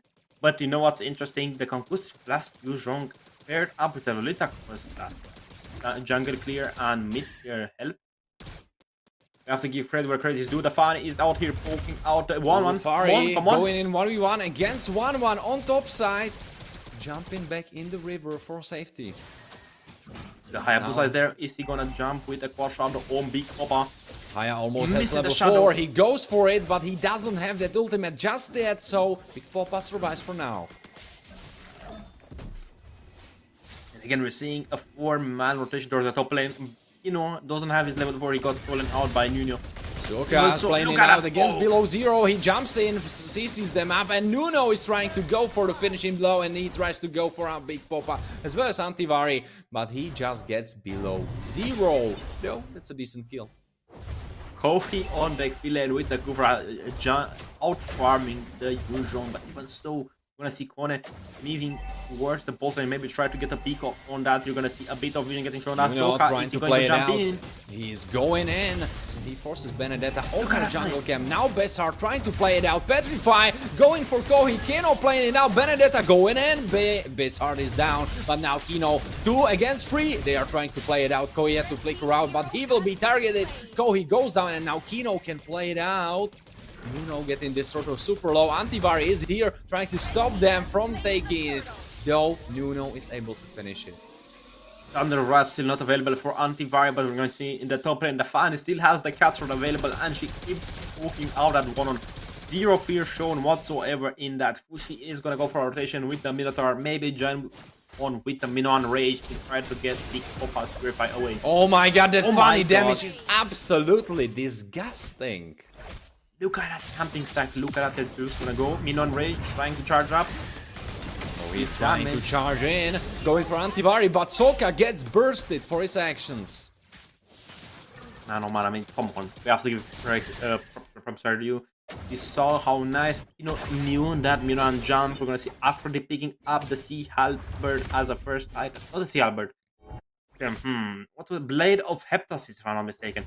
But Nuno is trying to look for a fight. No Shadow available. I Aphrodite. don't know if he wants that fight. Funny, getting destroyed. Now below zero is the next target though. Antivari tries to run for her life, but it's just not fast enough. Double kill goes for the side of Nuno. And now Van has to run to try to survive herself. Oh, Nuno, he's trying to go for a dive in, and Big Popa just gets killed right here and then. First item picked up by Fush is going to be the Sky Piercer. Hayabusa going for the Hunter Strike. Bessar is gonna use the Black Dragon, try to go for fight. Kino trying to play it out. Fushi has to run away. Kimi is still alive, at least for a bit. Now Bessar trying to finish her off, and he is able to. Now Nuno gets in stun up, and Bessar tries to run away. He cannot. Unstoppable Nuno trying to go for more Minotaur with CC lock. Below zero goes down, and Antivari tries to trade herself. She's able to though. Shut down going towards the Hayabusa. 1-on Seed got the ultimate, she got the marks down. Still not enough for the crossbow trying to match up. The Fanny can just run away again. She's gonna have the fast rotation, faster going in the mid lane, maybe even trying to go for a gank towards Albenetta's blue buff. I think that's what I'm about to see there. No, never mind, he just went, still the minions, and goes back, goes to top lane. I mean, keep repeat and rinse. Look at that, Fushi and Soka. Below zero could be in trouble. He is right now alone in this jungle. But he gets saved. The rest of the team. Oh, Koi could be the one in trouble. He needs to retreat under tower. We're getting bursted down. Nuno Below zero is here. Keno is the target. He's immune for a bit, but Nuno will be able to finish him off. Big Popa goes down in that 1v1 on top side. Fushi very low. Koi trying to play it out. Yuzong trying to separate the rest of the team. Going for the turtle, picking it up. And now Soka in trouble. Koi recalling in that bush. Not spotted though. Kona has been playing, Keno has been playing this extremely well. He was very passive, just using the Benetta's Electa's final blow just to run away as much as possible. Beastar though, on the other hand, didn't engage as much as possible, even with a petrified dive. Combination of Furious Dive and Petrify. Kohi under a tower charging up, maybe he's gonna push him in. Being true, Furious Dive 1v1 against Kohi. I don't know if he wants that. It's the Kufra. I think we're gonna see the Fanny going bot lane. Yes, we are. But look at Bessard. He has the highest damage done in this game. I think he might be cooking. Come on now. We have to give props to Professor Nuno. Is only 4,000 gold behind. Bestar Juice needs to find a dive. Okay, 1v1 in the bot lane, Fanny. 1.6k damage up. He was forced to use Petrify, and he is getting dough. Fushi with ultimate, locking him out from recall, and now Aphrodite going for the 1v1 what we almost didn't see. Antivari now getting almost bursted by Nuno, but there's Big Popa ready to help his squad mate. Now below zero trying to push them away from Yuzong and let him survive, which he will be able to do. Look at that, even with the Oogie Shadow Kill, it wasn't enough to melt down Antivari's full HP. Soka with that Minotaur engage, going for below zero. 2 knockups, 3 knockups from Kufra. Bizarre goes down below zero as well, and now it's only Kino. Big Popa on the top side, getting popped again, and Kino running away. And then right back into the hands of his opponents, getting locked up by Kufra and gets destroyed. Killing spree for Kohi. Look at that, Tyrant's Revenge, last stamp of Kufra using the Flicker combination as well. Come on, you have to give the blue buff the Fanny Hayabusa. Do it, do it, do it. We're marching behind you. Also, The goal lane has been so well farmed, but even so, Kohe is going for a damage Kufra build. Thunderbolt, first helmet, Fan is going for a lot of damage. Oh my god, melting her down! Destroying Big Papa, absolutely. Oh, Fanny getting bursted herself. Antivari baited in the right bush, able to finish her off. Yuzong is trying to run away in his ultimate form. Will he be able to though? I don't think he will. He gets locked out by Petrify. Like there was no way he could survive. I agree with you completely. Even that, tried to extend as much time away from the Hayabusa's farming spree. But look at Theodora. She has a Tandus already waiting for Fuchs to just jump in so he can stand and use the combination. Oh, he's charging up fully. Oh, he is indeed now going. Minotaur locking them up. Antivari can double kill. Now it's below zero trying to fight them off, but I don't think he can. Oh, CCing them up. And Lolita is showing as a decent pick against the onslaught of their opponent. Besart now here with a play, with a plan. But Nuno going for Big Papa to pop him once again. Lost damage coming from the Oogie Shadow kill. Aphrodite on top lane trying to 1v1 Beastar. That shot going through, still cables, not enough damage, not enough time to use the blue. Come on, Aphrodite, go trade that blue buff of Hayabusa is spawning in, he doesn't need it. He's already farmed enough. Oh, Soka, he is really deep. He could be the next target now. Fushi is the target actually right now, but Kino goes down, so who is gonna target Fushi right now? Oh, it's going to be Yuzong diving pretty deep in, but I don't think that was smart. Bizarre goes down and now it's below zero alone on this Lolita, who will be promptly sent into base. Look at that, so much damage coming in from the Yuzong with that Sha Essence passive. Antivar is gonna fall down at hands of Hayabusa. Oh my god, that Oogie Shadow kills is really hurt. Right, come on. They're going to have to do the respectful thing, get the lore and try to end them. But even so, Montenegro got one turtle during this game. So I mean, that's an achievement, right? Last game they didn't get basically anything. I mean, it's true. It truly is. I must give props to Bizarre because Yuzong, this game is much better. The Petrify conclusive last combination is really a good thing to use to rotate faster with the Yuzong. Alright, so look at that. Not enough sustainability, right? Now Lord being spawned in. That could be... Oh, Aphrodite going down immediately. But just before that he was able to burst down below zero, and now Antivari getting double killed by Fushi. Do you think we're gonna see... Oh my god, Beastar getting 1v1 by Nuno. Even so, look at that. Big Papa is there. Hayabusa's on his way. Fushi just pushing the tower. So much damage, so much stability. 2 tanks right next to him, right? What can he do? Not much. They're gonna try to... Cannot really do anything. And Big Papa tries to do something, though Kino gets this shutdown. So Benedetta at least gets a... Oh, Nuno almost dying there. I mean, this is a really straightforward game. The logical thing would be to go for a Lord and maybe try to fight it if you're on the side of Montenegro. There is Aphrodite once again with Fanny. Obliterating.